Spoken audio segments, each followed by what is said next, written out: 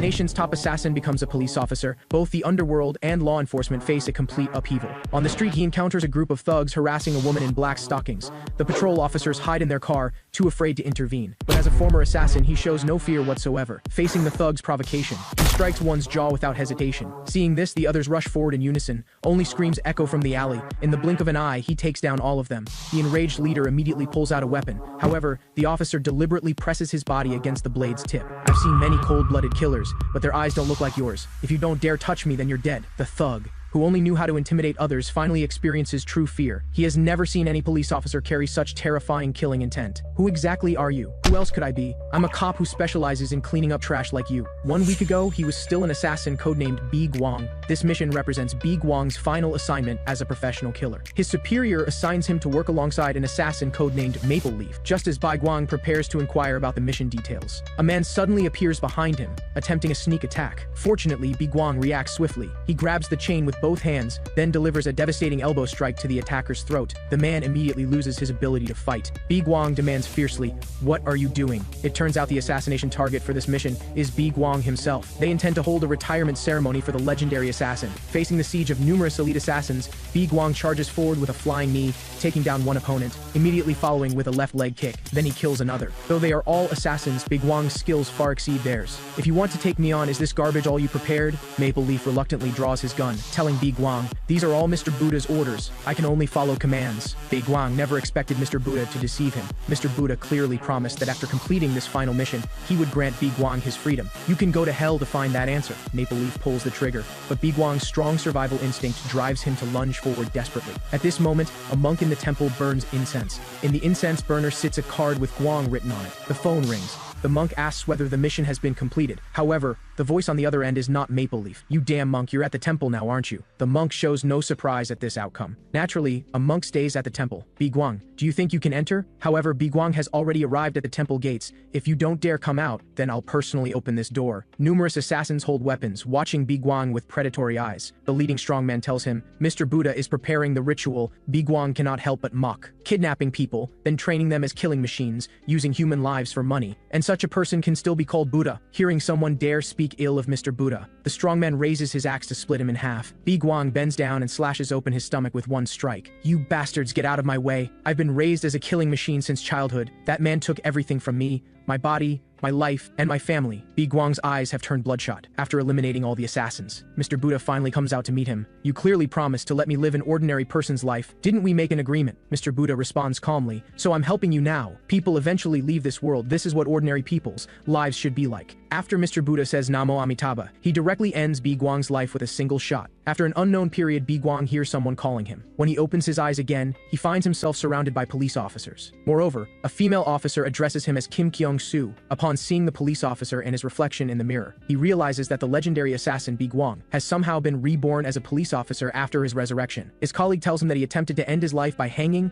and has been hospitalized for a week. He also wrote down the names of seniors who frequently bullied subordinates in his suicide note. After discharge, Police Sergeant Hwang Cheolmin and Hwang Youngshan immediately confront him. "After hearing about your parents' crimes, you wanted to kill yourself, right? Since you want to die, just die quietly. How dare you write down our names to drag us down with you?" Hwang Cheolmin immediately raises his hand to slap him. However, Kim Kyung-soo catches his wrist. Hwang Cheolmin turns to ask the female officer Jo Gyung-hee, kneeling nearby, "Don't you think this behavior constitutes insubordination?" Jo Gyung-hee responds, "I'm facing downward and can't see anything." Another sergeant crouches in front of her with a malicious smile. "Then let me, your senior, take care of you and personally help you up." Kim Kyung-soo curses, "A bunch of bastards. I didn't expect this place to be such a mess too." He then forcefully grips the man's wrist. The intense pain makes Hwang Cheolmin feel as if his bones are about to shatter. He yells at Kim Kyung-soo to let go immediately. However, Kim Kyung-soo extends 2 fingers. Then he presses them directly against Hwang Cheolmin's neck. Amid everyone's shocked expressions, the unconscious Hwang Cheolmin instantly collapses to the ground. Next, Kim Kyung-soo slowly raises his foot toward the other sergeant. Then he stomps down hard. He targets a particularly sensitive area. The twisted expression clearly shows intense agony. However, the other bullied colleagues not only fail to thank him, but they actually accuse him of insubordination. Woo-Gwang never expected that after being betrayed by his organization in his previous life, he would now face betrayal from his colleagues. Soon, a group reports to Police Chief Choi Jinha. Police officers actually fighting each other and even daring to attack seniors. "Do you think public servants can't be fired? Take off your uniform and get out immediately." After leaving the office, colleagues scold him. asking if he has lost his mind. Don't you remember that those seniors' fathers are all police superintendents? Police superintendents are people we can never afford to offend, so Kim Kyung-soo, farewell. We'll always remember you. Woo-Gwang finally understands why the assassin organization never gets caught. Their internal corruption runs this deep. Returning home, Woo-Gwang stares at the broken hanging rope, lost in thought. Kim Kyung-soo was abandoned by both parents and organization. Ultimately, he ended his life. His fate mirrors Woo-Gwang's exactly. Since heaven has given him a chance at rebirth, he must break this cycle of fate. That night, Woo-Gwang visits the Western police station. He finds Hong-jun, an old acquaintance from his previous life, who now serves as security chief. Hong-jun refuses to believe that someone died and was reborn as a police officer. However, Woo-Gwang states, "I'm not asking you to believe me. I'm threatening you, security chief. Let me handle the Hwago temple raid for you." Hong-jun is shocked. How could this person know about such matters? Who exactly are you? Hong-jun quietly reaches for his radio, seeking backup. However, screams fill the airwaves. Woo-Gwang's expression gradually darkens. "I've been saying from the start, I'm not asking you, I'm genuinely threatening you." Hong-jun breaks into a cold sweat and asks again, "Who are you really?" "I am Woo-Gwang." Hong-jun naturally refuses to believe this, so Woo-Gwang reveals the agreement they made 3 years ago. At that time, Hong-jun was merely a police chief investigating Hwago Temple's true nature. Mr. Buddha sent Woo-Gwang to teach him a lesson. However, Woo-Gwang chose not to kill him. The condition was that Hong-jun must capture the monk within 3 years. Hong-jun asked why. "Aren't you from the same organization?" Woo-Gwang's answer was, "I don't like monks. Because they're all bald. Now 3 years have passed, and you haven't honored our agreement. But you've been promoted quite quickly these 3 years. You must have put considerable effort into flattery, so you should just die." Hong-jun hastily explains, "It's not that I didn't keep my word, but that I couldn't keep it. I climbed to this position through flattery to easily gather intelligence." When Hong-jun initially proposed that Mr. Buddha from Hwago Temple was the leader of an assassination organization, everyone laughed. Hwago Temple is a cultural heritage site. You must be reading too many comics. Just as Hong-jun prepared to present additional evidence, he faced severe criticism from higher-ups. Such actions would bring divine punishment. "We cannot touch such matters." After hearing this, Woo-Gwang decides to spare him temporarily. "But this is only temporary. I'll help you, so you won't die by my hand. But from now on, you must satisfy my demands." The next day, someone kicks open the police station doors. When colleagues see Kim Kyung-soo arriving, they look puzzled. "Weren't you dismissed?" Such commotion naturally alerts Police Chief Choi Jin-ah. He points at Kim Kyung-soo and shouts angrily, "Didn't I tell you never to come back? Get out of here right now." At this moment, a figure appears behind Kim Kyung-soo. Choi Jin-ah's jaw nearly drops in shock. It is the high-ranking security chief. "Sir, why would you come to our small station?" Hong-jun pats Kim Kyung-soo's shoulder affectionately, saying, "I came to see where our Kyung-soo works." Choi Jin-ah begins stuttering. "What's your relationship with Patrol Officer Kim Kyung-soo?" "Patrol Officer Kim Kyung-soo could be considered my lifesaver. Please take good care of our Kyung-soo from now on." Woo-Gwang never expected hierarchy to be so effective. Subsequently, he asks Hong-jun for one final favor. At night, Mr. Buddha is striking his wooden fish. A figure silently appears at the doorway. "Who are you?" "I am a vengeful spirit drifting in this world due to resentment." Mr. Buddha pulls burning incense from the burner. He immediately shoots all of them toward the mysterious figure. The incense sticks have sharp steel needles at their bases. The mysterious figure nimbly dodges all attacks. "As a monk, how can you cause such chaos in a place serving Buddha? The owner of that mask is dead. Who exactly are you?" "I told you, I'm a vengeful spirit." The monk snaps his fingers. Several men instantly appear. "Since you're a vengeful spirit, let me help you achieve enlightenment." Woo-Gwang immediately takes down one person. He seizes the dagger from his hand. Then with a flash of the blade, he instantly eliminates 4 assassins. The remaining men freeze in terror, that are too afraid to act. Woo-Gwang begins mocking the monk. "Looks like you'll need to care for several more souls, but you must remember to take good care of them. Otherwise, they'll become vengeful spirits like me and come for you." The monk realizes these men are no match for him, so he orders them all to retreat. "Although I don't know who sent you, you appear to be possessed by an evil spirit. It seems I must personally exorcise you. Let me see what you look like under that mask." Woo-Gwang quickly responds, "Let's save that for another day. I only came to say hello today. You'll naturally learn who I am later. Just keep your neck ready and wait for me." Before Woo-Gwang finishes speaking, the monk suddenly charges forward. Just as his hand reaches the mask, smoke accompanied by explosion sounds instantly fills the entire room. It turns out to be tear gas. When the smoke clears, Woo-Gwang has vanished. The monk crushes the mask in his hand. Then he looks at the card in the incense burner. Do vengeful spirits truly exist in this world? The next day, Security Chief Hong-jun appears utterly exhausted. Woo-Gwang asks why he looks so terrible. Hong-jun responds, "It's all because of you. Not only did you injure all personnel at my station, but you also made me steal tear gas for you. I've been overwhelmed handling the aftermath for you." Woo-Gwang responds, "Who told you not to catch that damn monk sooner?" Hong-jun counters, "Everything requires evidence. Someone who kills randomly, like you, simply doesn't understand." Woo-Gwang states, "I only kill those who deserve death. Otherwise, you'd already be dead by my hand." Hong-jun warns him, "No one has the right to take another's life. Even if that person deserves death, everyone must face judgment according to society's laws. Then why hasn't that damn monk faced judgment yet? Better to let 10 criminals go free than let one innocent suffer." Woo-Gwang has grown tired of such rhetoric. "Why does everything require evidence? How about I form my own team to investigate personally?" Hong-jun scolds, "You're just a patrol officer. What qualifications do you have to form a team? At minimum, you'd need to reach the rank of guard." Upon hearing this, Woo-Gwang immediately shows interest.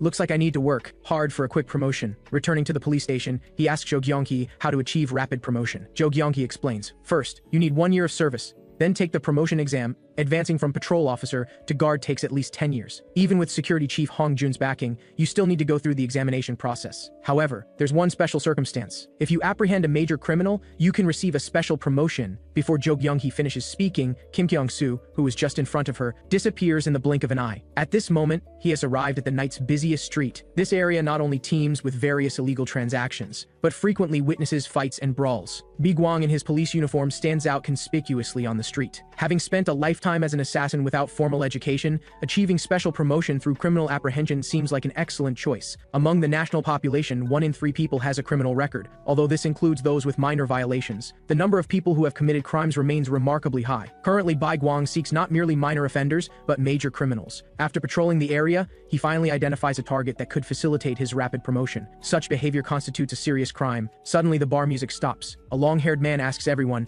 "Why isn't anyone dancing? Did you all overuse your backs last night?" A beautiful woman below responds, "As long as you can open champagne, we guarantee we'll have fun." The long-haired man shows a wicked smile. "Since you really want it, then open your mouths wide, my ladies." He then produces a stack of patches. "Are you handsome guys suffering from back pain? You all need to catch these. Let's spend a passionate night together." At this moment, a discordant voice appears. "Passionate my ass. You'd better come with me for some hot prison food. These items are strictly prohibited contraband." Upon hearing contraband, everyone's expressions change immediately. The exposed long-haired man becomes furious. "Who exactly are you?" Woo-Gwang removes his jacket, revealing his uniform underneath. "Why don't you guess?" Seeing a police officer, the long-haired man immediately turns and flees toward the back door. However, the back door has been locked from outside. The people outside have also been cleared out by Woo-Gwang. The long-haired man's group now has no escape route. Soon, they discover only one police officer pursuing them. "You came out here alone, didn't you? So what?" The long-haired man shows an evil smile. "Coming here alone. Today I'll make sure you never return." The suited man beside him produces a red patch from his jacket. He then applies the patch to his neck. The next second, his body shows bulging veins.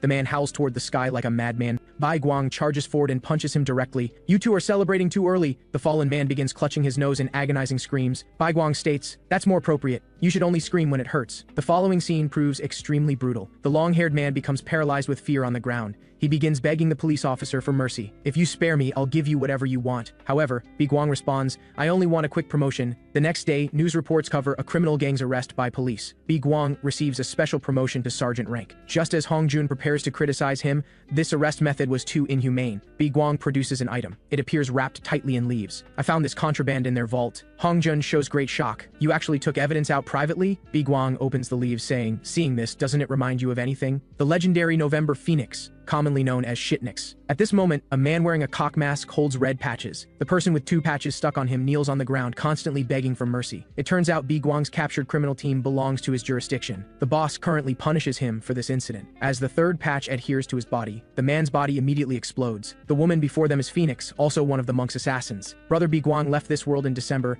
and Brother Maple Leaf also received punishment. Phoenix remains extremely cautious now. She does not want Mr. Buddha to discipline her. Therefore, she will personally discipline this police officer. After Woo-Gwang's promotion to sergeant, his 3 former colleagues all approach him, requesting that he include them in his next operation for special promotions. They hope Woo-Gwang will bring them along during his next mission. However, Woo-Gwang responds, "Why should I bring you? I'm sufficient alone." Jo Gyung-hee begins appealing emotionally. "Have you forgotten how well we treated you before? We faced punishment together and visited you in the hospital." At this time, someone says, "We're mutually supportive colleagues." This statement triggers unpleasant memories for Woo-Gwang. When Mr. Buddha designated him as the top assassin, other assassins showed considerable dissatisfaction. "Someone like you who distinguishes between good and bad when killing. Why should you rank first among us?" Phoenix showed even greater jealousy toward him. "Who made our brother Woo-Gwang is Mr. Buddha's favorite? Why don't you just die?" Therefore, when someone mentions colleagues in front of Woo-Gwang, his anger instantly rises. "Colleagues mean shit. Get promoted first, then talk to me. You small fry, who you calling colleague?" Jo Gyung-hee becomes angry and immediately challenges him to a one-on-one fight. Fortunately, the chief appears at this moment. He begins shouting at the 3 people, "You useless lot," slacking off again. Of course, except for our Kim Kyung-soo, is our police station's lucky charm feeling unwell anywhere. He then begins shamelessly flattering him. Thanks to Woo-Gwang's major achievement, the chief will also receive a promotion. Meanwhile, the 2 seniors Woo-Gwang previously hospitalized have been discharged. Upon learning that Kim Kyung-soo not only has the security chief as backing but also received a special promotion, they become extremely angry. "We must find someone to bring this kid down." At this moment, a seductive voice appears behind them. "Officers, may I ask for directions?" She deliberately bends over, revealing some enticing curves. This causes the already lustful sergeant's blood to boil. They immediately approach. asking where the beautiful woman wants to go. Coincidentally, she seeks the Ilsan police station where they work. However, the woman then asks whether they know Kim Kyung-soo. He picked up something belonging to me. If I can't retrieve it, I'm finished. The two sergeants break into a sweat, initially thinking she might be his girlfriend. We almost refuse to help her. To express gratitude, the woman offers them pastries to taste. Soon after, an uninvited guest appears at the police station. The two sergeants from earlier now lie unconscious on the ground. The woman points at Woo-Gwang, excitedly shouting, "Finally found you, my dear officer!" She claims to have lost a sycamore leaf containing blue sycamore flowers. As Jo-kyung-hee prepares to check the evidence list, the woman states, "No need to search because it's in that officer brother's hands." Everyone looks at Kim Kyung-soo with confusion. Woo-Gwang curses silently. This bitch's personality hasn't changed at all. He attempts to notify security chief Hong-jun for support, but he discovers interference, blocking communication waves. The surveillance cameras also emit constant static sounds. This woman's madness stems from childhood trauma. At that time, Mr. Buddha captured many children, having Woo-Gwang assess their usefulness. Among them was November Phoenix. Mr. Buddha asked him, "Do any of these children show potential?" Woo-Gwang responded, "Not very useful." Mr. Buddha then snapped his fingers. "Let them all achieve enlightenment." This outcome completely surprised Woo-Gwang. He quickly added, "With some training, they could definitely help us later." However, Mr. Buddha patted him, saying ominously, "I've told you before, compassion is not a good thing." Subsequently, all those children received lethal poison. Phoenix showed intense survival instincts. She swore she would work hard to help Mr. Buddha. Mr. Buddha joked, "Little girl, if you want to be useful, perhaps waiting until your next reincarnation might be faster." Despite Phoenix's struggles, she could not escape drinking the poison. However, during the final cleanup, someone discovered this little girl was still alive. Thus, she successfully recovered her life. But her subsequent existence resembled hell. Mr. Buddha made her consume large quantities of drugs daily to build her body's drug resistance. After growing up, Mr. Buddha called her the November Phoenix. Phoenix showed absolute loyalty to Mr. Buddha. Her greatest wish was to prove useful. She has now become a drug-addicted, incurable madwoman. Seeing the police officer remain silent, Phoenix's mental state gradually spirals out of control. Woo-Gwang considers how to deal with her. With so many people here, it's difficult to take action against her. He then devises a plan. Falsely claiming the item is at his home, he will lead her away, then find an opportunity to kill her. Just as Woo-Gwang prepares to take her home, Phoenix immediately exposes his lie. "Brother, how could you keep contraband at home? Do you think I'd believe what you say?" She then produces a stack of patches from her bag. She throws them at Woo-Gwang. The three colleagues behind him unfortunately get hit. The next second, their faces show bulging veins. They immediately lose consciousness. Meanwhile, two people wearing cock masks drug the others. Phoenix threatens him, "Just hand over the contraband and I'll spare their lives." Suddenly, Woo-Gwang's hand swiftly moves forward. Although Phoenix dodges the attack in time, her clothes is worn. Woo-Gwang's actual target was the wave interference device on her body. Now the signal returns to normal. He immediately calls Hong-jun requesting support. Phoenix complains, "Brother, what's wrong with you? Why are you tearing people's clothes?" Woo-Gwang grips his baton, showing a wicked smile. "After taking a few more hits, you'll understand. I'll make you remember past events." This makes the already psychologically twisted Phoenix even more excited. This brother speaks so rudely, tearing people's clothes and threatening to hit women. "Do you have such tendencies?" Woo-Gwang strikes her without hesitation. Phoenix bends to avoid the attack, immediately following with a flying knee aimed at her face. She quickly distances herself from her opponent. Her forehead immediately feels sharp pain. Her opponent has drawn first blood. Phoenix's face instantly becomes ferocious. "This damn cop doesn't want to live. You're still the same. Damn ugly when angry." Phoenix licks the blood on her hand. "You don't seem like an ordinary police officer. Are you from Special Forces?" She then produces a red patch. "I don't care about your background, because you're about to meet your maker." With the patch's enhancement, Phoenix's strength and speed double. However, she immediately receives a solid hit from the baton. "Do you think one patch is really enough? Haven't you learned your lesson from getting beaten? You need at least 10 patches to fight me." Phoenix was beaten so badly she held her head in her hands, but she did not dare fight back. "You little punk dare treat me this way? You're exactly the same as before, always relying on drugs, never thinking about training your body." Phoenix feels somewhat confused. "Who are you, bastard, pretending to know me?" Woo-Gwang suddenly crouches down, striking her beautiful legs with the baton. Phoenix gets completely knocked over. Woo-Gwang immediately pins her beneath him. "About who I am? Take a few more beatings to familiarize yourself, then you'll understand. Although drugs have ruined your brain, facing death should help you recognize who I am. Just obediently die for me." However, at this moment, an accident occurs. Under Woo-Gwang's forceful action, the solid baton automatically retracts. Phoenix seizes the opportunity to push him off her. Woo-Gwang curses silently. "Why is this baton's quality so poor? They give police such cheap equipment? How am I supposed to fight like this?" Phoenix becomes furious and launches another attack. Woo-Gwang hastily blocks with his arms. However, his both hands feel numb. He then notices Phoenix's forehead patch has changed to an unfamiliar style. Meanwhile, his own hands begin showing bulging veins. Just touching her clothes briefly caused this. Fortunately, Phoenix's condition isn't great either. "What kind of monster are you? Why do you remind me of that dead guy?" A nearby cockmask wearer states, Police reinforcements will arrive soon. We should leave quickly. Woo-Gwang also waves urgently. You should leave quickly. We'll meet again anyway. Because police alone cannot possibly catch her. Anyone who touches her will immediately die. Phoenix never expected this police officer to be so mysterious. She can only choose temporary retreat. Her body trembles uncontrollably from fear. Why does that police officer carry traces of brother Woo-Gwang? When Hong Jun arrives, he questions why Woo-Gwang failed to apprehend her. The next second, a baton flies over. You still have the nerve to ask me? If not for this cheap equipment, I would have caught them long ago. Now my arm is completely useless. This situation completely exceeds Woo-Gwang's expectations. Fortunately, Phoenix fled out of fear. Just touching her clothes can spread the virus. Has she enhanced the previous drug's effects, or is this a new drug? She's become a walking contraband. I initially thought I could easily eliminate her. He then asks Hong Jun for a favor. That evening, Woo-Gwang returns to his home. Two cock mask wearers have already set an ambush. With the explosion sound, smoke instantly fills the entire room. Inhaling this contraband causes hallucinations, but Phoenix ordered increased dosage. Better to kill you directly. However, Woo-Gwang had previously borrowed equipment from Hong Jun. He specifically requested no cheap stuff. The more expensive, the better. He had already anticipated Phoenix wouldn't spare him, though he didn't expect her to be scared enough to only send subordinates. What a coward. This time, let you taste what expensive equipment feels like. Both cock mask wearers freeze like statues. One attempts to say, don't be afraid, this thing clearly looks fake. The next second, Woo-Gwang gives them a full barrage. Both cock mask wearers get shot into submission. Expensive equipment truly has excellent quality. Hong Jun arrives at the scene and finds the two men's condition unbearable to witness. Although these are rubber bullets, how many did you fire? Are you sure they're still alive? Woo-Gwang responds. They have suicide capsules under their tongues that must be removed first. At this moment, Hong Jun finally believes he truly is Woo-Gwang. Have you been doubting me all along? Then why did you lend me equipment? I figured I'd been deceived. Who could believe someone would be reborn? However, from the contraband to this Phoenix case, I'm now 99% convinced you are Woo-Gwang. The remaining 1% doubt exists because if you really are Woo-Gwang, why not directly find that monk and eliminate him? Woo-Gwang responds. Didn't you say evidence is required? That's our stance as police officers. But from your perspective, direct elimination would be the first choice, Woo-Gwang explains. The entire nation regards that monk as a living Mr. Buddha reincarnation. If I eliminate him directly, what do you think people would do to commemorate him? Moreover, this matter isn't as simple as just eliminating him. Their world is more complex than you imagine. Are there other organizations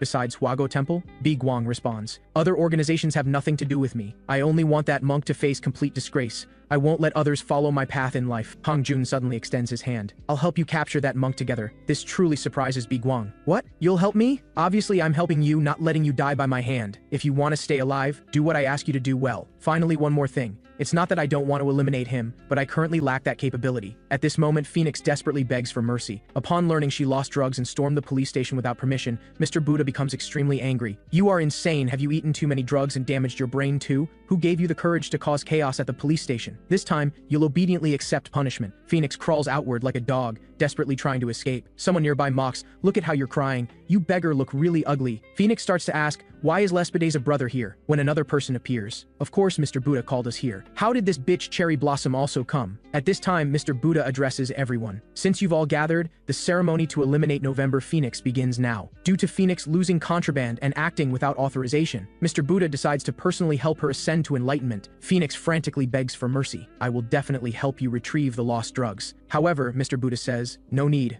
I've already sent someone to retrieve that item. He then asks everyone, any opinions about handling Phoenix? Lespede's brother responds, of course eliminate her. How can such a detestable bitch exist who relies on drugs for strength? March Cherry Blossom also agrees, although reluctant, the expert world is so cruel and heartless. According to majority opinion, Mr. Buddha announces formal exorcism proceedings. Phoenix finally realizes he intends to kill her. Therefore, she summoned these people who dislike her. Subsequently, Cherry Blossom presents Mr. Buddha's favorite weapon. I have no use for useless people, Namo Amitabha. As the trigger is pulled, Phoenix hastily states, I've developed a new drug 5 times stronger than current contraband. Moreover, it's difficult to detect during security checks. Mr. Buddha slowly lowers his weapon. How much have you produced? Where are the distribution points? Approximately 10 kilograms. I've already contacted distribution points in several neighboring countries. Please give me half a year. I will definitely become useful to you. Mr. Buddha responds, due to your stupid actions causing me significant losses, I'm only giving you 3 months to prove yourself. Thus, Phoenix recovers her life again. At this moment, Hong Jun has already discovered that there is a mole connected within the police force. Those contraband items have mysteriously vanished. Woo-Gwang shows no concern about this. When we catch that bitch Phoenix,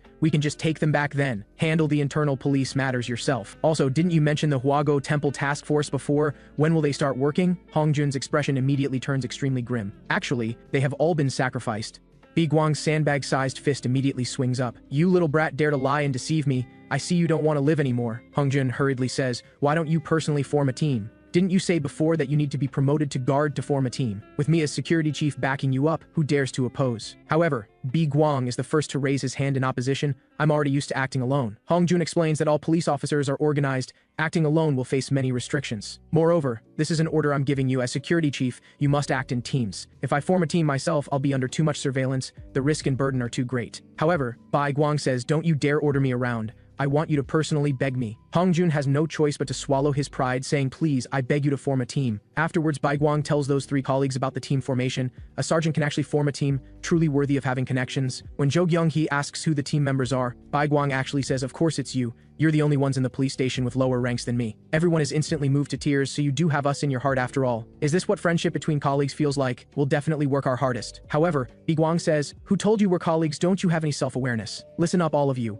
I only need people who obey quietly. Our relationship isn't colleagues. From now on, you're all my slaves. If I tell you to die, go die immediately. If I tell you to live, then live obediently. If you understand, immediately call me master and let me hear it. Then I'll agree to let you be my team members. Before this, Hongjun showed him the detailed files of these three people. The one with lots of hair is called Hwang Hee-jun. He's proficient in boxing, Muay Thai, and Taekwondo, though he looks like he has strong combat ability. But he failed the exam 4 times. A typical case of strong limbs but simple mind. At this moment, he still thinks Woo-Gwang is asking them to call him director. Others look at him like looking at an idiot. It's not director, it's master. The balding one next to him is called Lee Sung-yun. He's proficient in another martial art, like Brazilian Jiu-Jitsu and Judo. But on the day of the interview, he was directly scared to tears. He's a super coward. Now hearing Woo-Gwang asking them to call him master, those useless tears flow out again. The last woman is called Jo Kyung-hee. She doesn't know any martial arts. Her physical fitness test was also last place. Among the police, she's the weakest existence, but she got first place in the written exam, first place in the interview too. So her IQ is very high. She's especially good at reading people's expressions and flattering. Therefore, she's the first to step forward and actively call Woo-Gwang master. This weekend,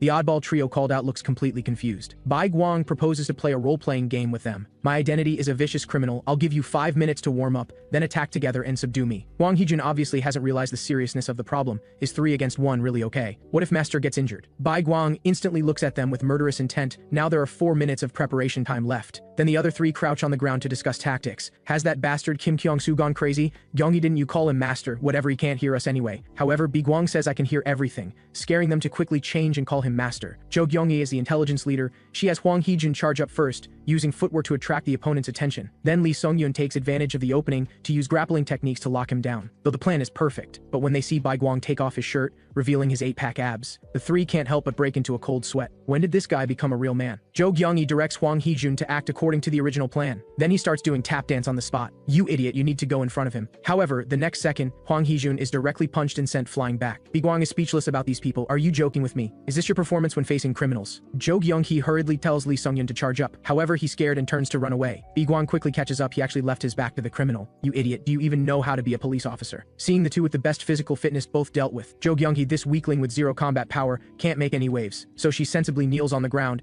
begging Master to spare her life. Surely you won't even hit a woman. Woo-Gwang slowly lifts her chin. Are women not police officers too? These weaklings are even more speechless than he imagined. Today we'll train 3 times like this. If you don't want to get beaten, fight desperately to pounce on me and subdue me. Afterwards, Hongjun advises Woo-Gwang not to train too harshly. Ordinary people can't withstand your punches. But Woo-Gwang says, are the people we're catching ordinary people? Also, why hasn't your interrogation produced any results yet? Hongjun says they refuse to talk no matter what. There's nothing I can do. It's all because I chose to trust you police officers. From now on, I'll conduct the interrogation myself. Hongjun hurriedly reminds him that torture is not allowed. However, Woo-Gwang is confident. I have a better method. Woo-Gwang disguises himself as his former appearance. When he enters the interrogation room, he immediately calls out these 2 people's names. This shocks them greatly. Who exactly are you? Long time no see, everyone. I'm Woo-Gwang. Now tell me everything you know. The 2 naturally don't believe it. Lord Woo-Gwang died long ago. However, Woo-Gwang points at one of them and says, I've seen you, kid. The scar on your body was stepped on by high heels, right? Back then, you secretly took the drugs behind Phoenix's back and got severely punished when discovered. Their suspicions are instantly dispelled,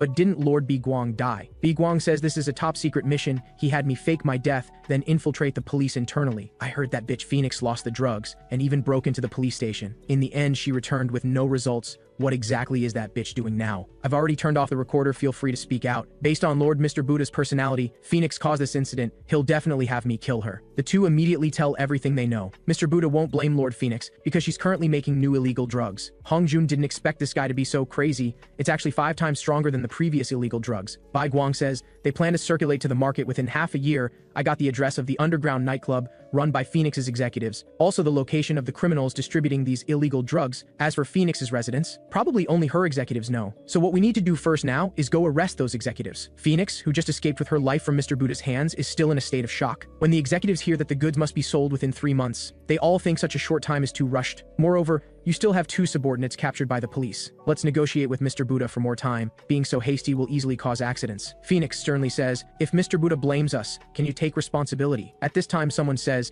if something goes wrong I'll naturally take responsibility. You're a bit too shocked right now. What exactly happened when I wasn't around? Phoenix clearly states I said 3 months, then it's 3 months. Choi Jang-mal, you contact the distributors, move up the schedule, attacker, you prepare the drugs as soon as possible. As for this person called Sang P, his role is to provide comfort when Phoenix is exhausted. At this time, the oddball trio is completely exhausted under Woo-Gwang's training. Kyung-soo, are you going too far actually using this method to train us? Didn't you say you'd do anything? Jo Kyung-hee says, we joined your team to catch criminals, not to fight with you. Since you want to catch criminals so badly, then follow me. Then Woo-Gwang brings them to a remote warehouse. After entering, the oddball trio is stunned on the spot, because the people in front of them are criminals selling illegal drugs. Why are you all looking at me? Aren't there criminals right in front of you? Hurry up and arrest them, my police officers. Seeing real criminals, the oddball trio immediately chickens out. However, Woo-Gwang has an evil smile, I wish you a pleasant time. Then he locks everyone in the warehouse. The criminals, hearing their police, immediately order their subordinates to eliminate them all. Hwang Hee-jun and Lee Sung-yoon are immediately scared to the point of losing control of their bowels. Jo Kyung-hee comforts them to stay calm. Even if we can't fight, we won't die. No matter how trash Kyung-soo is, he won't watch us die. Now let's show that bastard Kim Kyung-soo that we're also police officers. Woo-Gwang is satisfied with her performance, not only high IQ but also quick reactions. But the disadvantage is, she can't help at all in action. He has Hwang Hee-jun lead the charge, give the opponent a show of strength. Didn't expect him to charge straight into the guy's fist. However, what the two didn't expect, Hwang Hee-jun took a punch and actually says it doesn't hurt at all. This guy's fist, compared to Kim Kyung-soo's, is like cotton. He must be used to getting beaten by Kyung-soo. Now he feels his body is especially durable. Then he calls Lee Sung-yoon to join in. These guys' attacks are like tickling. Just then, someone behind takes an iron rod preparing to sneak attack. At the critical moment, the always cowardly Lee Sung-yoon finally acts. Woo-Gwang is pleased seeing their morale rise. These two might be useful with some training. What gives him the biggest headache now is Jo Kyung-hee. This guy only has verbal skills. Seeing his minions can't even handle 2 police officers, the boss finally can't sit still. He takes off his shirt, revealing a body full of muscles. Hwang Hee-jun and Lee Sung-yoon are instantly scared into cold sweats. The two appear very small under the opponent's powerful aura, and once suppressed by the aura, not only will their bodies tremble involuntarily, the pain they feel will also be super amplified. After the boss deals with these 2 male officers, the remaining Jo Kyung-hee immediately kneels on the ground begging for mercy. As long as she can spare her life, she can satisfy any of his demands. Woo-Gwang thought this guy was completely hopeless. Who knew she actually took advantage of the boss's inattention to pull out a taser, directly stabbing it toward his dick. However, the boss's resistance to attacks is very strong. He lifts his leg and kicks hard toward Jo Kyung-hee's face. Fortunately, Woo-Gwang at the side finally acts. He kicks the boss flying, then turns around with an elbow strike. Hitting hard on the face in less than 2.5 seconds, he knocks him unconscious. Now you know how useless you are. Take the drugs on the table and leave here immediately. Jo Kyung-hee still wants to arrest these people. Woo-Gwang says someone will come handle it. Bringing you 3 burdens along will only make things more troublesome when we encounter them. Not long after, Phoenix's subordinate, the executive in charge of drug production, Choi Jang-mal, arrives here. The boss just wants to beg for mercy. Choi Jang-mal uses both hands to pry open his mouth, actually tears off his jaw alive. At this time, the minion beside reminds him to look behind. A card is stuck on the table. Choi Jang-mal's expression instantly freezes, because the owner of this card is Woo-Gwang. Woo-Gwang hands the confiscated illegal drugs to Hong-jun and reminds him that the sweet plan against Phoenix can officially begin. Before the operation starts, Hong-jun says he wants to introduce someone to him. She's the team leader participating in this plan, Police Commissioner Kim Ah-young. When Kim Ah-young hears that the man in front of him is just a sergeant, she immediately scolds him for daring to sit so brazenly in the security chief's office, having no sense of hierarchy. Then steps on Woo-Gwang's thigh, commanding him to stand up immediately. Woo-Gwang not only isn't angry, but says stand it up. Kim Ah-young is confused. What does stand it up mean? Woo-Gwang explains, anyway, I don't want to move. Why don't you help me stand it up? Kim Ah-young has never seen someone act like a rogue toward him before. I'll make you stand it up right now. Kim Ah-young quickly pulls her leg back. Woo-Gwang thought she wanted to use a kicking attack. However, she lifts his leg high up. It turns out she wants to use Brazilian Jiu-Jitsu to lock his head. People from the SWAT team are indeed extraordinary. This is much stronger than those 3 idiots. Kim Ah-young is even more shocked. This guy actually perfectly dodged all her attacks. Then she changes tactics, directly pouncing with his whole body. But what greets her is Woo-Gwang's sandbag-sized fist. Kim Ah-young, hit by a punch, weakly lies on his thigh. Woo-Gwang starts mocking here. Didn't you say you'd help me stand it up? Why are you lying down yourself? Kim Ah-young's anger instantly spikes. He starts frantically attacking Woo-Gwang. However, not only does she not touch a single hair on Woo-Gwang, but gets teased with nice body. Hong-jun sighs quietly on the side. After the two finish their tussle, he starts arranging the plan to eliminate Phoenix. based on the information Woo-Gwang brought. Phoenix's top executives meet at the underground nightclub every weekend of the month, when you'll lead your respective teams to attack together. Kim Ah-young questions the authenticity of this information. Has it been verified? Hong Jun says this was obtained through personal interrogation by Sergeant Kim Kyung-soo. Kim Ah-young is even more suspicious. What a joke. They wouldn't talk no matter how we interrogated them before. Woo-Gwang innocently says, I got the information for you, you should thank me. Kim Ah-young is obviously deliberately trying to find fault with him. Just shut up. Unless I hear it personally, I won't believe it. Let me reinterrogate them. Hong Jun decisively refuses, because those two captured criminals are already dead. Woo-Gwang quickly guesses it must be Mr. Buddha who had them killed, didn't expect the security at this police station to be so poor. But Kim Ah-young doesn't know the situation. She asks Hong Jun how they died. However, Hong Jun not only doesn't answer, but tells Kim Ah-young to leave first. He has something to discuss with Kim Kyung-soo privately. This makes Kim Ah-young even more displeased. Before leaving, she threatens Woo-Gwang. My specialty is sniping. Next time I'll bring a gun to fight you again. Then Hong Jun hands something to Woo-Gwang. This was found in that interrogation room after Phoenix's subordinates died. At the same time, Phoenix is trembling all over while looking at the card in his hand. It's the one Woo-Gwang left after confiscating the illegal drugs. The executives originally wanted to tell Mr. Buddha about this, but Phoenix immediately refuses. Woo-Gwang clearly already died. Mr. Buddha will definitely scold me for talking nonsense. But why would the police have Woo-Gwang's card? Could that guy really have been Woo-Gwang?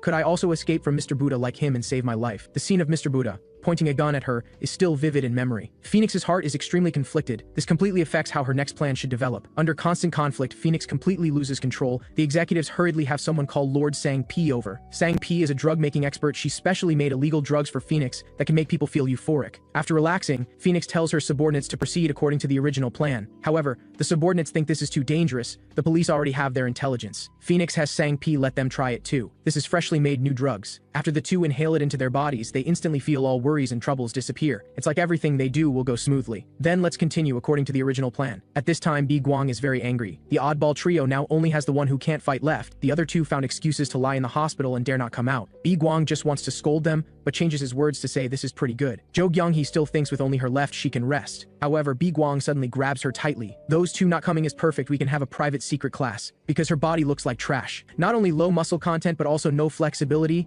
completely unsuitable for field combat. If she goes on a mission, she'll probably be the first to die. Woo-Gwang initially wondered how this kind of person could be a police officer. Later he learned this woman has extremely high IQ. She knows all the restaurant phone numbers in the city by heart. She is called a human food delivery app. Therefore, Woo-Gwang plans to give up on her physical shortcomings and fully develop her intellectual advantages. Then takes out a 3-section staff saying to Jo-kyung-hee, when this staff contracts and shortens, treat it as a blade weapon. When it extends, treat it as a shield weapon. Next, I'll personally train you hands-on. If you don't want to die gloriously on a mission, you better pay attention. When Hwang Hee-jun and Lee Sung-yoon arrive, they're completely stunned. Woo-Gwang is naked, and he is pressing Jo-kyung-hee underneath him. The latter is obviously completely limp. Jo-kyung-hee says with tears in her eyes, it's really too intense. Woo-Gwang enthusiastically invites them. Want to know what happened? It'll be your turn soon. From then on, Woo-Gwang subjects them to inhumane training. Half a month later, the plan to execute the elimination operation against Phoenix officially begins. This period is like a nightmare for the other trio. They never want to experience that kind of thing again. But what makes them curious is what important mission actually requires working with the SWAT team. Moreover, Kim Kyung-soo actually dares to speak so rudely to the SWAT team leader. What exactly does this guy do? At this time,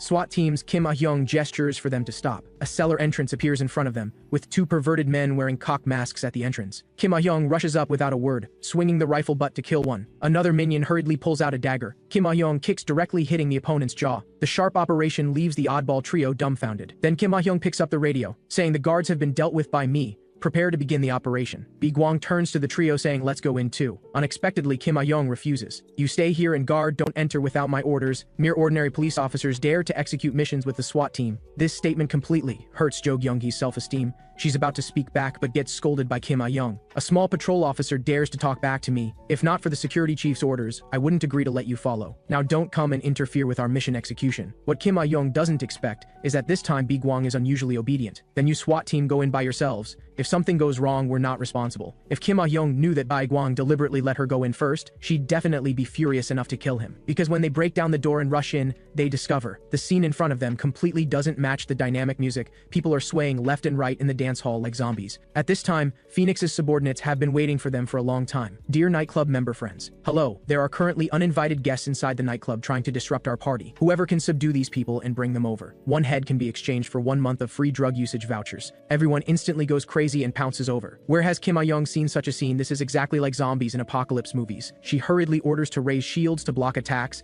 The operation to eliminate Phoenix officially begins. At this rate, the SWAT team will quickly be scattered. Executive Dong Chul sighs calmly on the aside, anyway you can't shoot randomly. At this time, Kim Ah-young orders everyone to put on gas masks, then throws a tear gas grenade into the crowd, but she still miscalculates. This group of people has already fallen into a state of complete madness. Tear gas has no effect at all. Dong-chul arranges for subordinates to transfer all the drugs out through the back door. Just then, footsteps are heard from the entrance. Kim Ah-young discovers it's Woo-Gwang, just about to scold him for disobeying orders and entering without permission. Woo-Gwang steps on her head. Using Kim Ah-young as a springboard, he leaps up and charges toward Dong-chul, as a figure quickly flashes by. Dong-chul's body is already hit by countless knife wounds. Then Woo-Gwang presses him against the wall. He takes out a dagger and directly pierces through both his hands. "I'll spare your life, just stay obediently on the wall." After speaking, Woo-Gwang walks toward the interior of the club. Kim Ah-young leads the SWAT team and with great effort finally knocks down all the addicts. However, only a dagger remains on the wall. Dong-chul actually forcibly pulled his hands out. Kim Ah-young pulls out his pistol, ordering him to surrender immediately. Dong-chul says, "Nice to meet you, my junior. I'm your senior." Kim Ah-young immediately orders to start shooting. The other trio outside hears gunshots from inside and is very displeased. "Since you won't let us in, why did you bring us here? The private secret classes before made us suffer so much." At this time, a huge figure appears behind them. "What are you rookie police officers doing here?" The three are scared and immediately retreat. He directly pulls out the taser and shoots. However, the opponent catches the chain with 100,000 volts with bare hands. This leaves the oddball trio completely stunned. The big guy says it's quite stimulating, but far from Lord Phoenix's level. At this moment, Dong-chul is hiding behind a table,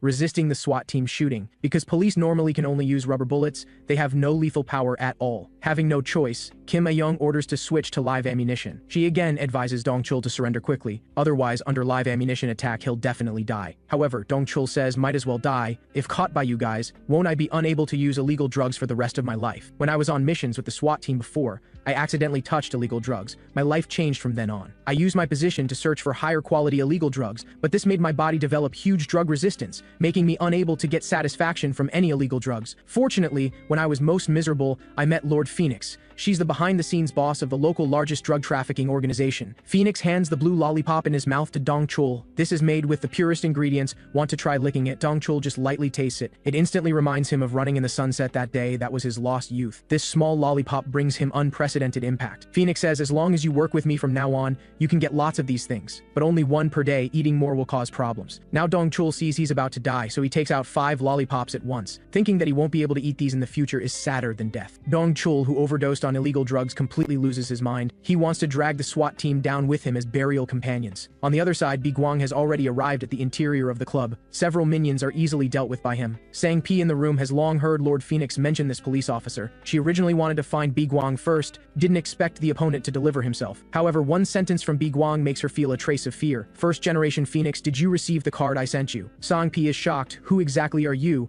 Woo-Gwang has heard this sentence countless times, but he's not tired of it at all. "Next, I'll also make you recall past flavors." Woo-Gwang deliberately keeps her in suspense. "You're so good at reading expressions, you should be able to guess who I am." Sang-P says seductively, "I'm very interested in you. Why don't we sit down and have some tea and chat?" However, Sang-P's little tricks naturally can't escape Woo-Gwang's eyes. When she takes out a patch from her chest about to stick it on her body, Woo-Gwang mercilessly smashes down on her face. "You drug dealers all have one thing in common, pretending to talk while secretly sticking enhancement patches. Wasting time sticking this garbage is worse than directly attacking a few more times." Woo-Gwang's whip kick directly breaks Sang-P's arm. At this time, her mouth makes a crunching sound. Turns out she bit through a pill hidden in her mouth beforehand. However, Woo-Gwang already knows her methods inside and out. "Doesn't it feel uncomfortable keeping it in your mouth all day?" Woo-Gwang just picks the pill out of her mouth. Sang-P directly jumps up, using both legs to lock his arm, but without the patch's enhancement. This little strength is nothing to Woo-Gwang. He heavily smashes Sang-P on the ground. "Hurry up and tell me where Phoenix is hiding. Your subordinates are about to die, yet he still won't come out. This kind of coward isn't worth your desperate protection." Suddenly, someone throws something at Woo-Gwang's back. Looking back, it's actually 3 children who took drugs. One girl even shouts "bad guy" at Woo-Gwang. Sang-P says, "You came too late. I said as long as you hear intense commotion, you should run over quickly." That little girl takes a knife and stabs toward Woo-Gwang. Woo-Gwang hits the back of her head, knocking her unconscious. The other 2 children also charge with knives. Woo-Gwang also knocks them unconscious. Sang-P uses this time to stick on the enhancement patch. "Now let's see what you can do." These children remind Woo-Gwang of his dark childhood. He asks with a gloomy expression, "Phoenix ordered you to do all this." Sang-P says provocatively, "So what?" This makes Woo-Gwang immediately murderous, then don't expect to live. At this moment, the oddball trio is being chased by the big guy and running for their lives. Jo-gyung-hee curses. While running, Woo-Gwang's secret class is completely useless. It turns out what Woo-Gwang taught them in class is very simple. When using blunt weapons to attack, aim for the chest, throat, or crotch. When using sharp weapons, choose places with many blood vessels. As long as you attack these parts first, ordinary people will immediately be taken down. but the big guy in front of them isn't ordinary. The trio's fatal attacks actually make him feel very comfortable. So they run into the underground club, preparing to request help from the SWAT team. However, the people lying on the ground like zombies shock them greatly. What exactly happened to these people? Moreover, except for Kim Ah-young, the entire SWAT team is dead. The big guy says approvingly, worthy of Dong-chul, solved it so quickly. But soon he discovers Dong-chul sitting in the corner motionless, obviously also dead. It turns out a few minutes ago, Jo Gyung-hee ordered to use live ammunition, though Dong-chul was hit by several bullets. But due to consuming large amounts of illegal drugs, he felt no pain at all, and his strength and speed also became extraordinary. The SWAT team was instantly caught off guard. Dong-chul broke through the defense and reached Kim Ah-young just as he was about to pull the trigger. Kim Ah-young quickly bent down and kicked him flying. Then she picked up a submachine gun and gave Dong-chul a burst of bullets. Getting hit by so many bullets, he's definitely dead on the spot. Kim Ah-young hurriedly had someone check on his colleague's condition. Unfortunately, that colleague had completely stopped breathing. At this time, Dong-chul, who should be dead, stands up again. He thrown a smoke grenade into the crowd. The scene instantly became filled with smoke. A SWAT member just wanted to shout, "There's someone ahead." The next second, he got a headshot. For a moment, everyone fell into panic, all shouting, "Where did the shot come from?" Dong-chul mocked them for panicking just because a colleague died. "Your equipment is so good, but skills are worse. As your senior, let me give you a good lesson. Just the training fee has to be paid with your lives." In this blurry smoke, every gunshot meant hearing a colleague fall. Kim Ah-young felt the fear of death for the first time. At this time, a strange figure appeared before her eyes. Vaguely, a gun was already aimed at her. Kim Ah-young thought she would die this time. When the smoke cleared, she finds Dong-chul was already dead. Kim Ah-young, who escaped with her life, doesn't feel any relief. This feeling of being the only one alive is worse than death. She truly experiences what fear and despair mean. Can't do anything except moan. When Woo-Gwang uses a dagger to carve countless beautiful wounds on Sang-Pi's body, she finally knows who this man in front of her really is. That year was the first time Sang-Pi saw Woo-Gwang. Mr. Buddha asked her how this youth in front of her looked. He's the newly promoted Woo-Gwang this time. Sang-Pi's answer was full of disdain. At first glance, he seems more formidable than the first-generation Lord Woo-Gwang, but there's a feeling that he doesn't know how to wrap things up. Mr. Buddha said, "I think your brain has been fried by contraband. You only see the surface." He's not incapable of finishing things, but rather he's enjoying all of this. When he first came here, the first-generation Woo-Gwang killed all the orphans who lived with him. Now come and feel this carefully. Don't the countless wounds he carved out with his dagger look beautiful, just like the leaves of a willow tree? No one is more suited to be Woo-Gwang than him, although everyone now knows that Woo-Gwang has been dealt with by Mr. Buddha. But he's absolutely certain that this police officer before him is Lord Woo-Gwang. This kind of technique can only be done by him. Woo-Gwang stomps hard on Sang-Pi's face. "You just need to tell me where Phoenix is hiding, and I can let you die without any pain." But Sang-Pi would rather be cut to pieces than reveal it. It turns out that when Sang-Pi stepped down from the first-generation Phoenix's position, Mr. Buddha had the newly promoted Phoenix kill her. But the new generation Phoenix didn't kill her. However, Sang-Pi instead poisoned Phoenix's wine glass. Phoenix, who had always been psychologically fragile, wanted to know why this happened. "I spared your life. Why did you want to kill me? Don't you like me?" Sang-Pi answered, "I could never like you." This sentence completely shattered Phoenix. Why does everyone hate me so much? Once, because of my cowardice, they all wanted to kill me, so I worked hard to become stronger and successfully rose to power. Now they hate me again because I use contraband. But you shouldn't hate me, because we do the same things. How about I drink this? And from now on, you'll have to like me forever. Then Phoenix actually drank that poisoned wine right in front of her. Although blood began flowing from all 7 orifices, her eyes were filled with anticipation, anticipating that Sang-Pi could truly like her. Sang-Pi realized she was just like her, both pitiful people trying to survive and desperately wanting to live. Looking at Phoenix crying like a child in his arms, she felt love for the first time. How could I push the first person I ever loved toward death? Woo-Gwang doesn't expect there to be such feelings between them. He decisively slashes the throat with one cut, giving her a quick death. The remaining information would have to be obtained from others. At this moment, Sang-Pi uses her last breath to say she will definitely come here. "The children's affairs are all my ideas, so I beg you not to kill Lord Phoenix." Just as she says, Phoenix is racing toward this place at full speed. Woo-Gwang's response is that it depends on her performance. Just when the muscular man was about to tear apart the weird trio, fortunately Woo-Gwang appeared in time to save them. He didn't expect that the SWAT team couldn't even handle one severely injured person. It seems he really overestimated them. At this moment, the muscular man takes advantage of his inattention, swinging his fist over. The sound of breaking bones instantly echoes throughout the room. Woo-Gwang says teasingly it must hurt quite a bit. Then he looks toward the other 3. "You go bring those kids along. After I deal with this guy, we'll wrap up the operation immediately." However, the muscular man picks up 2 hostages from the ground, using them as human shields. Shoot, if you will.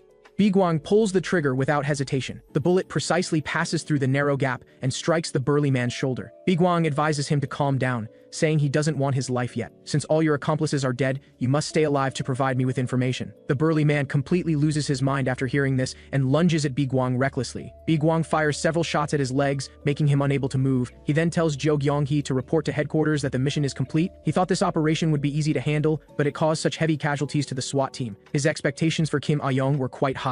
No matter what, she should be stronger than the other 3, yet she turned out to be completely useless. At this moment, Jo Gyung-hee actually turns around and asks him to help tie up the burly man because they can't hold him down. Woo-Gwang is completely speechless. "You guys shouldn't be police officers." Suddenly, a motorcycle speeds in. Woo-Gwang instantly steps back to avoid the collision. He then raises his gun and starts aiming. The motorcycle turns around and performs a dragon tail maneuver. Woo-Gwang is directly knocked flying by the rear wheel. When the rider removes the helmet, it's that crazy woman, the second-generation Phoenix. Phoenix tells the burly man to bring everyone and follow her, explaining she came late because she was finding an escape route. When she hears that everyone except him is dead, Phoenix looks completely incredulous. Woo-Gwang stands up and adds that there's no need to doubt. "You heard correctly. They are all dead." Phoenix angrily reaches into her chest. She pulls out 4 blue contraband drug pills. She swears she will definitely kill him. Woo-Gwang provokes her mockingly, saying, "Oh, I'm so scared." When Woo-Gwang was young, due to his rebellious nature, he often received punishment from Mr. Buddha, and Phoenix, who always lacked love, would come over to care for and comfort him, hoping to gain Woo-Gwang's favor through this opportunity. Because although Woo-Gwang was disobedient, his abilities were among the top of all assassins. So Mr. Buddha decided that from then on, Woo-Gwang would rate other people's performance. Phoenix says flatteringly that she really envies Big Brother, not only promoted to month status, but also got his own name. "My name is Woo-Gwang." Phoenix thought it was so cool. "When will I also have my own name? But I heard that the relationships between months aren't very good. If I can become a month someday, can we still continue to be this close? You must promise me." At this moment, Phoenix throws the blue pills in her hand. The moment they touch her fingers, they immediately explode, producing blue smoke. Not only can it block vision like a smoke bomb, it also makes people who inhale it sluggish. Woo-Gwang narrowly dodges Phoenix's motorcycle collision. Phoenix turns around and mocks him for being like a coward who only runs away. But Woo-Gwang doesn't fall for this. He runs toward the stairs. "You think I can't chase you once you reach the second floor?" He runs. She chases, but Phoenix finds herself unable to fly because the ground is covered with the corpses of her subordinates. Woo-Gwang provokes her to come over. Phoenix grips the brake and revs the engine to maximum. Then she performs several stylish drifts and double boosts, perfectly avoiding everyone. But now the police officer is nowhere to be seen. It turns out Woo-Gwang hit on the ceiling while she was driving, with a comment of "Nice driving skills, young man." Phoenix's neck is instantly locked tight. Her body is also clamped by Woo-Gwang's legs, unable to move. She reaches for the throttle, trying to shake Woo-Gwang off by accelerating. However, Woo-Gwang releases his legs because Phoenix isn't wearing a safety helmet. Even if they both fall, Phoenix will be more easily injured. Woo-Gwang nearly breaks his tailbone. He swears he'll never do this again. Phoenix fares even worse. With blood all over her face, she snarls and asks who he really is. "Because of your appearance, all my plans have been disrupted." Woo-Gwang responds that she was very obedient as a child, so how can she blame everything on him now? Phoenix naturally doesn't understand what he's talking about. "Who are you exactly?" "Woo-Gwang. I am Woo-Gwang." Phoenix finally calms down. "What nonsense are you talking about?" Woo-Gwang tells her to turn herself in now, saying he originally planned to kill her, but since she's in charge of Mr. Buddha's financial system, she has the transaction records the police need. They asked him to spare her for now. As long as she surrenders and exposes that monk's true face, he agrees to spare her life. Phoenix suddenly starts laughing maniacally. "So Big Brother Woo-Gwang actually has a disciple, and he's even a police officer. I know better than you whether I have disciples or not. After you became a month, you investigated me extensively. Every time I went on missions, you sent people to follow me. Don't think I don't know. In Hwago Temple, only we two hate that monk, so why do you protect him?" Phoenix screams for him to shut up. Woo-Gwang is already dead. "Mr. Buddha pointed at your corpse and warned me that if I don't obey, this will be my fate too." There's one more thing Woo-Gwang apparently never told his disciple. That is, compared to Mr. Buddha, the person I hate most is actually Woo-Gwang. Phoenix's face is covered with patches as she prepares to fight Woo-Gwang to the death. Woo-Gwang kicks her in the abdomen, but unexpectedly there are blue pills hidden in her clothes. The area immediately explodes, releasing dense toxic smoke. Phoenix, who inhales it, feels unusually excited. Not only are her strength and speed greatly enhanced, her back doesn't hurt, her legs don't ache, and she has energy to walk. For a moment, Woo-Gwang is no match for her. This euphoric feeling brings Phoenix to the peak of pleasure, and her mood reaches unprecedented joy. However, soon her vision becomes extremely distorted. Contraband drugs ultimately harm both others and oneself. Phoenix, who loses the drug support, becomes extremely weak, as if her entire body has been hollowed out. At this moment, she discovers that Woo-Gwang is standing there completely unharmed. It turns out everything just now was a hallucination produced by the contraband drugs. Not only do they fail to change reality, they actually make things worse. But Phoenix has already lost herself. She clearly remembers that she had won. "This can't be reality. I need to take more drugs." At this moment, one sentence from Woo-Gwang makes her sober up. "Phoenix, you're truly ugly. Please stop while you can." Phoenix cannot accept that someone calls her ugly, so she pulls out a stack of patches and charges forward frantically. Woo-Gwang swipes away her patches with his hand. Phoenix, who has lost her reason, is about to pick them up. Woo-Gwang raises his fist high and smashes it hard on her head. "Go turn yourself in quickly and stop showing such an ugly appearance." The severe pain finally makes Phoenix sober up, and hearing Woo-Gwang tell her to surrender, she says she'd rather be killed than do that. "Compared to death, I'm more afraid of Mr. Buddha's punishment." Woo-Gwang explains that Song-Pi requested this, so he can't kill her. Phoenix says if you're really Big Brother Woo-Gwang, you wouldn't kill Song-Pi at all. He knows as much intelligence as I do. That's because Song-Pi targets children. Judging by your reaction, you seem unaware. It's good that you don't know, otherwise I would kill you along with him right away. You don't need to be so afraid of that monk, because he's my next target. Phoenix is stunned at first. Then she can't help but laugh loudly. You actually want to kill Mr. Buddha. Brother Woo-Gwang was also killed by Mr. Buddha. Do you think you can kill him? From childhood, I suffered inhuman abuse and training, so the injuries on my body had already penetrated to the bone, and although this allowed me to quickly become stronger, the body is ultimately a consumable, and injuries accumulate. Finally, during a sweep mission, my body completely collapsed. That time I was severely injured. You should remember it clearly too. But the body I've obtained now is different. As a police officer, he has strong physical fitness and wasn't abused as a child, so his internal structure is also excellent. Once I familiarize myself with this body and practice well, I can definitely kill that monk. Phoenix's heart is extremely shocked. Could you really be Big Brother Woo-Gwang? Of course I am. Make your own decision. Either surrender or die here. Meanwhile, the oddball trio is waiting for the rescue team to arrive. Jo Gyung-hee notices that the burly man is bleeding heavily, so she wants to give him first aid. The burly man threatens that if she dares touch him, he'll kill her. But Jo Gyung-hee still chooses to bandage his wounds, though the burly man's gaze suddenly looks to the side. Then, trembling all over, he tells Jo Gyung-hee to take out the patches and put them on him. Seeing Jo Gyung-hee remain unmoved, he roars to hurry up and put them on him. Those are contraband drugs. Why should I put them on you? At this moment, two strange men appear at the door. You're right. Those drugs like contraband. Only weak trash would touch them. These two muscle men are Mr. Buddha's subordinates, the Lespedeza brothers, who share month rank with Phoenix. They mock the burly man Choi Jang-mal, asking how he became such a wreck. Your thick arm has almost been worn down to a thin needle. We previously sent you to kill that contraband dealer. Did you forget your mission? Before touching contraband drugs, Choi Jang-mal was also a muscle man like them. That day he was ordered to come and eliminate Phoenix. However, upon seeing Phoenix for the first time, he was deeply captivated. Phoenix said that compared to killing her, there's something here that can make you feel even better. Want to enjoy it together. The Lespedeza brothers hate women most, and the younger brother scolds him for being bewitched by a woman into this pathetic state. I've told you countless times to stay away from women.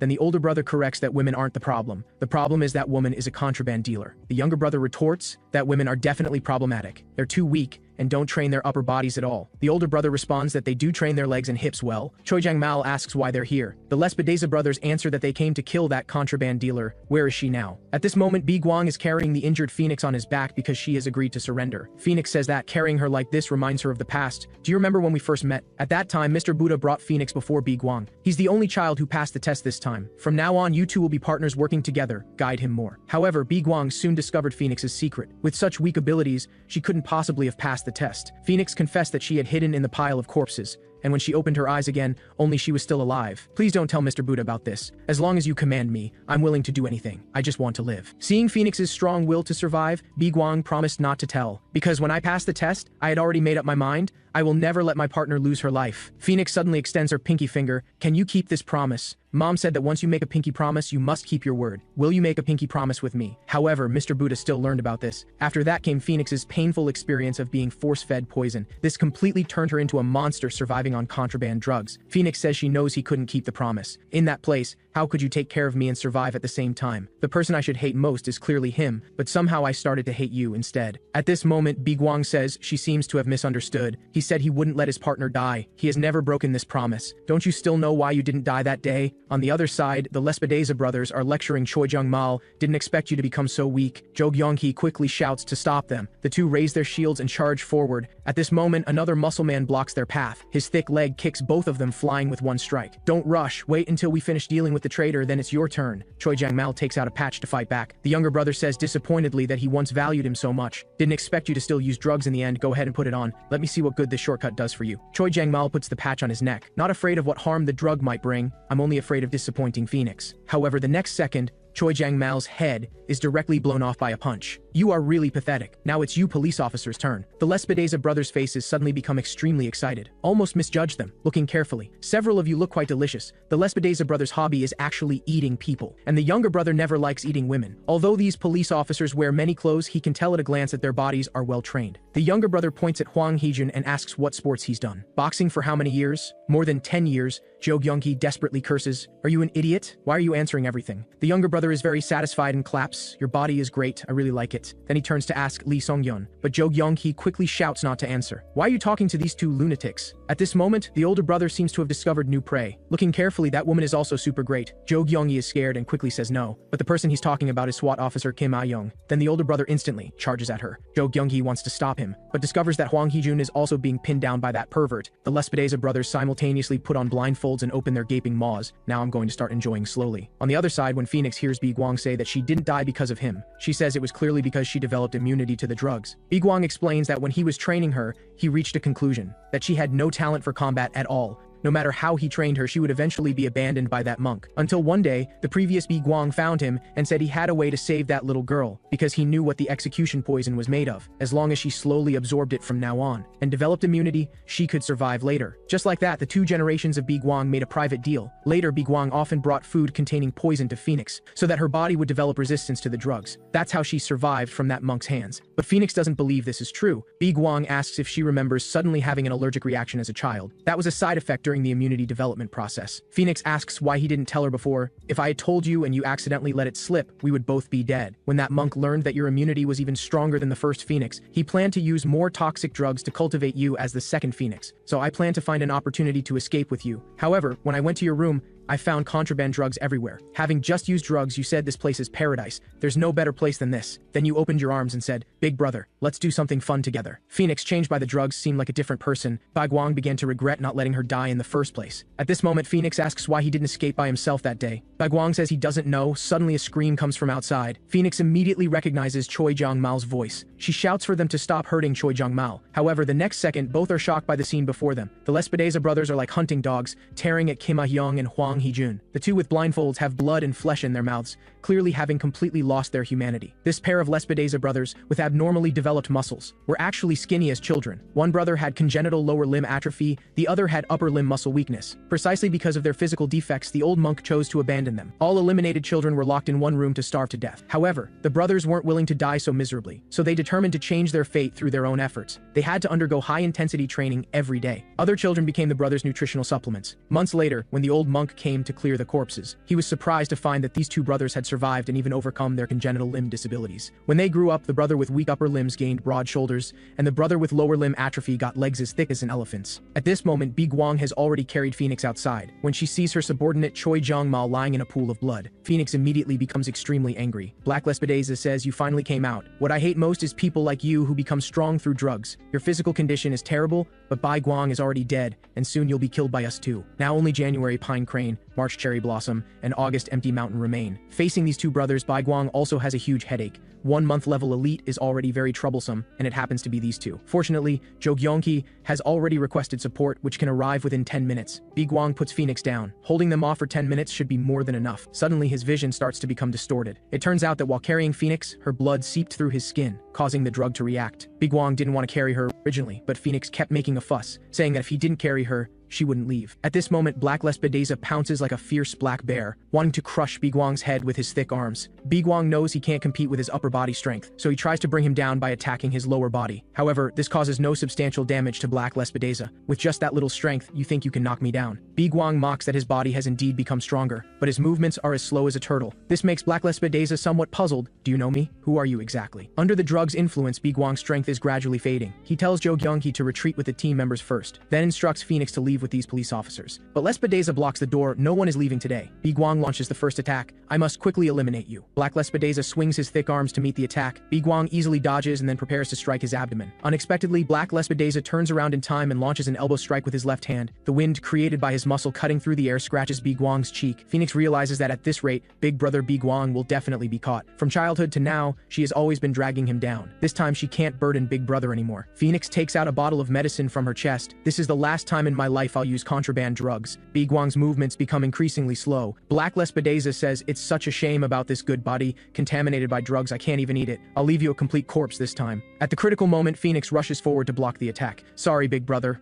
I might not be able to surrender anymore. This time, let me protect big brother." The previous Phoenix's refined drugs were divided into 2 levels. The current Phoenix upgraded them and created a drug called Light, based on the original formula. These things not only bring intense pleasure when applied, but also greatly improve physical abilities. However, the side effects after the drug wears off also increase with the level. The most powerful effect is Gwang. Even Sang P would be on the verge of death after using it. But there's one level with an even stronger effect than Light, which even the old monk doesn't know about. One day, Phoenix concentrated and refined Light for a long time, finally obtaining a bottle of concentrate. Phoenix named it Phoenix Tears, planning to drink it at the most important moment. Although separated by a tempered glass bottle, Phoenix can clearly feel that as long as she drinks this, when she wakes up again, this place will become hell on earth. Black Lespedeza angrily says to let go of your dirty hands. However, he's struck in the kidney by Phoenix's punch. The powerful force makes Black Lespedeza feel incredible. At this moment, he notices his hands are contaminated with contraband drugs. Black Lespedeza, who has always hated drugs, completely loses control. You filthy beggar, how dare you leave this dirty stuff on my clean body? Phoenix and Woo-Gwang are secretly discussing something. Black Lespedeza asks what they're talking about. Phoenix deliberately provokes him. Worthy of being a drug dealer, even with the drug taking effect, you can last this long. Black Lespedeza beats his chest and says, take back those words.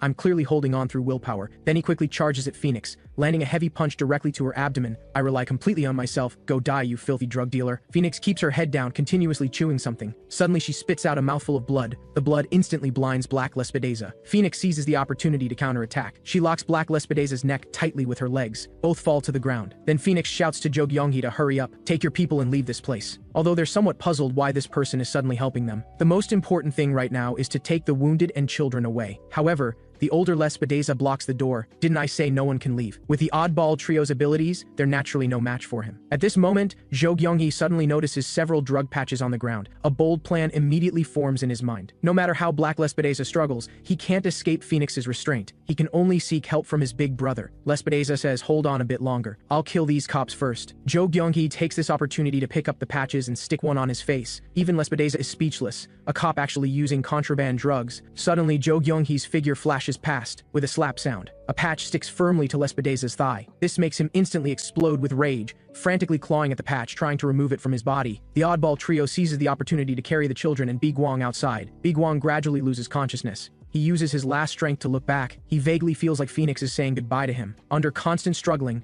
Black Lespedeza finally pries open Phoenix's legs. His thick arms push apart her thighs and smash backward violently. On the other side, Lespedeza finally tears the patch off his leg. He swears to dismember that orange-haired police officer. Just as he's about to chase outside, suddenly there's an explosion, producing large amounts of blue smoke. All of you stay here and settle this with me. This is my last time taking drugs, so let's die together. We're all drug dealers anyway. That night, Woo-Gwang found Phoenix in panic because he had killed someone for the first time. That feeling was like losing something most important. Phoenix knew he was forced to kill the first Woo-Gwang and officially promoted to month. Woo-Gwang asked Phoenix if she had ever killed anyone. If you ever kill someone someday, promise me you must never change. Phoenix didn't know why he said this, but big brother Woo-Gwang would never harm her. After becoming month, Woo-Gwang completed every mission to eliminate assassins excellently. But all missions to kill ordinary people failed, so he endured various punishments from Mr. Buddha. Fortunately, his abilities were the strongest among assassins, so Mr. Buddha kept him alive. However, after Phoenix became month, she changed to please Mr. Buddha. She made many people addicted to contraband drugs, plunging them into endless despair. Phoenix, who broke her promise, felt no guilt because she believed Woo-Gwang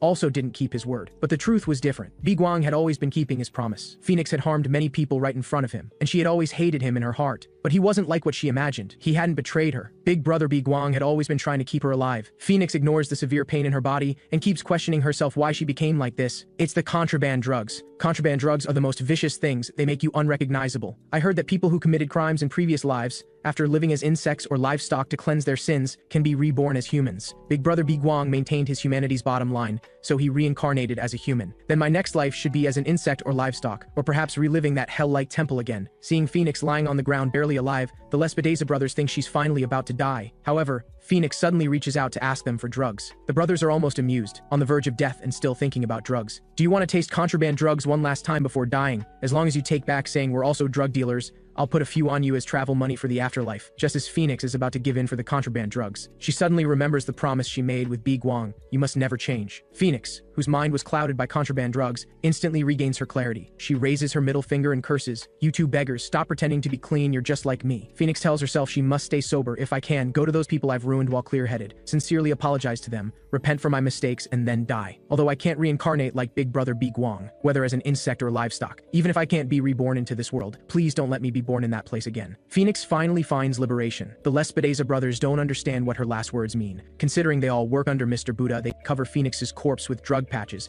This funeral is perfect for a drug dealer. Finally, they add a fire. Although Phoenix can't rise from the ashes, she at least dies appropriately. The Lespedeza brothers turn and leave. Farewell, druggy bitch. Woo-Gwang bolts upright from the hospital bed. He had a very long nightmare. At this moment, a red-bellied gray sparrow outside the window catches his attention. This reminds him of this operation's codename, Phoenix on the sycamore tree. Phoenix has officially officially fallen. At this moment, Mr. Buddha is looking at the card symbolizing Phoenix in his hand. Then he suddenly crushes it. Through the orchid walkie-talkie, he tells May, orchid grass, January to October, have them all come. I want to hold a Dharma assembly. Those who attend are February plum bird, March cherry blossom, April black lespedeza, May orchid grass, June month peony, July month red lespedeza, September chrysanthemum, October month red maple, January pine crane, and August empty mountain don't come. However, August empty mountain was sent by Mr. Buddha to clean up Phoenix's traces. January pine crane simply became disobedient. Cherry blossom asks if gathering everyone today is to reselect in November and December. Mr. Buddha takes out a scroll. I called you here today to have one of you assassinate Security Inspector Hong Jun. Chrysanthemum says killing one police officer requires us months. Having those children your training go would be more than enough. Orchid grass also agrees completely. He's just an old police official, not those true religion people. Mr. Buddha explains that he previously sent Woo-Gwang to assassinate Hong Jun, but when he returned, he was covered in wounds, and he said that cop's skills were quite remarkable. The Lespedeza brothers don't believe it at all. Woo-Gwang must be playing some trick. To avoid killing that police officer, he actually hurt his own body. I don't trust Woo-Gwang either, but we must be cautious about everything. Although he didn't kill him then, he stopped investigating us afterward. Now this guy has started tracking us again,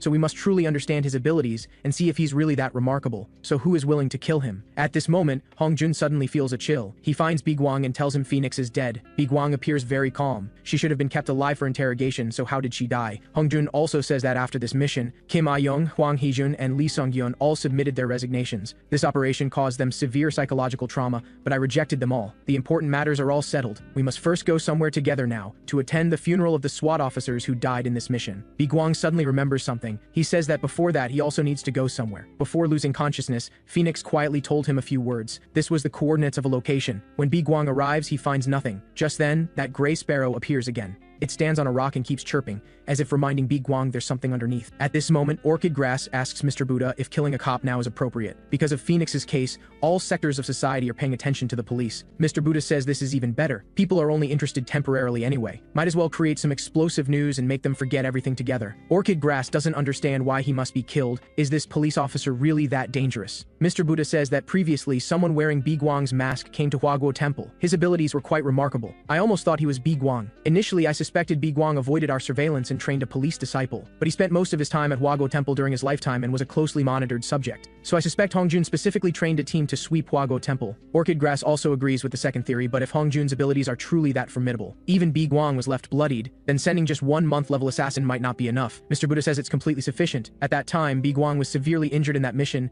but he wasn't at full strength. At this moment, Woo-Gwang is angry with Security Inspector Hong Jun, because he actually made him read the eulogy at the memorial service. Hong Jun says he has no choice. Kim Ah-young is resigning, so you have to do it. No matter what, I'm still your superior. How can you be so rude to me? Woo-Gwang says of course he can. Thinking about how he injured himself to save him and lied to deceive the old monk makes his whole body ache. Woo-Gwang reads the eulogy Hong Jun wrote, feeling his regret and sadness, and his deep sorrow for his colleagues' deaths. But what he feels is anger and displeasure. After he finishes reading, the police commissioner calls him over. So, your officer, Kim Kyung-soo, the first case discovering contraband drugs in the nightclub, was also your work. You'll definitely become an excellent police officer in the future. However, the next second, he changes his tone toward Security Inspector Hong Jun. You should have at least reported this operation to me first. But since the mission was successful, I should feel happy about it. Or should I consider this mission a failure because so many young people lost their lives? I wonder what Officer Kim Kyung-soo thinks about this. Woo-Gwang's attention is on what's under his hat. Is this person also bald? At this moment, crying from nearby interrupts them. Seeing the victims' families crying in grief, Woo-Gwang finally understands why he feels bad. That is, after his own death, no one felt sad. This new life is no different from when he was an assassin. Suddenly, the host's words make his face change dramatically. Next, please welcome our country's intangible cultural heritage, the abbot of Hua-Guo Temple, Master Luhe. When Woo-Gwang was still an assassin, he was closer to Mr. Buddha than anyone. But this is his first time witnessing Mr. Buddha's external activities, digging into others' pain and manipulating their emotions. This is what Mr. Buddha excels at most. His demeanor makes people trust him unconditionally. No one would believe he's the controller of the largest criminal organization behind the scenes. Woo-Gwang feels fear and determines to expose all of that monk's evil deeds. Let him fall into the abyss, then eliminate him. After the memorial service ends, the police chief approaches Woo-Gwang once again. It's a pleasure to meet you, and I look forward to your next performance. I originally wanted to buy you something expensive, but our relationship doesn't allow it. On your way back, there's a vending machine. Go buy yourself a coffee. This person's inexplicable behavior leaves Woo-Gwang completely bewildered. After returning, he tells Hong Jun that he has discovered Phoenix's hideout. Beneath the rock where the gray sparrow stands, there's a door leading underground. Inside, there's Phoenix's diary along with their member information. However, it's not particularly detailed, just slightly more content than what he already knew. More importantly than this, I have something more crucial to discuss with you. From now on, I need to live at your house with you. Hongjun immediately protests that this is impossible. Woo-Gwang pulls something out of his pocket. Surely this doesn't make it impossible either? Hongjun's face instantly turns pale with shock. This is clearly bribery. It turns out this gold bar was something Woo-Gwang discovered at Phoenix's hideout, and there are more than 30 others below. Hongjun protests that it's not just me living at home. I have a daughter too. Woo-Gwang responds that this makes it even more necessary for them to live together. Up until now, you've been able to avoid assassination attempts because of my lies. But now that you're the operations commander for the Phoenix case, you probably can't avoid them anymore. They won't just try to assassinate you. They'll likely eliminate your daughter as well. Hongjun can only agree to his proposal. When Jo Gyung-hee hears that Kim Ah-hyung and the others have all resigned, she immediately declares not to worry. I won't resign even if it kills me. However, Woo-Gwang actually hopes that the weakest among them would resign. Jo Gyung-hee asks him whether there was any mention of promotions or salary increases. Woo-Gwang responds that he's been promoted too quickly, so the higher-ups aren't considering it for now. However, I heard that the patrol officers participating in the operation might get promoted. Jo Gyung-hee suddenly calls out Woo-Gwang's name directly. Then we'll be friends from now on, right? Once I get promoted, I'll be at the same level as you. Woo-Gwang adds that he forgot to mention something. You've been excluded from this promotion list because you used contraband while executing your mission. Jo Gyung-hee explains that he had no choice in the matter. What absolute nonsense about having no choice. I heard you were constantly looking for contraband even in the hospital. I heard you'll also face disciplinary action. However, your mentality is quite interesting. You actually dare to consider yourself my friend despite the rank difference. After you're discharged from the hospital, I'll be waiting for you. Now there's no need to worry about Jo Gyung-hee anymore. Hwang Hee-jun and Lee Song-yeon can just beat him up and bring him over. That leaves only Kim Ah-hyung. When Kim Ah-hyung sees Woo-Gwang's face through the door crack, her entire body instantly goes limp with terror and collapses to the ground. Kim Ah-hyung never expected it would be Woo-Gwang who came knocking at her door. Woo-Gwang didn't bother with pleasantries and directly grabbed the door handle with force. Kim Ah-hyung frantically jumped and shouted, afraid the door would break but couldn't stop him. After entering the house, Woo-Gwang coldly questioned what kind of cowardly behavior it was to hide at home and avoid everything. Kim Ah-hyung remained dejected, muttering to herself that it was all her own arrogance that caused this disaster. Seeing this, Woo-Gwang grabbed Kim Ah-hyung without saying a word and dragged her outside. Kim Ah-hyung struggled desperately and shouted, having no idea where she was being taken. Before long, the two arrived at a cemetery. The deceased family members turned to look at them. Kim Ah-hyung panicked, at a loss for words. Her heart churned with guilt, unable to think of any words of apology. At that moment, the deceased's father slowly approached and asked if she was the captain of this mission. Kim Ah-hyung nodded with a trembling voice. Upon hearing this, the deceased's father smiled and entrusted her to live on behalf of his son and not cause any more tragedies. Kim Ah-hyung instantly broke down in tears, dropped to her knees and apologized with heart-wrenching sobs. She pounded the ground, crying and blaming herself, repeatedly saying it was all her fault. All the deceased's family members gathered around and gently embraced Kim Ah-hyung, silently conveying comfort. Woo-Gwang stood aside and spoke in a low voice, reminding her to find the true path to redemption. Before long, Woo-Gwang also brought Hwang Hee-jun and Lee Song-yeon. He asked them to explain in 3 sentences why they became police officers. The two looked confused after hearing this but complied anyway. Hwang Hee-jun said his opponent from boxing became a criminal, and to catch that person, he decided to become a police officer. Lee Song-yeon also answered that because he was bullied as a child, he wanted to become a police officer to protect the weak. Woo-Gwang immediately questioned why they wanted to resign when their goals were so clear. Lee Song-yeon spoke dejectedly, saying it was because they were too useless and couldn't help with anything. Woo-Gwang thought to himself that they were too dejected, and reasoning with them at this time would be completely useless. So he clenched his fists and threatened, "Whoever dares mention resignation again, I definitely won't go easy on them. Stop wasting time and energy on these useless excuses." In the end, Kim Ah-hyung, Hwang Hee-jun, and Lee Song-yeon all returned to the police force. Hwang Hee-jun and Lee Song-yeon were both promoted to commissioners. To make up for their shortcomings in missions, they voluntarily applied for extra training and started hellish special training. Jo Gyung-hee wasn't willing to fall behind and also voluntarily joined the special training team. Meanwhile, Kim Ah-hyung took the initiative to meet with Byun Jang-wook and applied to join his team. After everything settled down, Woo-Gwang handed Hongjun the key materials that Phoenix had secretly investigated. The investigation focused mainly on March, April, and July. Woo-Gwang began introducing April and July were Lespedeza brothers. Recently, their physiques had expanded dramatically, and the younger brother, Black Lespedeza, had definitely used steroid drugs. Hongjun looked at the materials and praised that the intelligence was very useful. Now they just needed to investigate the gym and drug dealers. The next piece of intelligence pointed to March Cherry Blossom, who regularly paid money to temples. Recently, Red Maple's payment amounts had suddenly skyrocketed, an abnormal situation hiding mysteries. Hongjun suddenly stared at a photo, puzzled about why there would be photos of female celebrities here. Woo-Gwang answered that one of these 3 female celebrities was Cherry Blossom. Hongjun was shocked upon hearing this, never expecting his idol would be a bad person. Woo-Gwang continued, saying Cherry Blossom had drug-related dealings with Phoenix. Although she herself didn't touch drugs, she secretly controlled related transactions. The recent drug use incidents exposed in the entertainment industry most likely originated from her. Hong Jun frowned, puzzled about what her purpose in doing this was. Upon hearing this, Woo-Gwang's expression darkened, as he recalled his past when he was appointed as Woo-Gwang. Mr. Buddha at that time asked him, "Do you know what's most important in life?" Woo-Gwang shook his head, admitting plainly that he didn't know. Mr. Buddha's eyes were sharp as knives, decisively uttering two words: fear. He declared that people live to overcome fear. To avoid starving to death, people desperately worked. To dispel loneliness, people actively made contact with others. But people could never overcome the fear of death, so people ultimately begged the gods for help. This world was chaotic, and human society was filled everywhere with fear. If everyone faced the fear of death directly, wouldn't he then become their god? So he ordered Woo-Gwang to join the other monks in becoming this country's fear, so his ultimate goal was to become a god. Hong Jun gasped in amazement, exclaiming this goal was utterly absurd and completely incomprehensible. Then he raised a question: why would the monks be so loyal to Mr. Buddha? Aside from a few traitors, most monks absolutely submitted to him. Woo-Gwang said it was because they were raised as assassins by Mr. Buddha from childhood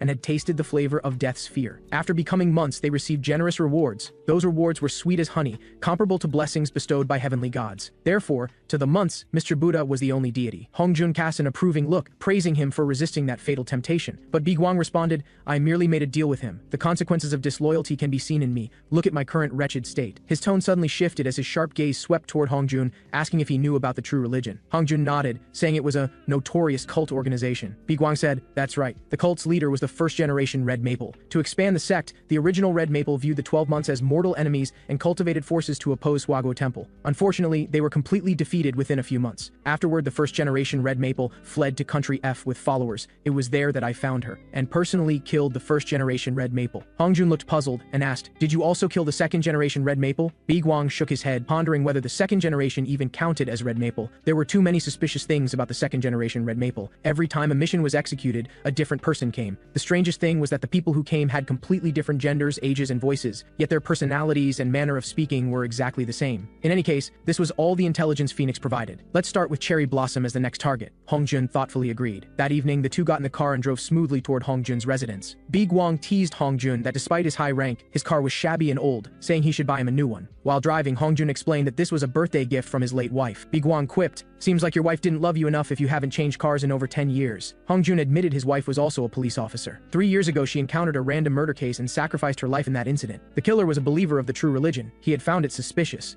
at the time, but never expected it was really connected to Woo-Gwang Temple." Woo-Gwang suddenly understood and then asked if they should list Red Maple as the target first. Hong Jun sighed and shook his head, saying there was far too little intelligence related to Red Maple. Then he asked Woo-Gwang to help persuade his daughter to give up the idea of becoming a police officer during his stay at their home, and specifically instructed him not to let his daughter know this was his idea. Woo-Gwang asked if he could just use his fist to convince her. The two chatted along the way and soon arrived at Hong Jun's old house. Woo-Gwang examined the door with a disgusted expression, complaining that the door was too old. Hong Jun glared at Woo-Gwang, urging him to hurry inside. As soon as they entered, Hong Jun's expression instantly changed, his face full of smiles as he said, "Daughter, I'm home." Hong Jun introduced Woo-Gwang to his daughter, saying, "He'll be temporarily staying at our home for a while." The girl nodded obediently and bowed to greet Woo-Gwang. Woo-Gwang looked at the girl, thinking to himself, could this girl be adopted? She's so pretty. Woo-Gwang stared at the family photo and said with a smile, "The girl really looks like her mother." Hong Jun saw right through his thoughts and felt speechless, and informed Woo-Gwang before leaving that the second-floor room had been prepared, then turned and left. Only Woo-Gwang and the girl remained in the living room. Just as Woo-Gwang was about to go back to his room to rest, the girl hesitated for a moment,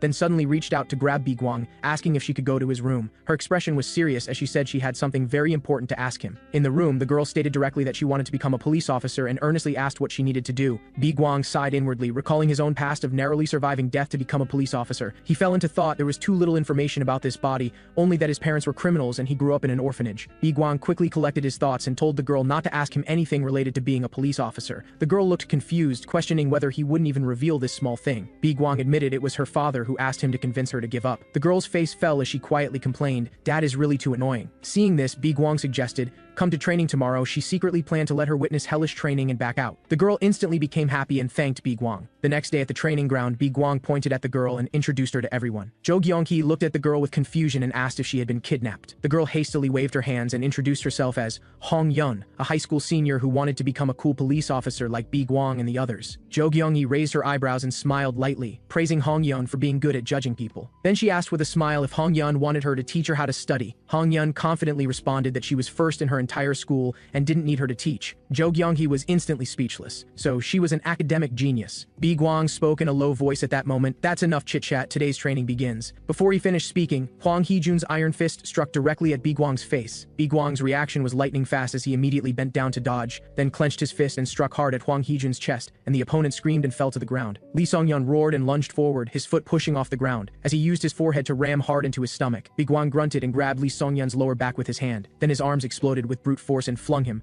violently throwing him away. Lee Sung-yeon was slammed hard onto the ground and grimaced in pain, unable to get up for a long time. Woo-Gwang sneered. The sneak attack showed some brains at least. But this crude battle plan must have been Jo Kyung-hee's idea. Woo-Gwang walked up to Jo Kyung-hee, who frantically raised her hands and shouted surrender. Woo-Gwang didn't pay attention at all and reached out to grab her head, then raised his knee with force and struck hard against her face. Jo Kyung-hee's tears streamed from the impact as she covered her nose and cried. Woo-Gwang looked at Hong-yeon and waved for her to come over, saying it was her turn. As soon as he finished speaking, he punched hard directly at Hong-yeon's waist. Hong-yeon grunted in pain, clutched her waist and crouched down, unable to stand up for a long time. Woo-Gwang thought to himself, this bit of pain was enough for her. She should completely give up now. The pain that came with being a police officer was 1,000 times more intense than this. However, Hong-yeon's eyes still shone with an unyielding light. Woo-Gwang clapped his hands and quickly arranged groups. Hwang Hee-jun against Lee Sung-yeon, Jo Kyung-hee against Hong-yeon. Hong-yeon clutched her waist and struggled to stand up. Jo Kyung-hee wiped her nosebleed and smiled lightly, saying she wouldn't go easy just because she was a student. At that moment, she heard Woo-Gwang say Hong-yeon was the daughter of Security Inspector Hong-jun. During training, she immediately backed down,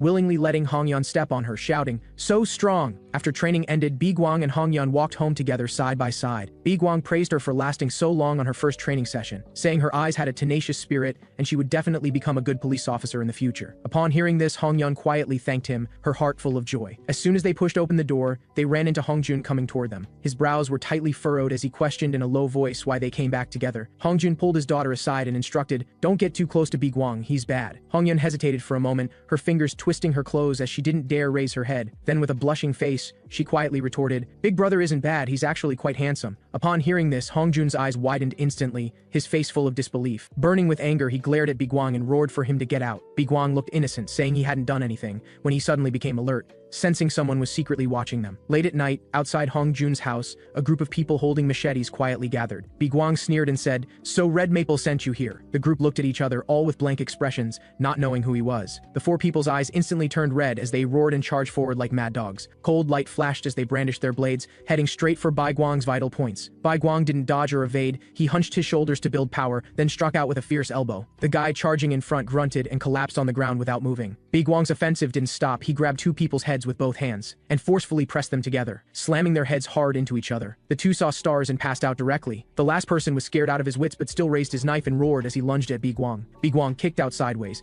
and the person flew away like a rag doll. In just the blink of an eye, all four were knocked to the ground. Woo-Gwang raised his eyebrows and observed, thinking these guys didn't seem like trained assassins at all. Their way of holding knives was clumsy. They were obviously amateurs. At that moment, the four people groaned as they got up, clutching their faces and grimacing in pain. They were dizzy and confused, not even understanding what the current situation was, or even where they were. They couldn't explain clearly. Woo-Gwang looked at their stupid appearance, and a trace of surprise rose in his heart. Hong-jun hurried over and, seeing the four people's confused state, couldn't help asking about their situation. The four bound people instantly exploded, shouting at the top of their lungs to let them go. Hong-jun glared angrily and retorted loudly that they were the ones who attacked first. Woo-Gwang searched through the four people's belongings. The ID photos were all complete and didn't look forged. Upon hearing this, Hong-jun's expression instantly turned ugly. This situation was exactly the same as with his wife back then. At the same time, inside Red Maple's hideout, he was performing a strange hypnosis technique on prisoners. The moment the hypnosis was completed, Red Maple leaned down close and asked in a cold voice if the hypnotized person knew his identity. The hypnotized person's tone was devout, as they called him the Red Maple who saved them from suffering. Red Maple smiled with satisfaction, and raised his hand to slowly remove the mask from his face. But when the hypnotized person glimpsed that face, their pupils constricted sharply as they let out a terrified scream. The mysterious person's expression darkened as he questioned in an icy tone whether the person hadn't been hypnotized. That person was scared out of their wits and hastily explained that she lost composure because he was too handsome. Red Maple didn't bother with more words, his hand rose and fell as he instantly ended her life. He put on his mask and said, "After Phoenix died, there were no more poison drugs, hypnosis has become so difficult." Red Leaf came out at that moment and said, "There should still be some drugs left from Phoenix. If you like that woman, just drug her directly." Red Maple refused, saying, "Before the new Phoenix takes position, drugs must be used sparingly." Yellow Leaf came over and complained, "But your failure rate has been too high recently, you've killed 20 people this week, and you have us Leaves to help, that should be enough." Red Maple's tone was playful as he said Leaves were naturally better in greater numbers. Yellow Leaf sighed helplessly, reminding him that even if he failed next time, he shouldn't kill people. It was too difficult for them to find and send people. Red Maple sneered upon hearing this, his tone icy as he said when people were broken, just kill them directly. Then he inquired about the situation with the people sent to assassinate the police executive. Learning the operation had failed, Red Maple instantly restrained his smile, his expression grave, saying this matter must be reported to the god inside Woo-Gwang temple. Orchid respectfully said, Red Maple had important matters to report to Mr. Buddha. Orchid reported that Hongjun was indeed a master as expected. Then he paused, his tone hesitant as he said there was something he wanted to ask Mr. Buddha. He stated directly that if Red Maple completed the mission, his status would certainly rise, and he would become increasingly arrogant and domineering. He worried that this Red Maple would become as rebellious as the first generation. Moreover, Lespedeza brothers also coveted this mission, and since they had no desire for power, they were more reliable. Mr. Buddha spoke lightly, indicating he never said only Red Maple was in charge. For this mission, he anticipated 4 months participating together. Orchid's tone was full of shock as he asked which 4 months. Wasn't this investing too many talents? Mr. Buddha's tone remained calm, saying this matter was worth the extensive investment of manpower. The corners of his mouth lifted in a meaningful smile as he said he had an interesting plan. So the next day at the police station, the commissioner directly gave Hongjun the mission to sweep the true religion. He promised to personally provide related intelligence. Hongjun looked puzzled and asked the commissioner, why the sudden change of attitude? You said before we shouldn't casually interfere with religion-related matters. The commissioner sighed and said, you were attacked again this time, I can't just sit by. He revealed this attack case was related to the true religion, the same as what your wife experienced back then. The areas shown here have true religion followers active. This is most likely connected to recent women's disappearance cases. Investigate this case thoroughly. Before long, Hongjun found Woo-Gwang to discuss the commissioner's arrangement with him. Without thinking, Woo-Gwang said directly that of course they should take this mission, but Hongjun said, but the intelligence we currently have isn't sufficient enough. However, before he finished speaking, he looked up to find Woo-Gwang had already disappeared. Woo-Gwang had gone directly to Woo-Gwang and the others to assign the mission. Woo-Gwang specified the target was the true religion. The materials marked proselytizing areas, now they needed to select someone to act as bait to lure out the followers. Woo-Gwang complained, there are so many cults in the world, finding the true religion is too troublesome. Lee Song-yeon was quite calm and said, these types of followers always like to gather in crowded places, why not try our luck at nearby subway stations or busy shopping streets? Woo-Gwang suddenly interrupted, emphasizing that the material stated the true religion's main targets were beautiful women. Woo-Gwang glanced at everyone and asked if they knew any good-looking women. Woo-Gwang immediately pointed at herself and shouted excitedly, I am one! But everyone tacitly remained silent, directly ignoring her existence. Woo-Gwang thought for a moment and suggested using security inspector's daughter Hong-yeon as bait. Woo-Gwang was so angry she jumped. Before long, Woo-Gwang dressed up carefully and appeared with confident steps. She raised her eyebrows and chin, saying proudly, this should definitely make them take the bait. Everyone looked at Woo-Gwang before them,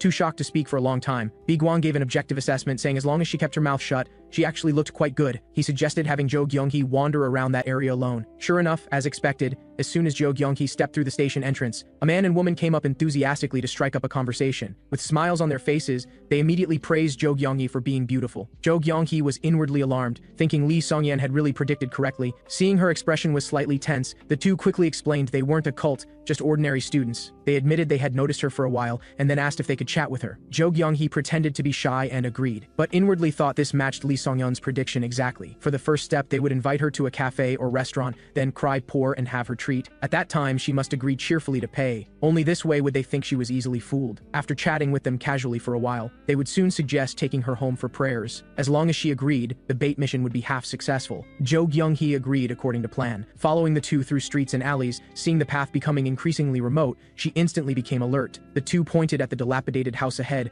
smiling as they invited her to sit inside. As soon as Woo-Gwang stepped through the door, a strong smell of blood hit her face. She caught sight of corpses and hostages inside the house. Her whole body stiffened as shock and anger surged in her heart. These people were too brazen. Greenleaf inside the house looked back. The man and woman immediately locked the door behind them, their faces instantly becoming ferocious, their eyes fierce as evil spirits. As they roared and lunged at Woo-Gwang, Woo-Gwang reacted swiftly, precisely grabbing the female student's wrist and violently throwing her away. Then she raised her foot in a sweeping kick, directly kicking over the male student. Greenleaf's tone was surprised, saying they had actually brought back a girl with good skills. Woo-Gwang looked at the two fallen people and also marveled at how much she had improved during this time. She turned to look at the cowering girls in the house and angrily questioned Greenleaf for daring to do such a heinous thing as human trafficking. Greenleaf leisurely put on her weapon, her tone eerie as she called this merely the process of becoming one with that person. Woo-Gwang didn't bother wasting words with her and quickly drew her gun, aiming at Greenleaf. Only then did Greenleaf belatedly realize the person before her was a police officer. The next second, she violently threw the black cloak she wore to block Woo-Gwang's vision and took the opportunity to lunge forward, her weapon heading straight for Woo-Gwang's vital points. Just as her weapon was about to touch Woo-Gwang, Woo-Gwang arrived like lightning and kicked Greenleaf hard in the face. The tremendous force kicked her hard to the ground, unable to get up for a long time. Woo-Gwang smoothly protected Woo-Gwang in his arms, angrily scolding, It's one thing if you don't proselytize properly, but you dare bully ordinary citizens. How do you deserve to talk about truth? Jo Gyung-hee was deeply moved by Woo-Gwang's sudden protection, while Greenleaf was staggering to barely stand up. She covered her highly swollen cheek and shouted, "How can you just hit a woman's face?" Upon hearing this, our brother Woo-Gwang just sneered. Then he grabbed a stick and without another word gave Greenleaf a fierce beating. Greenleaf's face twisted as her whole body convulsed from the beating. During the intervals of swinging the stick, Woo-Gwang thought darkly that his combat sense had indeed greatly increased after the Phoenix battle. His control over this body was becoming increasingly proficient. Greenleaf grimaced in pain as she retreated, roaring for her subordinates to surround him quickly. Before she finished speaking, the two people behind her lunged at Woo-Gwang together with her. Woo-Gwang gripped the stick tightly, his entire being emanating an intense aura. The stick flew about bringing fierce winds. The person charging in front was instantly beaten away. Then, with a few swift moves, the remaining people were all beaten down. It was really too cool. In just a moment, several people all lay on the ground, completely unable to move. Woo-Gwang swept over the enemies on the ground, thinking, at this rate, he could soon return to his peak. Greenleaf still wasn't willing to give up, struggling with her bruised and swollen face trying to get up. Woo-Gwang stepped forward and delivered a fierce elbow strike, completely knocking her unconscious. Then he turned to Jo Gyung-hee and instructed her to call for backup to clean up the mess. Jo Gyung-hee sat on the ground aggrieved, saying her whole body was weak and asking him to help her up. Woo-Gwang sighed helplessly, then reached out his hand and directly carried Jo Gyung-hee in his arms. Jo Gyung-hee's face instantly turned red as she asked in panic what he was doing. Woo-Gwang looked innocent and said,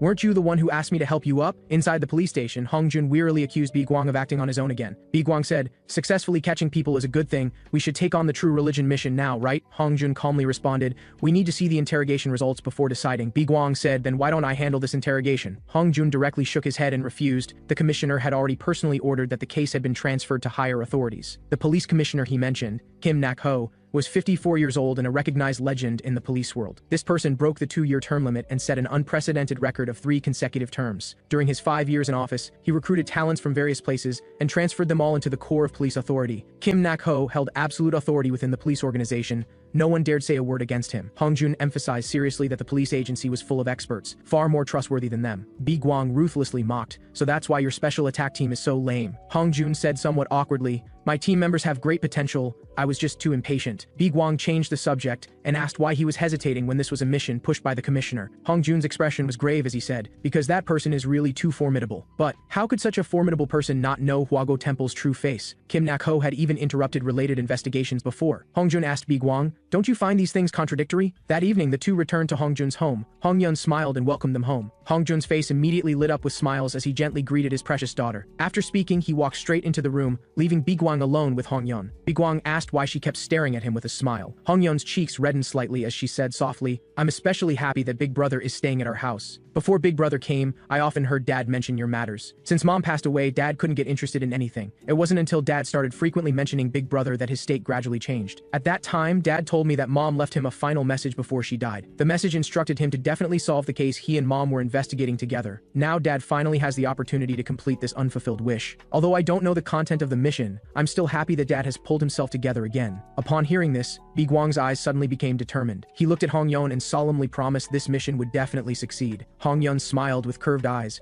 reminding him he must keep his word. Woo-Gwang then extended his pinky finger, softening his voice as he said, "I promise you." Hongyun blinked, looking puzzled and asking what this meant. Woo-Gwang explained seriously, "When making promises, you hook pinkies." Hongyun couldn't help laughing and said, "I didn't expect Big Brother to have such a cute side." Upon hearing this, Woo-Gwang immediately straightened his face, hastily defending that he wasn't cute at all. Early the next morning, Hongjun was summoned to the commissioner's office again. The commissioner informed him that the interrogation had results, the opponent's hideout location, gang composition, and crime patterns had all been thoroughly uncovered. Then he again suggested that he take on the True Religion sweeping mission. The commissioner said the True Religion was a cult founded 10 years ago by a woman calling herself a saint. This cult's expansion speed was terrifying. In a short time, it grew into a formidable behemoth. Who would have thought that just 5 years after its establishment, it suddenly collapsed? The saint fled to country F with remaining executives and believers to rebuild their base. However, before long, the police discovered that the saint and core executives had all died tragically. The police determined this was caused by internal division within the cult. Everyone thought this cult had been completely destroyed, but no one expected that one core believer had managed to survive at that time. This survivor gathered the remaining followers and, after years years of lying low, re-emerged, using more covert methods to secretly resume large-scale proselytizing activities. The second-generation leader was a man close to 30 years old with extremely ruthless methods. He relied on street proselytizing to kidnap passers-by. After using interrogation and imprisonment to break down people's spirits, he then rewarded them to make these people completely dependent on him. Long-term hypnotic manipulation turned these people into his puppets. Male victims were trained as combat soldiers, reduced to tools of violence. Women who suited his taste were made into confidants, ranked by degree of brainwashing. The ranks were distinguished by red maple colors, divided into green leaf, yellow leaf, red leaf, and black leaf. Moreover, he would tattoo maple patterns on women's necks. This operation was simply perverted. The hideout was hidden on a deserted island. Apparently, he built a palace exclusively for himself on the island. The commissioner asked Hong Jun why he was hesitating. This was a good opportunity for him to avenge his wife. Hong Jun stated bluntly that this seemed like a trap. The commissioner looked puzzled, clearly not expecting Hong Jun to suspect this was a setup. And at that moment inside the true religion, red maple was holding red leaf and yellow leaf, feeling regret for green leaf being captured.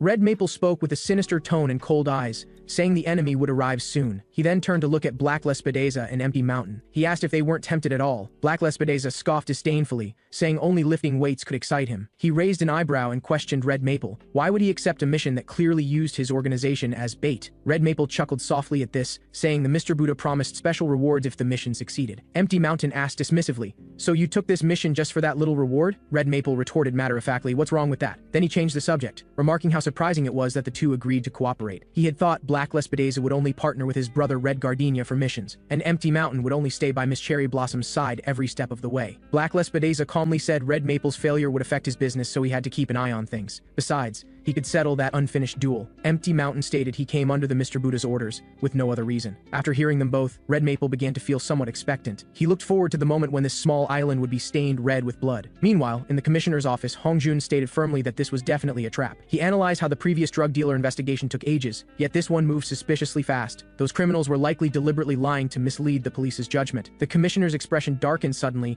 as he asked if Hong Jun was doubting his abilities. Hong Jun stated bluntly he wasn't doubting abilities. He was doubting Commissioner Kim Nak-ho as a person. The next second, the commissioner suddenly burst into laughter, praising Hong Jun for being truly excellent. To maintain such rationality even when a loved one was at stake, such composure was truly rare. He said even if it was a trap, there was nothing to fear. He believed Hong Jun could overcome anything. The commissioner gave his assurance that he would send Captain Byung-Jang Wook with the special attack team to support this mission. The commissioner asked with a smile, "Now you should have confidence, right? You two are old acquaintances, after all." Hong Jun seized the opportunity to request that if the raid succeeded, he be allowed to investigate the abbot of Huago Temple. The commissioner chuckled, softly, once again generously praising Hong Jun's excellence. He'd seen too many people retreat after experiencing such things, but Hong Jun was completely different. The commissioner's words carried deeper meaning as he said Hong Jun seemed like the next version of himself no matter how you looked at it. Hong Jun looked completely confused, unable to understand what the commissioner meant. The commissioner suddenly changed course, saying he couldn't agree to that request. Hong Jun became anxious immediately, pressing to know why he'd said before the investigation would be allowed. The commissioner slowly began to speak. "Because I am January Pine Crane." Hong Jun's face filled with shock, his voice trembling as he demanded to know what this meant. The commissioner spoke slowly. "From the moment you and your wife began investigating Huago Temple, I've been watching your every move in secret. When your wife had her accident, plus my order to terminate the investigation, you seemed to give up completely. At the time I thought you were nothing special, just like everyone else. But after Phoenix case, my opinion of you completely changed. I thought a little warning would make you stop, but I didn't expect you to quietly prepare in private." Hong Jun listened with gritted teeth, pressing again to know the commissioner's true purpose. But the commissioner avoided answering, instead asking if Hong Jun deeply loved the police organization. Without waiting for a response, the commissioner stated frankly that he himself loved this organization very much. But reality was completely different from what he'd initially imagined. He thought he was someone steadfast in punishing evil and eliminating wrongdoing. In truth, he was just someone taking the fall for this organization. Just when he was disappointed, he met the person who changed him. That rainy night, the abbot of Huago Temple proactively proposed they join forces. The abbot promised that working together would help him realize his ideals. Now he'd been commissioner for 5 years. And during that time, he transformed the organization. Investigation capabilities and authority strengthened, budgets increased, influence grew. The commissioner asked smugly, "Who cares more about this organization than I do?" Hong Jun retorted sharply, "This isn't for the organization, it's for yourself." But the commissioner didn't care, saying he was the organization itself. He revealed his commissionership would continue indefinitely, and he'd even get promoted. Then he asked Hong Jun to become his successor. The commissioner stated frankly he admired his conviction, patience, and honesty, very much like his former self. Hong Jun said, "You think I'm hard to control, so you want to restrain me. I will never become a corrupt cop like you." But the commissioner remained unfazed, saying evil never disappears, it only keeps being produced. He just chose negotiable evil, anyone would do the same. Hong Jun was tired of arguing. he turned to leave this suffocating place. The commissioner told him to give his answer at their next meeting, and his purpose in doing this was actually to maintain peace in the country. The commissioner picked up a stack of documents from his desk and handed them over, telling him to take them. He stated frankly this intelligence was absolutely real, then announced the mission name with a smile. Mission code name, Sweep the Fallen Leaves. Finally, the commissioner emphasized again that he had high hopes for him, so he hoped he would come back alive and definitely not die. Although Hong Jun maintained his composure in front of the commissioner, his mind had already become a complete mess. Countless questions flooded his mind, ultimately dissolving into deep helplessness. Hong Jun smiled bitterly to himself. What could he possibly do to change this terrible situation? When he returned home, Woo-Gwang saw him coming back so late and couldn't help asking why he took so long. Woo-Gwang looked at Hong Jun's unsteady steps and immediately frowned. He asked, "Why did you drink?" Woo-Gwang hurried to support him, complaining, "You're being hunted and you still dare to drink outside?" Hong Jun's voice was extremely hoarse as he struggled to speak. "I met Pine Crane today." Woo-Gwang froze at those words, instinctively asking who Pine Crane was. Hong Jun said quietly that Pine Crane was Police Commissioner Kim Nak-ho. He stated despairingly that the Woo-Gwang temple raid operation would have to be abandoned. Woo-Gwang couldn't believe it, demanding sharply if Hong Jun had gone crazy. Hong Jun looked utterly dejected, saying this fight was unwinnable from the start. Everything was under their control. Woo-Gwang fell silent, his gaze fixed intently on the documents in Hong Jun's hand. The next day, Hong Jun woke up from his hangover. The moment he opened his eyes, he saw Hwang Hee-jun and Lee Song-yeon. Hong Jun jumped in surprise, shouting to ask what they were doing there. Hwang Hee-jun said Woo-Gwang asked them to come protect him, and he had a message to relay. Adversity creates opportunities to fight back. At the same time, Woo-Gwang was bringing those documents to the dock. Combat mission Sweep the Fallen Leaves. He was officially launching it now. However, just as Woo-Gwang was about to board the boat, he saw Jo Gyung-hee running over breathlessly, shouting that she wanted to join the mission too. Woo-Gwang wondered how she knew he was here. Jo Gyung-hee waved her phone triumphantly, saying she followed his location to find him. Woo-Gwang was about to object when his phone suddenly rang. It was Hong Jun calling. Hong Jun asked seriously where Woo-Gwang was now. Woo-Gwang answered honestly that he was at the seaside, about to board the boat to the island. Hong Jun breathed a sigh of relief, reminding him to be careful. He said he would send support right away. Hong Jun felt relieved. He half-jokingly warned, "If you don't pull yourself together, I won't let you off after the mission ends." Then Woo-Gwang hung up and turned to board the boat, telling Jo Gyung-hee he was leaving. Jo Gyung-hee stamped her feet anxiously, shouting that she wanted to go along. She said pitifully, "I need to do missions to gain experience, otherwise how can I improve?" Woo-Gwang raised an eyebrow. "You're this eager just to get promoted, right?" Jo Gyung-hee quickly denied it, saying she was his team member after all, but felt like she was constantly being excluded. And maybe this time she could perform unexpectedly well. Maybe she'd even get his praise like last time. Woo-Gwang moved closer to her, saying her attitude was indeed commendable, but this mission was too dangerous to bring her along. Before he finished speaking, his hand chopped precisely at her neck. Jo Gyung-hee instantly collapsed,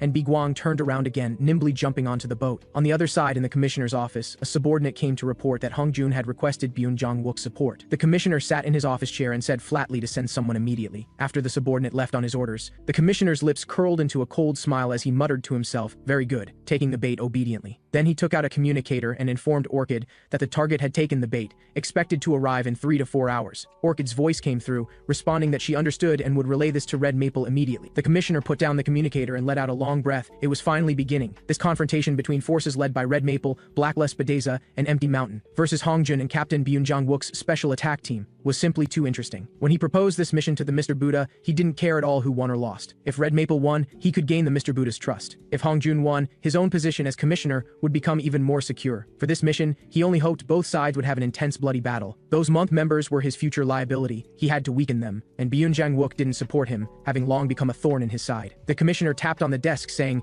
"Balance is important. Can't let any side dominate." At that moment, the communicator suddenly rang, Orchid's voice carrying panic, interrupting his thoughts. Orchid asked anxiously, "Didn't you say the police would arrive in 3 to 4 hours? But why after Red Maple's subordinates prepared their ambush? They were all knocked out." The commissioner asked in disbelief, "What did you say?" Then he suddenly chuckled softly, his eyes flashing with admiration. That kid was really cunning, acting weak on the surface, but secretly taking action behind the scenes. He then told Orchid that Hong Jun must have sent team members to the island ahead of time. Orchid's message came through again, saying frantically it wasn't a squad, only one person came. At the same time, a figure flashed through the island's forest. Woo-Gwang sprinted forward at high speed, his short blade unsheathed, taking down enemies, blocking his path with swift slashes. Woo-Gwang's strikes were lightning fast. Every move was impressive. The commissioner muttered in surprise, could it be that guy? He knew Woo-Gwang wasn't simple, but didn't expect him to be this powerful. Now he was the biggest variable. His eyes darkened as he thought, to maintain balance, he'd have to do something. On the other side of the island, Woo-Gwang received a call from Hong Jun. Hong Jun told him to cooperate with the police special attack team to complete the mission together. Captain Byun Jong-wook's special attack team were the strongest among all existing police special attack team. Woo-Gwang refused refused outright, saying solo action was more convenient and could avoid conflicting opinions. Hong Jun then brought up how Woo-Gwang, during his time as an assassin, was seriously injured on a true religion mission. He said the first generation Red Maple was one of the strongest in the month organization, but Woo-Gwang dismissed this, saying the current Red Maple was too weak. Hong Jun's face immediately darkened as he emphasized that this person killed his wife and must be caught. Woo-Gwang finally relented but set a condition: everyone must follow his orders during the operation. Before long, Byung-Jong-wook arrived with the special attack team to rendezvous with Woo-Gwang. Byung-Jong-wook spoke first, saying he'd heard a lot about Woo-Gwang from Kim Ah-young. Byung-Jong-wook introduced himself as the captain of the special attack team. Woo-Gwang didn't respond, frowning at the special attack team members. He asked in confusion why they brought Jo Gyeong-gi here too. Cha-yeon said they shouldn't leave a team member behind. The core of missions was teamwork. They absolutely couldn't abandon any comrade. At that moment, Park Jung-ho stepped forward, looking Woo-Gwang up and down, asking if he was the one who dealt with the drug dealers. He admitted he'd been especially looking forward to meeting him, but didn't expect him to be someone who abandoned his comrades. Woo-Gwang looked completely indifferent, saying Jo Gyeong-gi coming along wouldn't help at all. Park Jung-ho demanded sharply, "Just because she's useless, you abandon your comrade?" Choi Sang-ho quickly stepped forward to mediate. Woo-Gwang looked at everyone arguing, secretly calculating he should just knock them out and act alone. Kim Ah-young quickly came out to advise Woo-Gwang to be patient for a bit. Woo-Gwang froze when he saw Kim Ah-young, thinking, why did she suddenly become so polite? Byung-Jang-wook shouted sternly for Park Jung-ho to stop. Park Jung-ho quickly apologized. Just then, Hong Jun's signal came through, asking if everyone had assembled. Byung-Jang-wook immediately responded that all channels had been switched and they were ready. Hong Jun then announced they would begin the operation briefing. He described the enemy base as a complex 3-story building. The first floor had stairs leading upstairs, with a simple layout but easy to defend, hard to attack. The right side of the first floor had a cafeteria and a hidden passage to the basement. The second floor was the cult members' prayer room, usually the most crowded. The third floor was where cult leader Red Maple resided, the final target. Hong Jun simulated enemy thinking, saying if he were the enemy, he'd lure them in deep then surround them. Therefore, he arranged tactics, everyone split into 4 routes, advancing from the front, left side, right side, and basement. Byung-Jang-wook asked if there might be errors in this intelligence. Hong Jun said the intelligence had been verified repeatedly and was definitely accurate. Woo-Gwang thought to himself, he said he wouldn't take the mission, but secretly investigated anyway. Hong Jun continued reminding everyone to regroup immediately after clearing their assigned areas. Then Woo-Gwang spoke up first, volunteering to take the direct frontal attack route. Park Jung-ho immediately protested, asking why he should get to go. Woo-Gwang raised an eyebrow, his tone arrogant yet confident, saying because he was the strongest. Park Jung-ho jumped in anger, cursing Woo-Gwang for being too presumptuous, while nearby members quickly tried to calm him. At that moment, Byung-Jang-wook suddenly extended his hand to Woo-Gwang, saying they hadn't properly shaken hands yet. Woo-Gwang reached out to shake, his grip surprisingly strong. Byung-Jang-wook was secretly amazed by the grip, so he casually announced the direct route would go to Woo-Gwang. Kim Ah-young and the other members responded in unison, acknowledging the mission assignments. Byung-Jang-wook looked at Woo-Gwang, asking him to clear a good path for everyone to go upstairs. Let's all cooperate well this time. Woo-Gwang nodded in agreement, his eyes sharp and full of fighting spirit. At that moment, Kim Ah-young suddenly exclaimed, because the bag on the ground wasn't their equipment bag. Byung-Jang-wook guessed their luggage must have been switched when disembarking. Cha-yeon reported anxiously that she'd been trying to contact the other party, but they weren't answering. Byung-Jang-wook gritted his teeth in frustration, saying they were absolutely joking. At that moment in the commissioner's office, the commissioner was asking if the luggage switch went smoothly. The Maritime Police Commissioner on the other end said everything went smoothly. After hanging up, the commissioner thought to himself, this move was a bit forced, but there was no other way. At the same time on the island church, Red Maple was on stage manipulating hearts and minds. He claimed believing in God brought salvation. Those who didn't believe in God would only receive severe punishment. As long as they believed in God, they would be victorious. He promised that after the battle ended, believers would be one step closer to God. The believers instantly became frenzied. This frenzy was as if Red Maple had been dyed red, completely eroding the believers' sanity. Before long, Woo-Gwang and his group arrived at Red Maple Church's perimeter. He lowered his voice and shouted to attack. The mission officially began. Everyone pushed open the church doors together, and an eerie atmosphere hit them. Park Jung-ho clicked his tongue, unable to help complaining what a mess this place was. The dense crowd of white-clothed people directly blocked their path. Everyone recalled Hong Jun's reminder. Among the believers were many brainwashed ordinary citizens. Hypnotized citizens wore white tops, while non-hypnotized believers wore colored clothes. Cha-yeon looked at these white-clothed people, reminding everyone not to hurt them. Before she finished speaking, Woo-Gwang shot out like an arrow. He leaped up, kicking hard into the face of the frontmost white-clothed person. That unlucky fellow flew like a kite with a broken string. Woo-Gwang's movements didn't stop as he turned to kick the next white-clothed person. Park Jung-ho shouted anxiously, reminding Woo-Gwang these were all ordinary citizens. Woo-Gwang kept punching people while saying without turning his head that he knew. Byung-Jang-wook sighed helplessly, saying rather than watch him fight, they should split up. He ordered everyone to go to their assigned areas and not waste time at the entrance. As it turned out, Hong Jun's judgment was completely correct. Red Maple had indeed set an ambush. The stairway to the second floor was full of white-clothed believers used to lure the enemy. After luring them deep, colored believers would surround them. At that moment, Red Maple was staring at the monitors, observing everyone's every move. Red Maple ordered his subordinates in a low voice to stay in their rooms and not act rashly. Red Maple stared intently at everyone's movements on the screen, filled with doubt. Why weren't these people following the false intelligence he'd spread at all? This unreasonable situation made Red Maple suspicious. Clearly, before Greenleaf was captured, he'd planted false intelligence in her mind. Even if Hong Jun investigated privately, he couldn't possibly know this many details. And only the Mr. Buddha, an orchid in Huago Temple, knew Pine Crane was an undercover agent. Therefore, Red Maple naturally concluded that Huago Temple leaked the secrets to the police. Red Maple suddenly turned his head, shouting for Black Lespedeza and Empty Mountain. He questioned why they came here, his tone full of wariness. Black Lespedeza rolled his eyes, saying of course they came to carry out the mission. Red Maple sneered. A mission to eliminate me and the organization, right? He said resentfully he'd never desecrated Huago Temple like the first generation did. Red Maple said emotionally he'd always dutifully served Lord Mr. Buddha. Black Lespedeza mocked. The one preaching about God just now suddenly changed his tune. Red Maple stared at Black Lespedeza with vicious eyes, saying, "You think I'm a fool?" Empty Mountain spoke calmly. "If this were a mission to kill you, I would have already made my move." Red Maple was provoked, threatening, "Then try it if you dare." On the other side, Park Jong-ho was frantically attacking the white-clothed people. Choi Sang-ho quickly tried to stop him, telling him to show mercy since these were ordinary citizens. Park Jong-ho complained while fighting that clearing all these people would definitely take quite a while. He wondered if Woo-Gwang could handle it alone. In fact, there was no need to worry. Woo-Gwang's corridor was already covered with white-clothed people. Woo-Gwang fought his way to the second-floor hallway, finding it was also full of white-clothed people. But these white-clothed people were too deeply hypnotized. No matter how hard he slapped them, he couldn't wake them up. He looked at the bruised and swollen white-clothed people, thinking, there must be a switch to wake them. Woo-Gwang stopped dwelling on it. Just go ask Red Maple and he'd know everything. On the other side, Byun Jang-wook and Kim Ah-young had also knocked out the white-clothed people in the hallway. Then the two adjusted their states and continued pushing forward. They came to a room with a group of people wearing deer head masks. Byun Jang-wook recognized these as the executives Hong Jun mentioned. Deer were once Huago Temple assassins who became Red Maple's subordinates after being abandoned. Red Maple used drugs to hypnotize them, turning them into his puppets. The length of the antlers represented their seniority as Huago Temple assassins. Byun Jang-wook stared at the deer head masks and suddenly joked, "Aren't those antlers heavy?" The deer head people looked confused before they could react. Byun Jang-wook grabbed the mask's antlers and crushed the hard deerhead mask to pieces. Then he clenched his fist, punching another deerhead person. His figure flickered as he quickly turned to the next target. Several loud cracks rang out in succession, nearly bursting eardrums. Finally, he punched the deerhead person in front of him, shattering the mask. That person fell straight backward as another deerhead person rushed forward, charging straight at the defenseless Byun Jang-wook's side. A cold gleam flashed from the short blade in her hand as it stabbed viciously toward Byun Jang-wook. Kim Ah-young reacted swiftly, her flying kick precisely hitting that person. That person flew out several meters like a kite with a broken string, crashing heavily to the ground. Byun Jang-wook turned and praised her for doing well. The kicked deerhead person struggled to stand. The deerhead mask had already fallen off. In another church room, Black Lespedeza was desperately trying to stop Red Maple and Empty Mountain. He urged Red Maple to think rationally. He and his brother still had business dealings with him. He had no reason to participate in a mission to kill him, and to help Red Maple, he hadn't worked out for 2 days already. Plus, Empty Mountain was busy preparing for a ceremony. If they wanted to kill him, they would have acted already. Red Maple fell silent for a moment, saying he'd tentatively believe them. Black Lespedeza breathed a sigh of relief, then comforted Red Maple not to worry. With these month members here,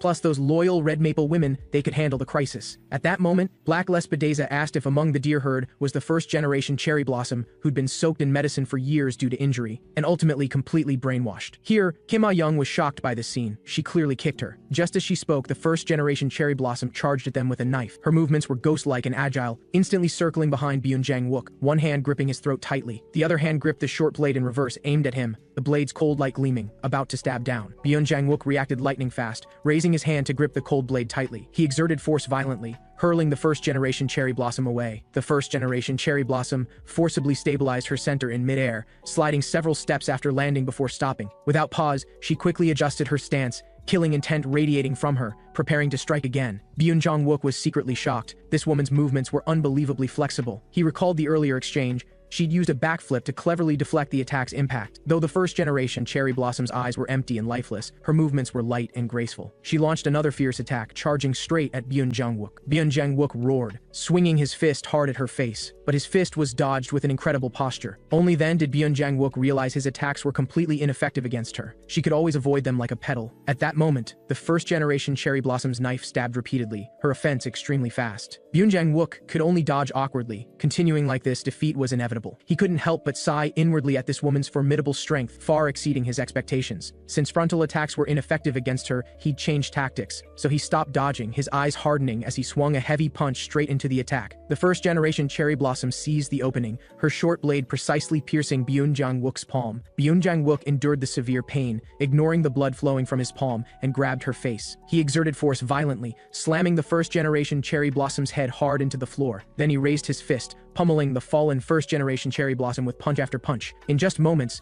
the first-generation cherry blossom was beaten to near death, completely still. Then Byung-Jang-wook picked up the communicator to report that the left half of the rooms had been cleared. He informed everyone to prepare to regroup and continue the mission. Cha-yeon praised Captain Byung-Jang-wook's impressive skills. Jo Gyung-hee looked at the white-clothed people covering the hallway floor, muttering quietly, "Senior's skills seem just as impressive. Is Senior from the special attack team?" Cha-yeon denied it with a smile, saying she graduated from police university. To chase after someone she admired, she'd grown to where she was now. Then she teased Jo Gyung-hee with a smile, saying she should understand that feeling. On the other side, Park Jong-ho and Choi Sang-ho had also dealt with the white-clothed people in the hallway, so the two pushed open the next room's door. Choi Sang-ho instantly shouted in shock after seeing the scene inside. Park Jong-ho asked what was wrong. Then he heard Choi Sang-ho continue shouting excitedly that these girls were way too pretty. Park Jong-ho was instantly speechless. The two beauties blocking them were Red Leaf and Yellow Leaf, who'd always been by Red Maple's side. They'd been top assassins, cultivated by Hwago Temple since childhood, with strength far exceeding ordinary people. Plus, having been completely brainwashed by Red Maple since young, their loyalty was extremely high. Upon seeing these two, Red Leaf and Yellow Leaf both revealed their weapons. Park Jong-ho immediately stepped forward, shouting sternly for them to drop their weapons and surrender. Choi Sang-ho also quickly spoke up,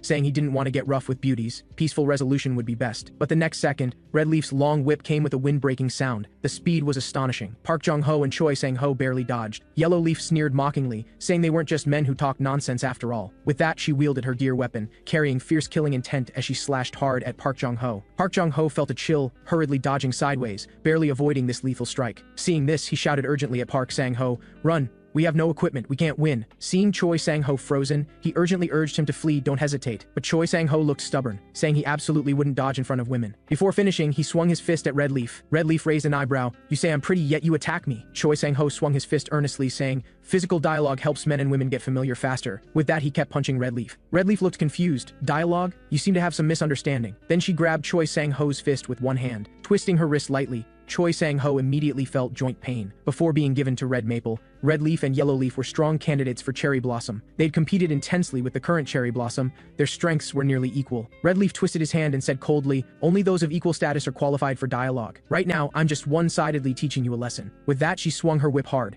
It instantly cut across Choi Sang-ho's shoulder, blood spurting out. The next second, Yellow Leaf also charged with her gear weapon, eyes full of killing intent. Her tone was extremely vicious. "Repent after you die." Park Jong-ho's expression changed as he immediately grabbed a nearby solid wood table, mustering all his strength to hurl it at Yellow Leaf. The table precisely hit Yellow Leaf's gear weapon, directly knocking the weapon away. Choi Sang-ho took the chance to retreat quickly but stubbornly refused to flee. Park Jong-ho sighed helplessly, "Then we have no choice but to use that move." But Choi Sang-ho looked resistant, saying he didn't want to use that move. After all, using that move in front of girls was too embarrassing. Park Jong-ho immediately said if he didn't cooperate, he'd tell the captain. Choi Sang-ho could only comply. The two immediately focused their guard and began building power, preparing to fight side by side. On the other side, Woo-Gwang reached the church's second floor, only to find it completely empty. It seemed Red Maple assumed they wouldn't reach the second floor, which was why it was so empty. Woo-Gwang recalled the days fighting alongside Red Maple. His partners always changed, which he'd always found strange. Now he finally had a chance to see Red Maple's true face. Meanwhile, Red Maple stared intently at Woo-Gwang's figure on the monitor. He felt a headache coming on. This guy's strength was completely unpredictable. He suddenly remembered that the person who captured Phoenix back then was none other than Woo-Gwang. Red Maple grew suspicious. Was the special attack team's complete annihilation really just due to bad luck? But he wasn't as easy to bully as Phoenix. He still had a secret trump card hidden up his sleeve. Red Maple secretly felt fortunate that it wasn't yet time to use his trump card. After all, there was still that guy. On the other side, Woo-Gwang surveyed the passage leading to the third floor and couldn't help but complain about how there wasn't a single person around. As soon as he finished speaking, Black Lespedase's voice rang out. "Can't you see my massive body?" With that, he strode toward Woo-Gwang. He declared outright that this time, he would definitely settle things with Woo-Gwang once and for all. Woo-Gwang's expression also darkened, his eyes cold as he said, "I will make sure you die by my hands." As soon as the words left his mouth, Woo-Gwang charged straight forward at a rapid pace. A sharp front kick shot directly toward Black Lespedase's face. Black Lespedase's reaction wasn't slow at all. He raised his hand and steadily blocked this powerful kick. Immediately after, he clenched his fist, veins bulging on his arm as his aura suddenly surged. He threw a heavy punch at Woo-Gwang. Woo-Gwang moved nimbly, easily dodging this powerful blow. He didn't forget to tease. "Every time I see you, I feel like you've gotten fatter. Black Lespedeza looked utterly confused and said, do you know me? Woo-Gwang said, of course I know you. You're just a strong but slow idiot. Having his sore spot hit, Black Lespedeza immediately flew into a rage, slapping his palm toward Woo-Gwang with fierce momentum. Woo-Gwang once again easily sidestepped to avoid it. Black Lespedeza only managed to grab his suit jacket. Black Lespedeza immediately sneered and asked back, who just said I was slow? You avoided danger by taking off your clothes. Like a ridiculous stripper. What's next? Are you going to take off your shirt too? Black Lespedeza threw the suit jacket on the ground, his eyes vicious as he stated he would definitely skin Woo-Gwang alive. Woo-Gwang silently muttered to himself. He thought it was the poison that made him slow last time. Now it seemed it wasn't that he himself had slowed down, but that Black Lespedeza's speed had truly improved. Woo-Gwang said meaningfully that he had really cared about speed since that day. Black Lespedeza tilted his head, looking utterly confused as he asked what he was talking about. Woo-Gwang suddenly changed his tone and praised Black Lespedeza for being a remarkable person. Black Lespedeza was completely baffled by the praise. This attitude shift was too sudden. Woo-Gwang shifted his tone and said, to develop these muscles, you must have given up certain things. Your increased speed is indeed commendable. As he spoke, he even started clapping. Black Lespedeza was instantly enraged, saying trash like Woo-Gwang wasn't worthy of acknowledging him. Woo-Gwang said regretfully, to bulk up, you didn't hesitate to use drugs, and you gave up the pleasure of other parts getting hard. Truly impressive. Black Lespedeza was instantly triggered, his eyes bloodshot. Woo-Gwang spoke bluntly, mocking him for being impotent. Black Lespedeza immediately exploded in rage, eyes red as he roared, I didn't use drugs! Consumed by fury, Black Lespedeza completely lost control, roaring as he lunged at Woo-Gwang. Woo-Gwang easily dodged to the side, and Black Lespedeza couldn't stop his momentum, crashing hard into the table behind him. Woo-Gwang picked up a knife and sneered, your bulky physique is nothing but a non-functional lump of meat. Before he finished speaking, the knife flashed with cold light, stabbing directly into Black Lespedeza's muscle. The blade sank into flesh, and hot blood instantly gushed out. Woo-Gwang's expression remained calm as he stated he had prepared weapons in advance, precisely to dismember him conveniently. Then he suddenly asked, your speed has improved so much, do you still insist on not using weapons? Black Lespedeza roared furiously, weapons are only for losers who lack confidence in their physique. As soon as he finished speaking, Black Lespedeza ignored his injuries and charged at Woo-Gwang again. Woo-Gwang moved elusively, nimbly dodging his fierce attacks. At the same time, he found openings to stab Black Lespedeza several more times. Woo-Gwang mocked, do you really think you lost that day just because you weren't fast enough? Black Lespedeza looked at the wounds all over his body, deep enough to see bone, his heart racing uncontrollably. His eyes were full of terror as he trembled and questioned Woo-Gwang, who exactly are you? Woo-Gwang slowly raised his short knife and said,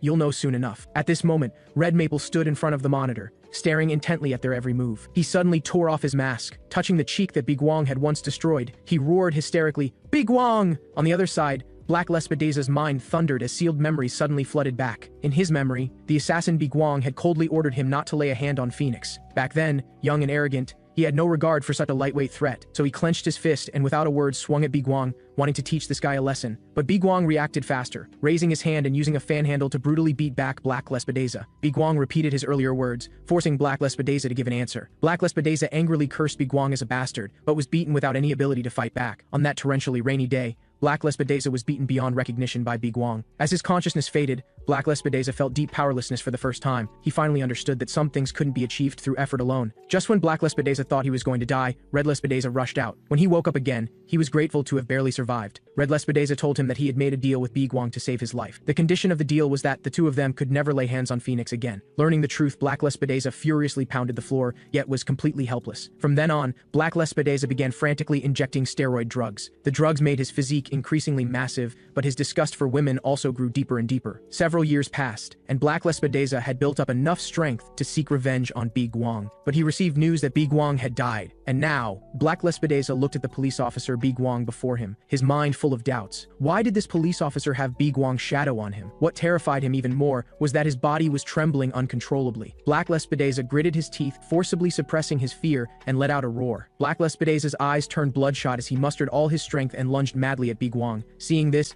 Woo-Gwang's eyes sharpened, his wrists suddenly twisted, and the blade's cold light blazed. One slash precisely cut off the mask on Black Lespedeza's face, and blood instantly splattered everywhere. At the same time, Woo-Gwang nimbly sidestepped to avoid his full force attack. Woo-Gwang held his sharp blade, his entire body radiating murderous intent. He circled behind Black Lespedeza, and in an instant, dozens of slashes cut across Black Lespedeza's entire body, blood gushing out. He coldly mocked, after all these years, your fighting skills haven't improved at all. Black Lespedeza panted heavily, even if I can't lift the heaviest barbell, as long as I can successfully lift it once, I win. Same goes for you. I only need to catch you once. Woo-Gwang raised his knife, pointing it directly at Black Lespedaza's face, saying, "Seems like you think you have several lives." Immediately after, Black Lespedeza let out a roar and lunged at Woo-Gwang. He frantically attacked Woo-Gwang, repeatedly screaming that he just needed to catch him once, but his powerful, heavy punches missed every single time. Black Lespedeza's eyes turned bloodshot as he shouted hoarsely, "Let me catch you just once!" Woo-Gwang sneered, "Impossible." As soon as he finished speaking, his blade flashed. The sharp blade precisely sliced across Black Lespedeza's neck. Black Lespedeza instinctively recoiled, staggering backward. He frantically covered his bleeding neck, his eyes filled with disbelief. Woo-Gwang said, "I underestimated you. Your body's instinctive flinch saved you. It was precisely because you instinctively flinched before charging forward that you avoided this fatal blow." Black Lespedeza's fingers were stained with warm blood, his eyes gradually becoming unfocused. He trembled as he asked again, "Who exactly are you?" Black Lespedeza's mind was in chaos, but one thought was crystal clear. He absolutely could not defeat the man before him. Remembering when he first learned of Woo-Gwang's death, he had breathed a huge sigh of relief. He was glad he didn't have to face Woo-Gwang again, didn't have to face that bone-deep fear. Black Lespedeza had always believed his efforts could defeat all opponents except Woo-Gwang, because Woo-Gwang possessed innate talent. He thought he would never again see himself miserably defeated by Woo-Gwang's talent. Black Lespedeza wanted to cry, but because his muscles were too tense, he could only force himself to hold it in. He panted heavily and suddenly asked, "Do you know about weight training safety devices?" Woo-Gwang concisely responded, "I know." Black Lespedeza said, "If you can't lift it, you'll be crushed to death by the barbell, so everyone installs safety devices." Woo-Gwang said speechlessly, "What exactly are you trying to say? This is a really strange last word." Black Lespedeza's eyes turned fierce as he continued, "When I challenge my limits, I never install safety devices. And I deliberately pick late nights when no one's around to train, not letting anyone come to rescue me. Every time I'm prepared to die. If I can't lift it,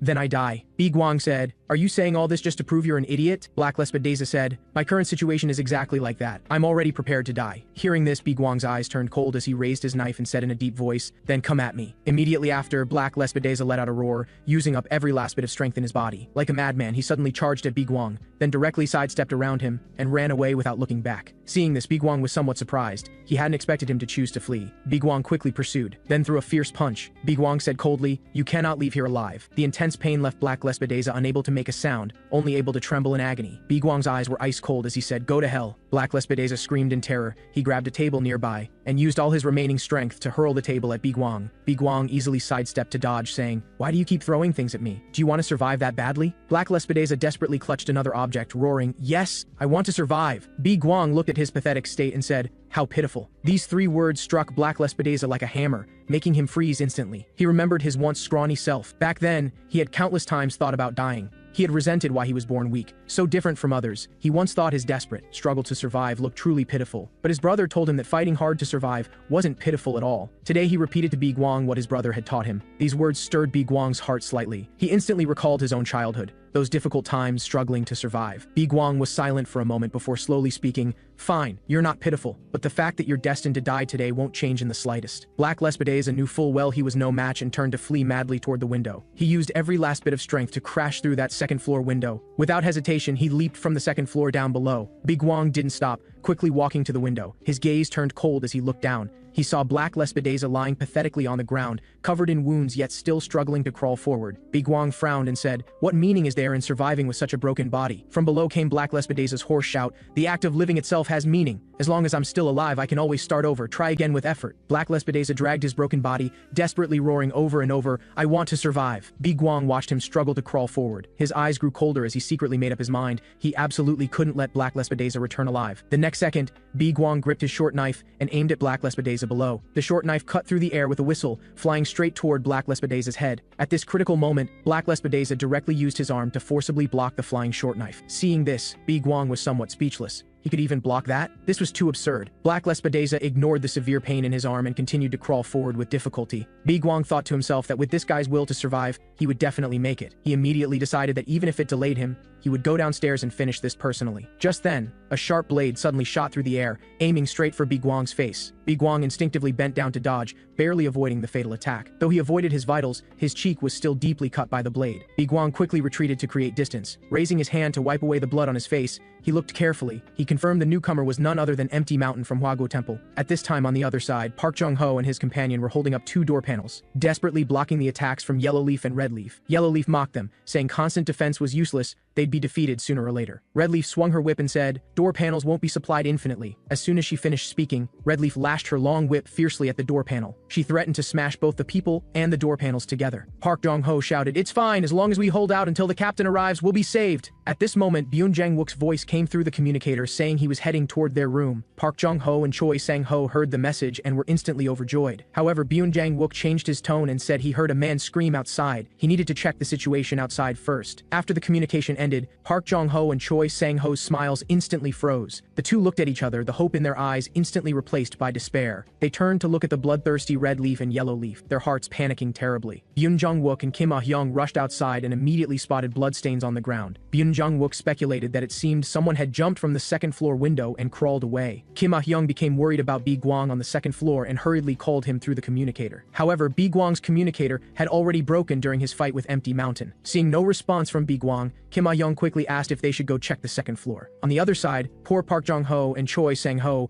were being frantically hunted by Red Leaf and Yellow Leaf. Red Leaf mocked. "Didn't you say stubbornly before that you'd never run?" Park Jong-ho said while running. "Occasionally we need strategic retreats too." Yellow Leaf snorted coldly, then pushed off with her feet to speed up and catch up. Raising her weapon, she slashed at Park Jong-ho. She said, "Whatever last words you have, say them in hell." The next second, Yellow Leaf's abdomen was suddenly struck hard. She coughed up blood. Her body skidded several meters on the ground before stopping awkwardly. Park Jong-ho and Choi Sang-ho joyfully shouted, "Captain, you came at just the right time. Those two women are no simple opponents." Byun-Jang-wook stared at Yellow Leaf, thinking to himself, this woman is naturally durable and strong, and that red-haired woman's strength shouldn't be underestimated either. His eyes became sharp as he secretly resolved to kill these two women. On the third floor, Red Maple looked at the blackened monitor in fury. He gritted his teeth and growled. Empty Mountain actually dared to break all the monitors on the second floor. He realized he'd ultimately been abandoned. At this point, there was no other choice. So he activated the contingency plan he had prepared long ago. On the other side, Chaeyeon and Jo Gyeong-ki also dealt with the people in the basement. Just as the two were about to go meet up with everyone, the ground suddenly shook violently. Byun-Jang-wook's side also felt the intense tremor. Red Leaf and Yellow Leaf showed even more fear on their faces, clearly terrified of what was about to happen. At this time, the switches in Jo Gyeong-ki and Chaeyeon's room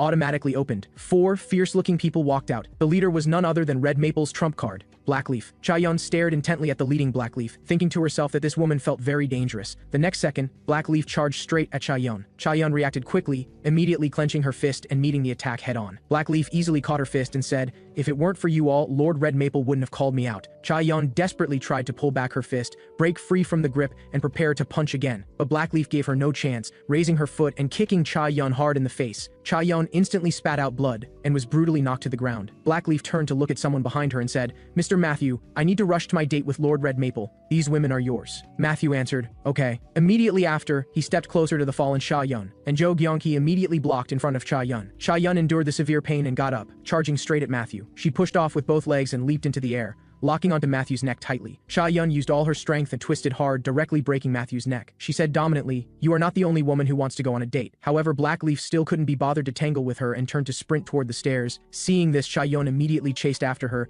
determined to stop this woman. The remaining Jacob and Philip quickly stepped forward to block Chaeyeon's path. Chaeyeon's eyes sharpened as she first punched fiercely at Jacob in front of her. Then she turned and hammered at Philip behind her, but he dodged it. Philip seized the opening and punched Chaeyeon hard in the abdomen. Chaeyeon winced in pain, but quickly grabbed Philip's shoulder to steady herself. Then she slammed her forehead hard into Philip's face. Philip's nose gushed blood, his body tilted back uncontrollably, nearly falling to the ground. Chaeyeon seized the opportunity, reaching out to lock Philip's neck, and twisted hard. Philip instantly stopped breathing. Then Chaeyeon turned and shouted, "Gyeong-hee, the rest is up to you." Before she finished speaking, Chaeyeon turned and chased in the direction Black Leaf had fled. Only Jo Gyeong-ki and Jacob were left. Jacob paid no attention to Jo Gyeong-ki and turned to run and stop Chaeyeon. Jo Gyeong-ki reacted quickly, pulling out her stun gun and shooting at Jacob. Electric current passed through his body, and Jacob convulsed in agony. He turned to glare furiously at Jo Gyeong-ki. In the hallway, Chaeyeon was desperately chasing Black Leaf. Chaeyeon, in her early 20s, graduated from the police university. Her original goal was to make a name for herself in the police force, until one day, she fell for a man. In order to work alongside him, she resolutely abandoned her original plans and joined the police special attack team. Chaeyeon put in several times more effort than others and finally got to fight alongside the person she admired. During their time together day and night, the love in her heart grew increasingly intense and passionate. Just like that, she worked alongside that man for nearly 10 years. However, she had also gradually grown older. Black Leaf ran while shouting, "Lord Red Maple, I'm coming!" She turned to look at Chaeyeon chasing behind her, and mocked, "You run so slowly. Seems your love for your sweetheart isn't deep enough." Chaeyeon was so angry she gritted her teeth. She directly provoked, "Seems like you prefer fast, huh? Is it because your man is very fast?" These words completely enraged Black Leaf, and she suddenly stopped in her tracks. She turned to glare at Chaeyeon furiously, demanding to know what she meant by that. Chaeyeon pretended to be innocent and replied, "Of course it's exactly what you think." Black Leaf completely exploded, roaring, "I will definitely kill you." She clenched her fist and, filled with fury, punched hard at Chaeyeon while screaming for her to take back what she just said. Black Leaf was beside herself with rage and immediately threw dozens more punches punches at Cha-yeon. Each punch carried vicious force, insisting she take back those words. Cha-yeon spotted an opening to counterattack, saying at the same time, "Your man is just very fast." Then, over a dozen punches landed fast and hard on Black Leaf. Black Leaf, her center of gravity suddenly unstable from the blows, staggered back several steps. Cha-yeon's eyes turned fierce as she held nothing back, turning to build momentum and deliver a spinning elbow strike. Her elbow slammed hard into Black Leaf's face, and Black Leaf screamed. Her body was instantly sent flying and crashed heavily to the ground with a thud. Cha-yeon mocked, "Lipstick the color of a corpse truly matches well with your man who lacks vitality." Black Leaf quickly covered her bleeding mouth, glaring viciously at Cha-yeon. She struggled up from the ground and said, "Originally, as a fellow woman, I didn't want to hurt your face." Finished speaking, she slowly revealed her weapon. The weapon resembled a yo-yo, with sharp gleaming gears on the edges. Black Leaf said with sinister eyes, "You forced me to make a move first." On the other battlefield, Jo Kyung-hee was suffering a one-sided beating from Jacob. Jacob's strength far exceeded hers, but Jo Kyung-hee still mustered her courage and charged at Jacob again. She swung her fist hard at Jacob's face, but he easily sidestepped to avoid it. Though Jo Kyung-hee's attacks were extremely crude, her movements carried a desperate ferocity, and it was precisely these fierce-spirited moves that unexpectedly triggered Jacob's PTSD. Jacob trembled uncontrollably with fear, tears of terror in his eyes. No longer caring about counterattacking, he cried out not to kill him and turned to flee. In his panic, he stumbled and fell heavily onto the cold ground. Though Jo Kyung-hee didn't understand what this guy was doing, she immediately realized this was an excellent opportunity. So she leaped up to build momentum and slammed her elbow hard down on Jacob. Jacob screamed and completely collapsed. Jo Kyung-hee stared at Jacob lying unconscious on the ground, dazed for a few seconds before coming back to her senses. Then she couldn't help but burst into cheers. "Wow, I won!" Cha-yeon's side wasn't going as smoothly. At this moment, Black Leaf was swinging her yo-yo to attack Cha-yeon. Cha-yeon hurriedly bent down, barely managing to dodge. Black Leaf twisted her wrist to retract her weapon, raising an eyebrow to praise Cha-yeon for dodging well. The next second, that yo-yo attacked again, the assault even more fierce than before. Cha-yeon couldn't dodge in time and was cut with several wounds on her body, blood flowing freely. Black Leaf retracted her weapon and sneered, "What are you thinking about? Are you scared to death?" Hearing this, Cha-yeon calmly replied, "It would actually be good if I died. That way my captain would stake his whole life on avenging me." So romantic and cool. Black Leaf was rendered speechless by these words. She sneered and said, "Then just go ahead and die." Cha-yeon's eyes were determined as she prepared herself, "But I won't die at your hands." On the other side, Cha-yeon's beloved captain was punching and kicking Yellow Leaf. Red Leaf, seeing this, became frantic and swung her whip at Byun-Jang-wook. Byun-Jang-wook reacted extremely fast, reaching out to grab the incoming whip. The gears on the whip pierced through his palm, blood seeping out, but he didn't loosen his grip at all. He exerted force with his arm and tightened his grip, then yanked hard on the whip. Red Leaf was pulled by the enormous force, uncontrollably tumbling in front of him. Byun-Jang-wook showed no mercy, punching Red Leaf hard in the face. Soon, Yellow Leaf nearby raised her gear weapon and charged again. Byun-Jang-wook didn't dodge. His elbow slammed hard into Yellow Leaf's chin. Red Leaf and Yellow Leaf were instantly beaten to their knees, their bodies trembling continuously. Byun-Jang-wook took a drag of his cigarette, then said he was going to find Cha-yeon now. Just then, a coquettish captain suddenly came from behind. Hearing this, Byun-Jang-wook frowned and turned sharply to look. He saw Black Leaf holding the wounded Cha-yeon. She drawled, "Captain, I'm here." Park Jong-ho and Choi Sang-ho were furious, immediately rushing forward. Byun-Jang-wook was even faster. Leading with a punch, he slammed hard at Black Leaf, who directly dodged this powerful blow. She breathed a sigh of relief. If that had hit, she'd probably be dead instantly. Black Leaf grabbed Cha-yeon's hair and retreated several steps back. Byun-Jang-wook looked at the injured Cha-yeon, his fury blazing as he growled, "Give her back to me right now!" But Black Leaf smiled smugly and said, "You should recognize the situation now. If you dare take one more step forward, I'll stab this woman to death." Black Leaf suddenly sensed movement from Cha-yeon. She immediately reached out and viciously grabbed Cha-yeon's tongue. She angrily scolded, "You dare try to bite your tongue to commit suicide in front of me. I already said you can only die by my hands." Just then, a blue electric current precisely hit Black Leaf, coursing through her entire body. Black Leaf's body stiffened, the pressure instantly plummeting. Then she turned to see Jo Kyung-hee holding a stun gun and saying,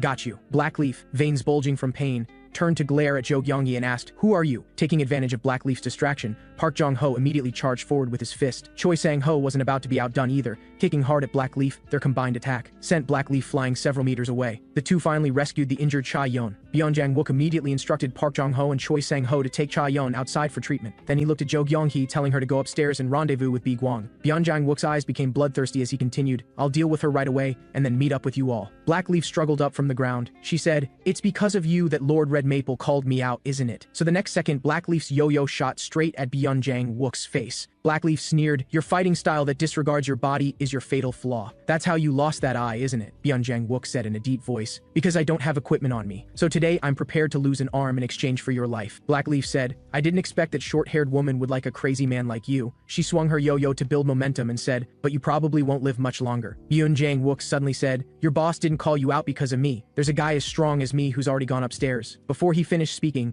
Byun-Jang-wook charged at Black Leaf again. Black Leaf hurriedly repeatedly flung out her geared yo-yo. The gears embedded into Byun Jang-wook's flesh, blood spattering, but he didn't retreat even half a step, instead punching toward Blackleaf. Blackleaf frantically raised her hand to barely block. Byun Jang-wook suddenly increased the force, his fist carrying a whistling sound through the air. Blackleaf couldn't withstand this enormous force, and hastily activated her yo-yo to counterattack. Byun Jang-wook endured the attack and continued punching, sneering, "You can barely protect yourself now." Blackleaf's blocking arm creaked, clearly already severely injured. Byun Jang-wook withdrew his fist and said, "I don't think my fighting style is a flaw. With the next strike, I'm prepared to lose an ear. I will definitely take your life." At the same time on the second floor, Woo-Gwang and Empty Mountain were fighting to the death. Empty Mountain wielded his long blade and slashed down from above, the blade's force fierce, and aimed directly at Woo-Gwang's face. Woo-Gwang looked utterly disdainful. While sidestepping to dodge, he stabbed through his body with one strike. Empty Mountain endured the severe pain and raised his blade again, preparing to launch a fierce attack on Woo-Gwang. Woo-Gwang gripped his short knife and prepared himself, his eyes cold as he waited for the best moment. Immediately after, the two clashed instantly, blade lights and sword shadows filled with murderous intent. Before long, Jo Gyung-hee, following orders, was searching everywhere for Woo-Gwang. Her eyes swept around and happened to spot the door to the second-floor room where Woo-Gwang had been. She quickly stepped forward and pushed open that half-closed door. What met her eyes was complete chaos, and Woo-Gwang had long since disappeared without a trace. At this time on the church, third floor, the instant Red Maple heard the door open, his nerves suddenly tensed. His face full of fear and unwillingness, he resented that Blackless Bedeza and Blackleaf hadn't managed to stop them. From the shadows opposite, someone carrying a knife slowly walked closer. His body trembling, he asked, "Is that you, Empty Mountain?" The person stopped and clearly responded, "No, I am Woo-Gwang." Red Maple was instantly scared out of his wits. He hastily threw several maple leaf-shaped darts. Woo-Gwang didn't even blink as he swung his blade and sliced all the darts into pieces. Red Maple incoherently questioned, "Is Empty Mountain dead? Who are you? What on earth happened?" Woo-Gwang interrupted him and said, "I'll only say this once. If you don't turn yourself in, you'll die here." Red Maple wanted to keep asking, but his words were cut off by Woo-Gwang. "Are you that guy who was hiding and watching from behind back then? When the first generation Red Maple died, you were there. You didn't keep your promise with me, actually became the second generation Red Maple." Red Maple asked with a blank expression, "What do you mean by that?" Woo-Gwang continued to repeat, "I just said, I am Woo-Gwang. Did you forget our promise that day?" It turned out that back when Woo-Gwang was still working as an assassin, he had once teamed up with the first generation Red Maple to execute a mission. That was also the first time he saw the true face of the legendary Strongest Month. At that time, Woo-Gwang couldn't help but ask about the rumors of the 12 apostles among her subordinates. He turned his head and glanced at the children standing nearby, asking if those were the apostles. Red Maple denied it, saying, "Those aren't apostles, they're her leaves. They're beautiful red maples, nurtured with her own love." Red Maple raised an eyebrow and teased, "You're taking the initiative to ask questions. Are you interested in me?" Woo-Gwang said her actions were very much like Mr. Buddha's, which made him really want to kill her. Red Maple retorted that she was completely different from Mr. Buddha. They truly loved her. She looked down at the children and asked gently,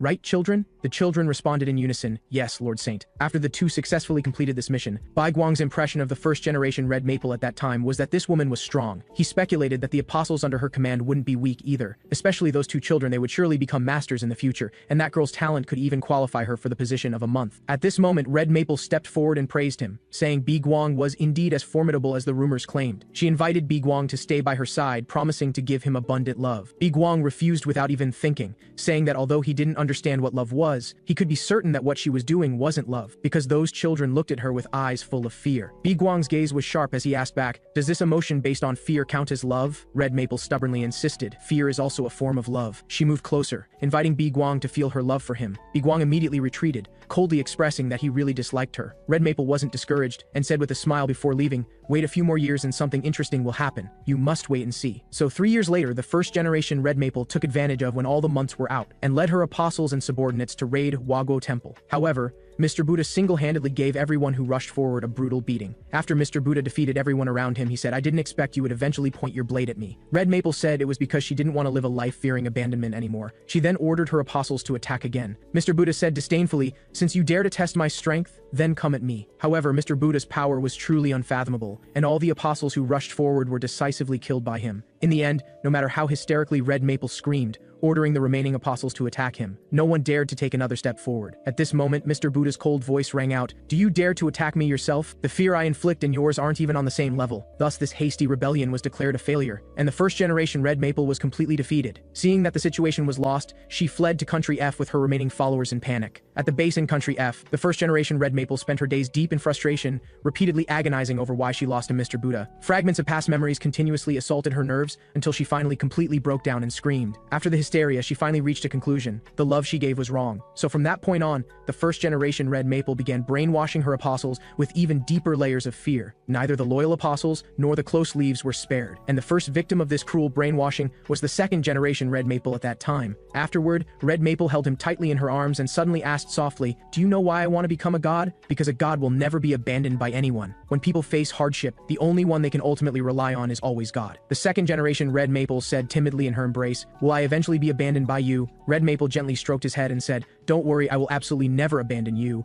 And until the moment Woo-Gwang arrived, this carefully woven false promise was finally completely exposed. The first-generation Red Maple glanced at the newcomer and said with a raised eyebrow, "We meet again, Woo-Gwang." Woo-Gwang's cold eyes swept over the surrounding apostles as he said in a low voice, "Their bodies are all damaged. Is this your so-called love? How utterly ridiculous. Where is the girl who was with the boy beside you?" Red Maple replied with feigned innocence, "I don't know. She's probably dead." Woo-Gwang raised his short blade and said, "You're really repulsive. I'm going to kill you." But the next second, the first-generation Red Maple charged at Woo-Gwang first. She immediately lifted her leg and kicked viciously at Woo-Gwang, who reacted extremely fast and dodged by bending down. The first-generation Red Maple's offensive didn't stop at all, immediately following with another fierce kick aimed at Woo-Gwang's chin. This time Woo-Gwang couldn't avoid it, and his chin took the full force of this heavy blow. Intense pain instantly struck, and Woo-Gwang staggered backward. Uncontrollably bright red blood trickled from the corner of his mouth. He gripped his short blade and launched a counterattack, but the first-generation Red Maple was agile and could easily dodge each of his strikes. The first-generation Red Maple dodged while taunting, "I heard your body was broken from torture, seems it's true." She seized the opening when Woo-Gwang changed his breathing and kicked again fiercely, once more forcing Woo-Gwang back. Woo-Gwang steadied himself and dodged this kick, responding coldly, "Even so, I can still beat you." Before his words finished, he launched a storm of continuous attacks, and in the flashing blade light, Red Maple's abdomen was stabbed multiple times in succession,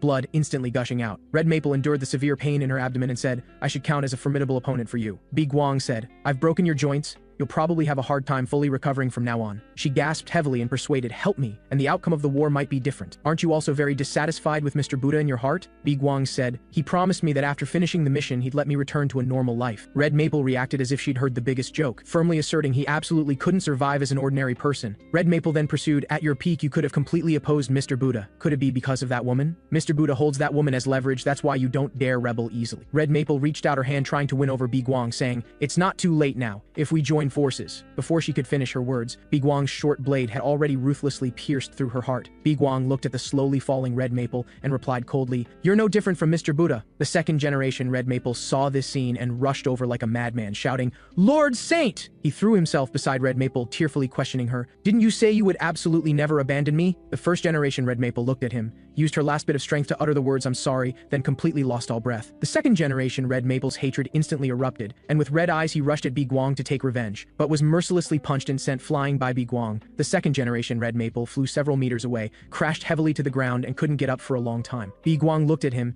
and said coldly, "Even though I'm seriously injured, you're still no match for me. But why are you crying so sadly? What that woman gave you wasn't love at all, it was fear. You're still too young, forget the past, and live well." The memory ended, and Woo-Gwang looked at the second-generation Red Maple across from him and said, "I clearly told you to forget the past and start over. Did you forget?" The second-generation Red Maple heard this, covered his head, and shouted in pain, "It's so chaotic, what's going on?" He then gradually became crazed, saying, "This is a trial given to me by God. Please God, spare me. My faith has never changed." Woo-Gwang couldn't bear to watch anymore and directly struck his head heavily with the blade's flat side. The second-generation Red Maple's vision went black, and his body uncontrollably fell backward. Woo-Gwang gripped the blade handle and said, "Your head is completely broken. Let me fix it properly." On the other side, the battle between Byung-Jae-wook and Blackleaf hadn't yet determined a victor. Byung-Jae-wook questioned her, "Why have you only been doing simple restraining moves since earlier? We already understand each other's abilities. Why hide and hold back like this?" His entire body emanated killing intent as he said in a deep voice, "Put your life on the line and fight me to the death." Blackleaf met his gaze, her body trembling uncontrollably, fear written all over her face. She hastily turned toward the direction of Redleaf and Yellowleaf, shouting their names at the top of her lungs. Redleaf and Yellowleaf, tightly bound by ropes, responded weakly. Blackleaf shouted hysterically, "Stand up quickly. Are you just going to stand there and watch?" Redleaf and Yellowleaf said listlessly, "Our hands and feet are tightly bound." Blackleaf was completely enraged and began swinging the yo-yo in her hand left and right, commanding them to stand up. Redleaf and Yellowleaf were instantly hypnotized and controlled. Countless painful fragments instantly flashed through their minds, all terrible scenes of being cruelly tortured by Blackleaf in the past. Their faces full of fear, they screamed incessantly, their bodies struggling frantically, saying they would obediently listen. Redleaf and Yellowleaf broke free from their restraints and rushed madly toward Byung-Jae-wook, screaming. The two used all their strength to heavily strike Byung-Jae-wook, who winced in pain. After recovering, he immediately swung his fist to counterattack the two. Taking advantage of the gap while Byun Jang-wook was restrained, Blackleaf didn't hesitate to turn and flee. She had only one thought in her mind, which was to quickly go find her Lord Red Maple. And at this moment, her Lord Red Maple was being brutally beaten by Woo-Gwang. He was beaten until his nose bled profusely, his body falling backward uncontrollably. But Woo-Gwang didn't stop. He immediately used the heavy blade's back to chop toward Red Maple's neck, the tremendous force striking. The second-generation Red Maple once again crashed heavily to the ground. Woo-Gwang looked down at him from above, ordering him to release the hypnosis on the believers. The second-generation Red Maple struggled to prop up his body and stubbornly said, "I refuse." As soon as the words left his mouth, he threw dozens of red maple darts, and Woo-Gwang once again easily blocked all the darts with his blade. Woo-Gwang raised his long blade, his gaze sharp, saying in a deep voice, "I'll say it again. Release the hypnosis." Before his words finished, he brought the blade down, striking hard at the second-generation Red Maple's face. The second-generation Red Maple was once again beaten until his nose bled profusely, yet still stubbornly refused. Woo-Gwang said helplessly, "It seems you've been brainwashed more severely than others." He sheathed his long blade and said indifferently, "Fine, let's see how long you can hold out." The second-generation Red Maple suddenly realized belatedly, "Although it's unreasonable, I know now that you are Woo-Gwang." Woo-Gwang responded speechlessly, "Are you only figuring it out now?" The second-generation Red Maple then sneered and said, "I'm returning those words you said that day right back at you. You're no different from Mr. Buddha at all. You always use overwhelming violence and fear to solve everything." Woo-Gwang heard this and chuckled lightly, mocking, as expected of a cult leader, such eloquence. The second-generation Red Maple said, "You told me to live like a person, but how exactly should one live like a person?" Woo-Gwang was silent for a moment, then answered, "I don't know." The second-generation Red Maple said,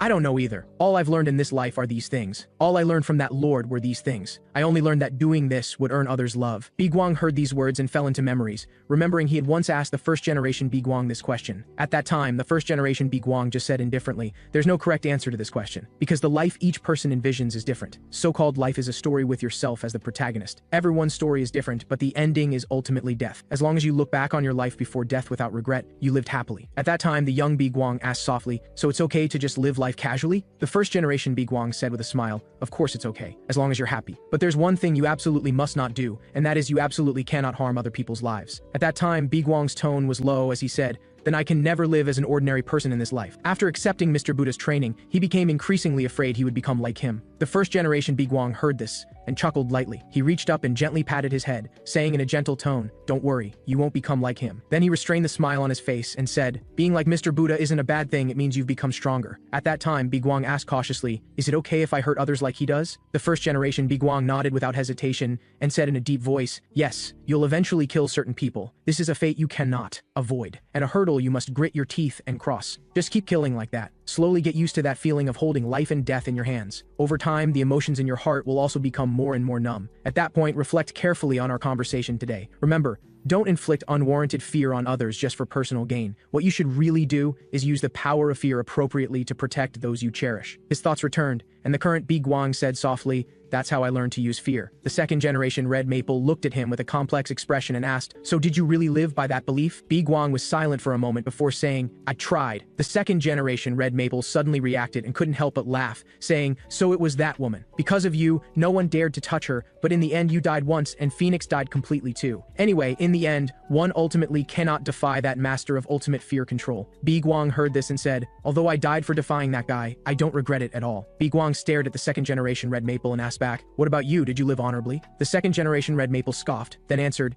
"Didn't I already say it? As long as I do this, I can get the love I want. That's the only truth I learned." Woo-Gwang looked at his obstinate appearance and sighed softly, saying, "How pitiful." The second-generation Red Maple cried bitterly at this moment, saying, "If you're Woo-Gwang, then everything makes sense. So I wasn't abandoned, it's just that you were too strong and forced me into a desperate situation. As long as I survive, I can return to Mr. Buddha's side." Woo-Gwang was utterly speechless and raised his blade handle to strike down again. At this moment, a stern shout of "Don't move" suddenly rang out. Woo-Gwang's movement instantly stopped, and he slowly turned his head. He saw Blackleaf grabbing Jo Gyeonggi and threatening fiercely, "If you dare move, I'll kill this woman." The second-generation Red Maple saw Blackleaf and shouted excitedly, "Blackleaf, you're finally here." Blackleaf looked at the second-generation Red Maple's injuries with such heartache. Woo-Gwang looked at Blackleaf's face and thought to himself, "This is the little girl who acted together with him back then." At this moment, Blackleaf glared at Woo-Gwang and questioned fiercely, "What did you do to my Lord Red Maple?" The second-generation Red Maple cried and reached out his hand, weakly calling, "Blackleaf, save me quickly." Seeing Woo-Gwang turn around, Blackleaf tightened her arm and threatened, If you dare take one step, I'll kill this woman. Woo-Gwang gripped the long blade in reverse and said coldly, I won't say it twice, let her go. Blackleaf directly shouted fiercely, don't take another step forward. The next second, Woo-Gwang swung his blade without hesitation, the blade edge directly slashing at Blackleaf's arm. As blood splattered out, Blackleaf's arm was instantly severed and flew away. Woo-Gwang's expression was fierce as he said, I already warned you, I won't say it a second time. Blackleaf trembled violently all over from the pain and collapsed to the ground, and Jo-Young-hee immediately broke free and escaped. After Woo-Gwang dealt with Blackleaf, he turned his head back to look at the second-generation Red Maple nearby, only to discover that the second-generation Red Maple was taking advantage of this brief chaos to secretly slip away toward the door. Woo-Gwang looked at his panicked fleeing figure and immediately prepared to go forward to stop him. The second-generation Red Maple suddenly turned his head and shouted hoarsely at Blackleaf behind him. Blackleaf, stop him quickly. Blackleaf endured the severe pain of her severed arm and lunged at Woo-Gwang. Woo-Gwang's wrist turned, and he directly used the heavy blade's back to slam hard at the charging Blackleaf. The tremendous force sent Blackleaf flying. Woo-Gwang's gaze locked tightly on the second-generation Red Maple's back, questioning coldly, is using someone you grew up with as a shield glorious? The second-generation Red Maple turned a deaf ear and just shouted back without looking, Blackleaf! Stop him quickly! Blackleaf lay on the ground and responded hoarsely, yes, Lord Red Maple. The second-generation Red Maple continued ordering her to buy him time to escape even if she had to die. Blackleaf's tears instantly spilled from her eyes, yet she still said with utmost respect, yes, Lord Red Maple. Seeing this, Woo-Gwang couldn't help but say, these two people are both insane. The second-generation Red Maple didn't look back and walked toward the door without stopping. His eyes were filled with obsessive fixation, constantly repeating, I want to return to Mr. Buddha's side, and behind him, Woo-Gwang struck another heavy blow at the charging Blackleaf. Blackleaf felt she was already on the verge of death. She raised her eyes toward the fleeing figure of Red Maple and used her last bit of strength to shout, Lord Red Maple, I love you, just as she had said to him countless times softly when they were young. Big brother, I love you. It turned out that both Blackleaf and the second-generation Red Maple were children the first-generation Red Maple picked up from the orphanage. The first-generation Red Maple had always treated them as combat weapons. The methods she used were exactly the same as the methods Mr. Buddha used back then, and the second-generation Red Maple was abandoned by his parents from birth. He had never been loved while living in this world. He was a pitiful and lonely child. The circumstances of the other children who were picked up were roughly the same as his. These children, like the second-generation Red Maple, had tasted abandonment from a young age. So when the first-generation Red Maple taught them that love was synonymous with fear, the children believed it without doubt. However, among this group of children, there was one child who was different. The girl who would become Blackleaf was the only child who had been loved by family. From childhood, she would follow behind the second-generation Red Maple, who resembled her deceased older brother. The two spent time together day and night and gradually became close. The second-generation Red Maple, who didn't understand love, mistook fear for love and deeply revered the first-generation Red Maple. Until in one mission, he faced off against the first-generation Cherry Blossom. At that time, he was too young and was no match for the first-generation Cherry Blossom at all. The first-generation Cherry Blossom was ruthless in her strikes, her power unilaterally crushing him, just when he thought he was going to die. A figure rushed over recklessly. It was Blackleaf who appeared in time to save him. At that time, Blackleaf told him to escape quickly. Staying here would only lead to death. Sure enough, the next second, the first-generation Cherry Blossom's attacks became even more fierce. Blackleaf immediately blocked in front of him, gripping her weapon and engaging Cherry Blossom in combat. Surprisingly, these two fought evenly, unable to determine a victor. The first-generation Cherry Blossom discovered Blackleaf's capabilities, so she shifted her target to the second-generation Red Maple behind her, and as the fatal strike was about to land, Blackleaf didn't hesitate to block in front of him. Then she used her last bit of strength to say I love you to the second-generation Red Maple once more. Cherry Blossom was moved by this scene. She then drew her short blade and said, take her and go, I'll spare your lives, because I like you too. Only then were the two able to escape with their lives. In the forest, the second-generation Red Maple took off his shirt and carefully bandaged Blackleaf's wounds. He looked at Blackleaf's pale face, his voice trembling as he asked her why she did this. Blackleaf looked into his eyes and said softly, my real older brother looked a lot like you. My brother was beaten to death by our father protecting me, and before he died he was still telling me he loved me. Lord Red Maple wanted you to die in her place, but I can die for you. The second-generation Red Maple choked up and asked, would you still do this even though I'm not your real brother? Blackleaf heard this and answered seriously while crying, of course, because I love you, big brother. So from that day on, the second-generation Red Maple finally understood what love was. Therefore, when the first-generation Red Maple wanted to brand Blackleaf with the Red Maple mark, it was he who stepped forward and volunteered to take her place. Because at that time, he already understood that so-called love wasn't fear, but sacrifice. Later, to prevent the two from meeting, the first-generation Red Maple imprisoned Blackleaf deep underground. Then she performed hypnosis on the second-generation Red Maple, weaving a false memory prison, making him completely forget Blackleaf's existence, with eyes only for herself. She forcibly instilled the twisted notion that fear equals love into his mind. She also taught him everything she knew, cultivating him to become a second version of herself. From then on, the second-generation Red Maple also began using hypnosis to control others' wills, and every hypnosis has an awakening switch. And the switch the first-generation Red Maple set for the second-generation Red Maple was the phrase, I'm sorry. After the second-generation generation Red Maple awakened from hypnosis, he ran frantically to find Black Leaf. But the moment he found Black Leaf, he didn't dare to step forward and embrace her, because he was horrified to discover he had become too much like the first generation Red Maple. Like the first generation Red Maple that Black Leaf had feared since childhood. The second generation Red Maple couldn't face this reality and chose to cowardly escape. So in the end, he steeled his heart and placed himself under an even deeper hypnosis. He chose to forget all the warm past and live according to the way he had learned. He chose to serve Mr. Buddha, who symbolized ultimate fear, but he also set an awakening switch for himself, and that was "I love you." Memories of the past moments spent with Black Leaf surged like a tide into his mind. The instant he heard those words, the second generation Red Maple completely awakened from hypnosis. He watched helplessly as Black Leaf coughed up blood,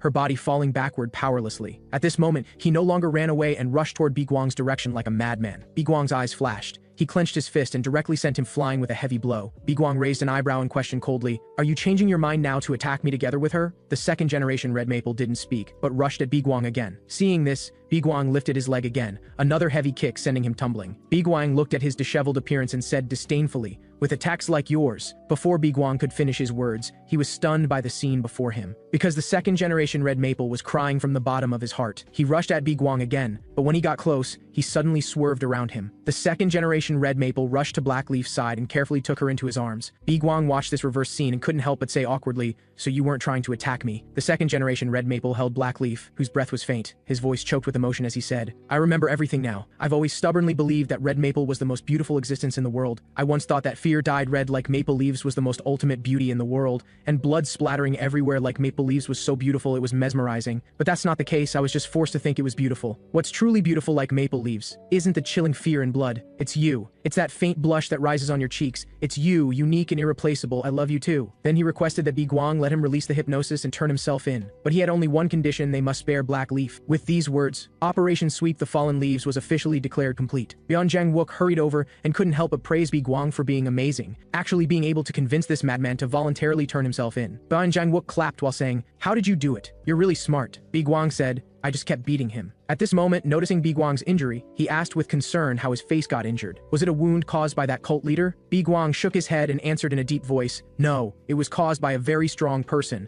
Jang-wook frowned and pursued, "Did you end up killing that person?" Woo-Gwang's tone was calm as he said, "I wasn't able to kill him." Just then, Jo Kyung-hee's voice came, saying she had finished bandaging Black Leaf. Woo-Gwang turned to look at the second generation Red Maple and said, "You heard that. According to our agreement, immediately release the hypnosis placed on the believers." The second generation Red Maple answered in a hoarse voice, "I understand." When the second generation Red Maple recited the spell to release the hypnosis, the scene instantly became chaotic, and the awakened believers all wanted to rush up and vent their accumulated anger at him. Red Leaf and Yellow Leaf, who had broken free from the hypnosis, also looked at him with eyes full of anger. The two kept cursing the second generation Red Maple, saying he looked incredibly disgusting. Just then, Black Leaf endured the severe pain and spoke. She stared coldly at the two, and sternly told them to take back those words. Red Leaf and Yellow Leaf's bodies stiffened at this sight, remembering what Black Leaf had done to them. They even began cursing at her as well. The next second, Jang-wook reached out and tapped their heads, warning them not to cause more trouble. Woo-Gwang watched Jang-wook's actions and silently pondered in his heart. He thought to himself that although he didn't really like executing missions with others, this man was very trustworthy, and cooperation in the future would definitely be reliable. Soon, Jang-wook took out the communicator and began reporting. "For this operation, we have a total of 3 wounded on our side. Currently, no one has died." Hongdun heard the good news on the other end of the communicator, and a happy smile instantly appeared on his face. Jang-wook asked into the communicator, "Everything should be fine on your end, right?" Hongdun responded in a steady tone, "Everything is well on our end, no surprises." He clearly stated that he was very satisfied with the execution results of this mission. In contrast, Red Maple's complete defeat was something Mr. Buddha simply could not accept. Mr. Buddha's expression was gloomy as water, as he questioned Orchid fiercely, "Where are Black Lespedeza and Empty Mountain?" Orchid respectfully answered, "Currently, there's no news of them." Then he hesitated for a moment before saying, "In my view, Pine Crane should have betrayed us." Mr. Buddha heard the news of Pine Crane's betrayal, and his emotions instantly erupted in fury. On the other side, Director Kim Nak-ho, who had just learned the mission results, muttered to himself, "How unexpected. Could it be that their strength was too formidable? This was a mission with 3 months participating." Kim Nak-ho pondered for a moment and suddenly smiled, saying, "Regardless, this outcome was actually quite good." Then he picked up the phone on the desk. He said into the phone, "The plan needs to be moved up. Deploy." Outside the church, Woo-Gwang and his group stood quietly waiting for the support team to arrive. Just then, a familiar female voice rang out. "Long time no see, Captain." The person was Chief Superintendent Shin So-hee, the Vice Captain of the White-Headed Crane Special Forces, and also Byung Jong-wook's former team member. She looked at Byung Jong-wook with a smile, asking in a familiar tone how he'd been lately. Byung Jong-wook saw her and couldn't help asking why she was here. Shin So-hee responded in a relaxed tone, "Because the commissioner sent me over." At this moment, Shin So-hee's gaze swept to Cha-yeon's face wrapped in bandages. She bluntly mocked, "It hasn't been that long, and you've gotten even uglier, Cha-yeon." Cha-yeon's expression darkened at these words, and she told her irritably to get lost. Taking advantage of this gap, Byung Jang-wook turned and asked Shin So-hee, "Why didn't your captain come?" Shin So-hee heard this and answered, "Our captain is on another mission." And the location of this mission was the police station. At the same time, the captain of the White-Headed Crane Special Forces, former member of Byung Jang-wook's Special Forces, Choi Hoon, was leading a team of special police. He needed to invite Hong Jun to meet with Commissioner Kim Nak-ho.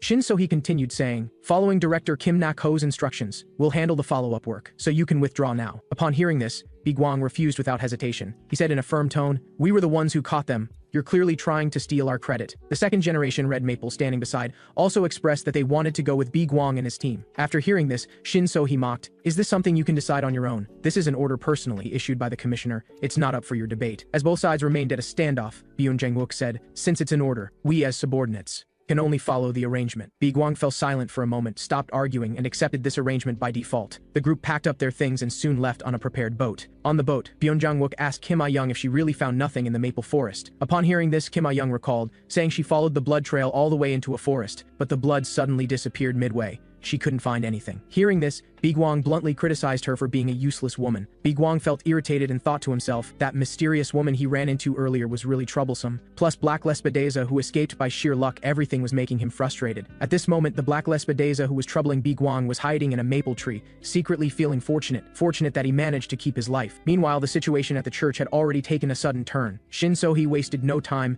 and had already silenced Red Leaf and Yellow Leaf. Seeing this, the second-generation Red Maple was completely stunned and questioned sternly, "Why do this? We were clearly willing to turn ourselves in and could provide you with many clues." Shin So-hee said. The commissioner said, "Oh wait, let me change how I address him. Lord Pine Crane said he doesn't need any unnecessary variables to exist. I've already prepared a lie. Your cause of death will be shot while resisting during transfer." After hearing this, the second-generation Red Maple was thunderstruck. So the mysterious Pine Crane was actually someone from the police. He smiled bitterly, finally understanding he was just a disposable piece in this game. He suddenly pulled Black Leaf into his arms and begged Shin So-hee to spare her life. Black Leaf shook her head weakly and gently consoled the second-generation Red Maple, saying she was willing to die together with him. Shin So-hee's lips curved into a cold sneer as she said, "Then as you wish." The second-generation Red Maple also completely fell at this moment. On the other side in the commissioner's office, Kim Nak-ho greeted the visitor cheerfully. He praised, "You perfectly ended the operation. Amazing. You avenged your wife. How does it feel?" Hong Jun looked puzzled and cautiously inquired, "What's your purpose in calling me here?" Kim Nak-ho said, "Don't be afraid, I'm assigning you the next operation. Except for February, May, and August, I have information on all the other months. So the next operation is to assassinate the months, weaken Hwago Temple, then execute Mr. Buddha." Hong Jun said, "The months are nameless killers, but Mr. Buddha is a public figure. Even if the operation succeeds,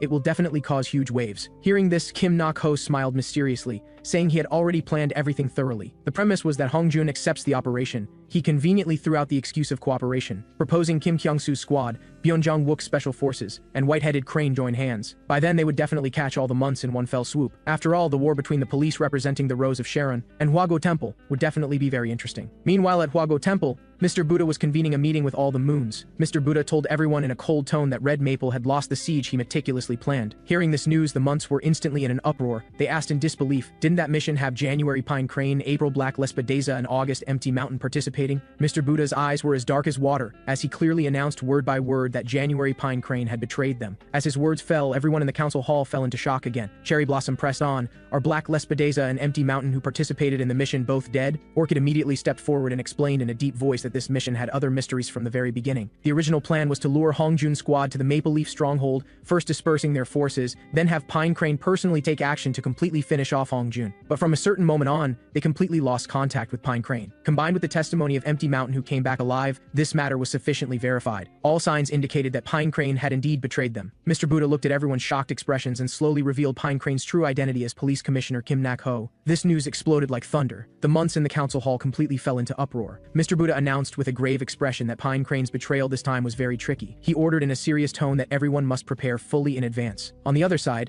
Black Lespedeza had actually escaped back to Woo-Gwang Temple alive. He tearfully complained to his brother Red Lespedeza, who came upon hearing the news, saying he was seriously injured by Woo-Gwang. Red Lespedeza looked at the shocking wounds on his brother's body. He was burning with rage and immediately rushed out to settle accounts with Woo-Gwang, muttering through gritted teeth that he would make Woo-Gwang pay a painful price. At the same time, Woo-Gwang was still discussing with Hongjun whether to cooperate with Pine Crane. Woo-Gwang looked at Hongjun's expression and asked what he planned to do. Hongjun said calmly that he hadn't formally replied to Pine Crane yet. Then he began analyzing the current situation, saying no matter what choice they made, this was the best opportunity. Pine Crane's betrayal would definitely cause division within Woo-Gwang Temple. He stated his plan, they just needed to seize the opportunity and strike when vulnerable. Before that, he planned to pretend to cooperate with Pine Crane first. Hearing this, Woo-Gwang nodded in understanding, then said he should properly train his subordinate slaves during this time. Seeing him preparing to leave, Hongjun asked, "Don't you feel more comfortable carrying out missions alone?" Hearing this, Woo-Gwang stopped in his tracks. What Byung-Jang-wook said before suddenly flooded into his mind. Byung-Jang-wook said seeing how he always liked to solve problems alone, he could guess that his former companions were probably not worth trusting. Byung-Jang-wook also advised him to try trusting his current team members. After all, someone risked their life to come help. This sincerity would definitely be useful later. As Woo-Gwang walked to the office door, he said he had somewhat changed his mind. As the Sweep the Fallen Leaves operation officially ended, Kim Nak-ho immediately held a press conference. He boasted in front of the cameras, completely taking credit for the mission's success. Kim Nak-ho stood under the spotlight, making a solemn declaration as police officer Kim Nak-ho. He promised that during his final term, he would completely eradicate all hidden evil forces. Shortly after this high-profile warning was issued, Kim Nak-ho began taking action. He didn't publicize any news but embarked on an undisclosed trip, ultimately arriving directly at Woo-Gwang Temple. He slowly walked into Woo-Gwang Temple and said provocatively to Mr. Buddha across from him, "Long time no see, Mr. Buddha." Kim Nak-ho entered the reception room and complained, "Not even a cup of tea for a guest?" Mr. Buddha wore a fake smile and mocked, "Your face is really thick." Kim Nak-ho laughed carelessly, saying he'd heard this so much his ears were getting calluses. Before his words even finished, Mr. Buddha swung a punch. Kim Nak-ho steadily caught the fist and joked, "You old man are still sharp as ever. For the sake of age, let's not have physical conflicts. Why don't we talk things through properly?" He then bluntly told him to give up everything and come work under him. He would preserve his honor and status as Mr. Buddha. Mr. Buddha's eyes were contemptuous,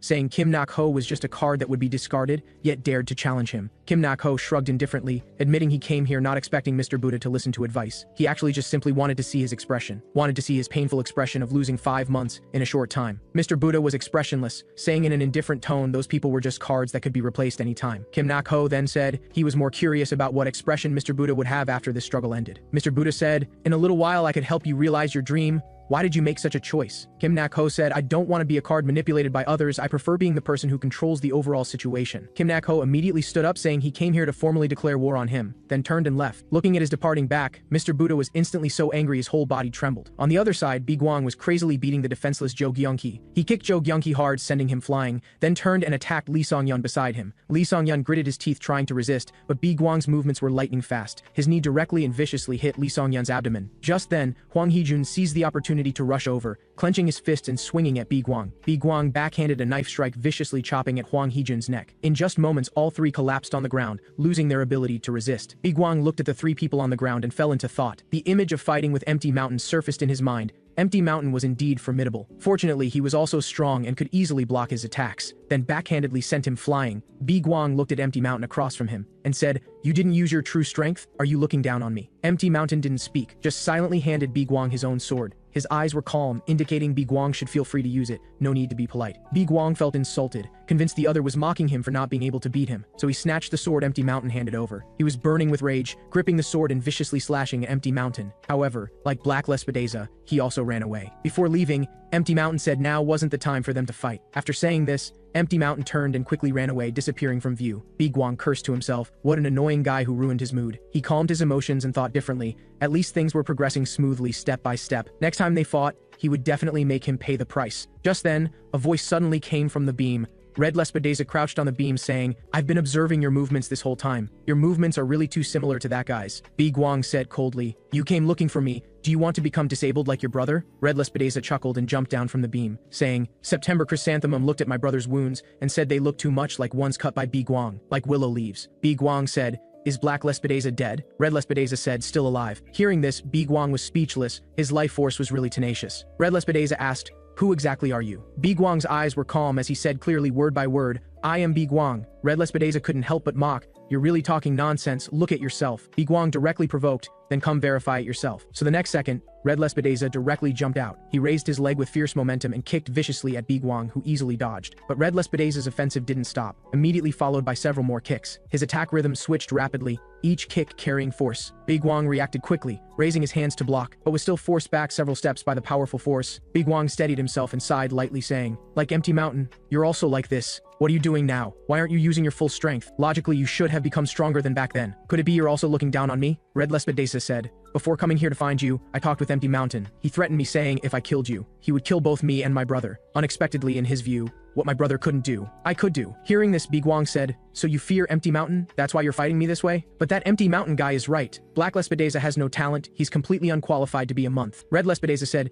"You actually say my brother has no talent. You're completely mistaken. Effort is also a kind of talent." Woo-Gwang directly refuted, "Ridiculous. Everyone works hard. And you clearer than anyone, because you're also a talented person. Because I fought you, I know your talent better than anyone. And you've executed so many missions with your brother. You should also feel it. The gap between you two is really too large. Isn't that why you wanted to come kill me alone? Because your brother could never beat me." Red Lespedeza refuted without hesitation, "The person who will kill you isn't me or Empty Mountain, but my brother Black Lespedeza." Woo-Gwang couldn't help but sneer. "You really love your brother to the point of being delusional." Red Lespedeza said firmly, "Even if everyone says he can't do it, I still believe in my brother." Woo-Gwang said, "Then why did you specially come here to find me?" Red Lespedeza said, "To vent my anger." As his words fell, he raised his leg again to kick Woo-Gwang. Woo-Gwang crossed his hands to block, but was still knocked to the ground by Red Lespedeza's tremendous force. Seeing this, Jo-Gyung-hee exclaimed, wanting to help, but was immediately stopped by Woo-Gwang, telling them not to come interfere. Red Lespedeza angrily rebuked, "My brother was beaten so badly by you. As his brother, how can I just stand by?" Woo-Gwang got up from the ground, saying, "So you only plan to beat me up and then go back?" Red Lespedeza nodded in response. "That's right." Woo-Gwang said, "How disappointing. After all, this is your only chance to kill me. If I regain my peak form, it'll be even harder for you to kill me." But Red Lespedeza didn't care at all, insisting, "But my brother can still defeat you." Woo-Gwang said, "But I don't plan to let you leave alive." As his words fell, he charged forward, preparing to elbow Red Lespedeza. Red Lespedeza easily dodged his attack and mocked, "You seem to have some misunderstanding." Then he seized the opportunity to kick heavily, continuing, "The one willing to spare the other's life right now is me." Woo-Gwang was kicked and staggered back several steps. Woo-Gwang gritted his teeth and stood with difficulty, staring at Red Lespedeza with a cold smile. A man's most important thing is indeed his lower body. The next second, Woo-Gwang's offensive resumed, charging fiercely at Red Lespedeza. Red Lespedeza reacted quickly, raising his leg to kick, but Woo-Gwang dodged the attack by sidestepping. Woo-Gwang took advantage to heavily kick Red Lespedeza's shin, planning to cripple his leg first. However, the moment his toes touched his leg bone, Woo-Gwang's own leg felt intense pain instead. He couldn't help but exclaim, "How is it as hard as stone?" Red Lespedeza's offensive didn't stop. The next second, another kick came at Woo-Gwang. This kick was full of force. Woo-Gwang was kicked hard and forced back repeatedly. Woo-Gwang steadied himself and grinned, saying, "That move is pretty good." He flexed his wrist, saying, "Feels like my form is slowly coming back." Red Lespedeza snorted disdainfully, "Stop bluffing." Saying this, he pressed forward, using his knee to viciously thrust at Woo-Gwang. Woo-Gwang was prepared, slightly tilting his head, easily dodging this vicious knee strike. Seeing this, Red Lespedeza's heart trembled. He also clearly felt something was wrong. This guy's movements were actually gradually becoming more agile. Then Woo-Gwang stopped defending and swung his fist at Red Lespedeza's face. Red Lespedeza hurriedly tilted his head to dodge, while raising his foot to viciously kick Woo-Gwang's cheek. Jo-Gyung-hee and others watching couldn't help but look worried. Woo-Gwang was kicked in the cheek, stumbling back several steps. He wiped the blood from his mouth, saying, "Very good to improve strength. You really need to fight masters. But are you really not planning to show your true strength? Otherwise, you'll really die." At this moment, Red Lespedeza felt terrified inside. Woo-Gwang could actually keep speeding up his movements in such a short time. The next second, Woo-Gwang raised his fist to attack. This punch was fast and fierce, solidly hitting Red Lespedeza's body. After hitting, Woo-Gwang was actually stunned for a moment, his face showing a surprised expression. He couldn't help but praise, "Like your brother, you've also trained your upper body well." After being hit, Red Lespedeza burned with rage, raising his leg and kicking Woo-Gwang away. He looked at Woo-Gwang with completely cold eyes, killing intent instantly rising in his heart. But just before taking action, his mind suddenly flashed with his brother saying he would work hard to defeat Woo-Gwang. So he instantly suppressed his killing intent and said, "Let's stop, I'm leaving." Hearing this, Woo-Gwang immediately got anxious, saying, "We need to settle this." Red Lespedeza directly refused, then turned and quickly ran away into the distance. Seeing this, Woo-Gwang immediately took off in pursuit. But Red Lespedeza's leg muscles were really too developed. His explosive power far exceeded normal people. Their leg strength was completely not in the same league. Before long, Woo-Gwang completely lost sight of Red Lespedeza. He couldn't help but sigh again that men really need to train their lower bodies well. Deep in the forest, the brother-obsessed Red Lespedeza was still annoyed at himself for having killing intent toward Woo-Gwang just now. That was his brother's target to work hard to kill, and his duty as an older brother was to spare no effort in helping his brother achieve his wish of personally killing Woo-Gwang. Meanwhile, Meanwhile, on the other side, Hong Jun was looking at documents in his hand, lost in thought. The documents Kim Nak-ho gave clearly listed the true identities of March, June, and September. The documents clearly marked March Cherry Blossom's identity as a popular singer and gold medal producer. Shi Hua, June Peony's background was equally impressive, a renowned top dog trainer in the industry, Hyun Lang Hua, and September Chrysanthemum's identity was even more unexpected, actually a respected senior physician, Yang Baik Hua. Looking at these names, Hong Jun was shocked. They were all leaders in various industries. He couldn't help but curse in a low voice. What is Mr. Buddha thinking? Meanwhile, at Woo-Gwang Temple, Mr. Buddha was standing in the Great Hall selecting new months. He looked at the several people kneeling below and said, "You are the new generation of light, the second generation Pine Crane, the third generation Phoenix, the third generation Woo-Gwang. I hope you can become useful cards for me." On the other side, the returning Woo-Gwang found the atmosphere somewhat subtle now. Jo Gyung-hee looked at Woo-Gwang and couldn't help but ask, "You're really Kim Kyung-soo, right?" Woo-Gwang frowned, saying, "Why suddenly curious about this question?" Jo Gyung-hee said, "Because you just told him you were Woo-Gwang, and when you fought, you looked like you already knew each other. After you woke up from the hospital, you seemed to completely become another person. What exactly happened to you?" Woo-Gwang avoided her gaze, saying, "If you have time to be curious, you might as well go train. Learn from Lee Song-yeon and Hwang Hee-jun, they have no questions." Lee Song-yeon and Hwang Hee-jun immediately said we're also confused, saying, "Are you really Kyung-soo?" In Hong Jun's office, Hong Jun looked at the documents and suddenly said he heard Red Maple died. Woo-Gwang sighed lightly. Seems like that Kim Nak-ho guy is ruthless enough in his actions. Then he asked Hong Jun how he felt. After all, Red Maple was the one who killed his wife. Hong Jun's eyes dimmed, saying, "I feel terrible, anger, and regret intertwined." The perpetrator raised the victim, and that victim eventually also became a perpetrator. Red Maple was a victim in this tragedy, so we must make Mr. Buddha face legal sanctions, break this endless cycle of tragedy. Hong Jun said, "I heard Red Maple was originally going to turn himself in. Kim Nak-ho cut off all his chances to atone. This is the information on all the months that Kim Nak-ho gave me." Woo-Gwang said, "So this is what they all look like, but these are only the months active in public." Hong Jun nodded, saying, "Right, besides Black Lespedeza and Red Lespedeza brothers, have you seen February and May?" Woo-Gwang said, "I haven't seen February, but I often see May Orchid's figure. That guy is like Mr. Buddha's shadow, always sticking by his side." Hong Jun then said, "We'll be cooperating with Kim Nak-ho during this time. Anyway, he has the title of police on the surface. We're just cooperating with him in our capacity as police. We absolutely won't do anything beyond our scope of duties for him." Hearing this, Woo-Gwang lowered his head and pondered for a moment, then slowly spoke. "Actually, my slaves have been constantly asking about my true identity recently." Hearing this, Hong Jun gave advice, saying, "Just tell them, there's nothing to hide. Whether they believe it or not, the process of sharing itself is meaningful. After all,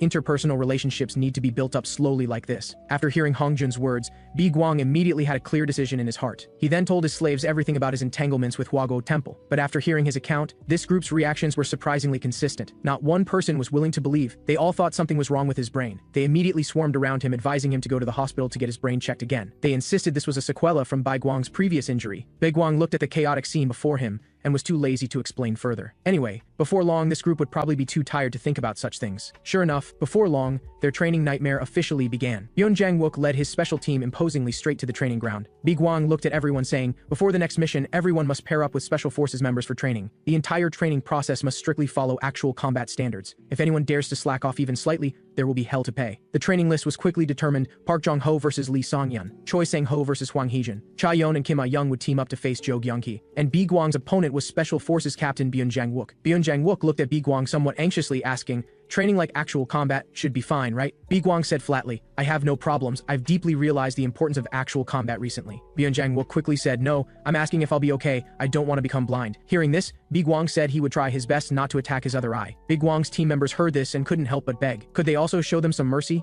On the other side, in Kim Nak-ho's office, a subordinate rushed to report that Hong Jun agreed to cooperate. Hearing this, Kim Nak-ho's face showed a smile. That was really good news. The subordinate then asked, "Did you also tell him about your plan to eliminate Mr. Buddha?" Kim Nak-ho shook his head, saying, "No, that Hong Jun guy is rigid. After the mission ends, he'll definitely betray me." The subordinate looked worried, saying, "Then won't executing the mission with him be very uneasy?" Kim Nak-ho said, "It's fine. Variables will appear anyway, as long as they're controllable. After this mission ends successfully, no one can shake my position." He breathed a sigh of relief, saying it was great to have one less thing to worry about. During this recent period, he was almost exhausted being tormented by that crazy woman. The next day, Kim Nak-ho met Hong Jun and first thanked him for being willing to cooperate. Hong Jun was too lazy to waste words with him and said directly, "So what's your plan?" Kim Nak-ho chuckled and teased, "You're really impatient. Since we're cooperating, we should first deeply understand each other." other. Everyone has dreams. Want to hear mine? My dream is to become this country's president. If I continue joining hands with Mr. Buddha, I should be able to easily take the presidential seat. But the police sense of justice I still have makes me unwilling to do so. I cooperated with Mr. Buddha for the greater good, so I won't have deep exchanges with him. After all, I want to build a safer country. Hearing this, Hong Jun immediately retorted, someone who joins hands with a criminal organization wants to be president. This country is probably heading into a dark era. Kim Nak-ho ignored his retort and continued saying, the day the mission starts is the day I announce my candidacy for president. By then I'll share all the investigated crimes of the months with you. Hong Jun said directly, though I'm willing to cooperate, I absolutely won't follow any of your orders. We will definitely capture the months alive and force them to voluntarily turn themselves in, whether it's Mr. Buddha or you Kim Nak-ho. Both must face legal judgment. Kim Nak-ho chuckled saying, you're bold enough to reveal your cards in front of me. Hong Jun said fearlessly, it's fine. I have a secret trump card that neither you nor Mr. Buddha have. Kim Nak-ho raised an eyebrow saying, you mean Kim Kang-soo? That card has already been revealed, Hong Jun said unconcerned. Even if it's revealed, so what? You can't touch him now anyway. Kim Nak-ho suddenly burst into laughter saying, ha ha ha, interesting, too interesting. Whatever happens later is up to you. For now, let's join hands against the bald monk. The mission day is the day I announce my run for the presidential election, and there's still a full year and a half until the presidential election. During this time, all forces ready to strike were secretly building strength. No one dared to slack off even slightly, all working with everything they had to improve their own strength. On the other side at Woo-Gwang Temple, the old months represented by Empty Mountain, along with the new months, Mr. Buddha just promoted, were seizing time to train. And on Red Lespedaze's side, today he brought several more people for Black Lespedeza to feed on. He firmly believed this folk remedy could help Black Lespedeza quickly become stronger. Time flew by,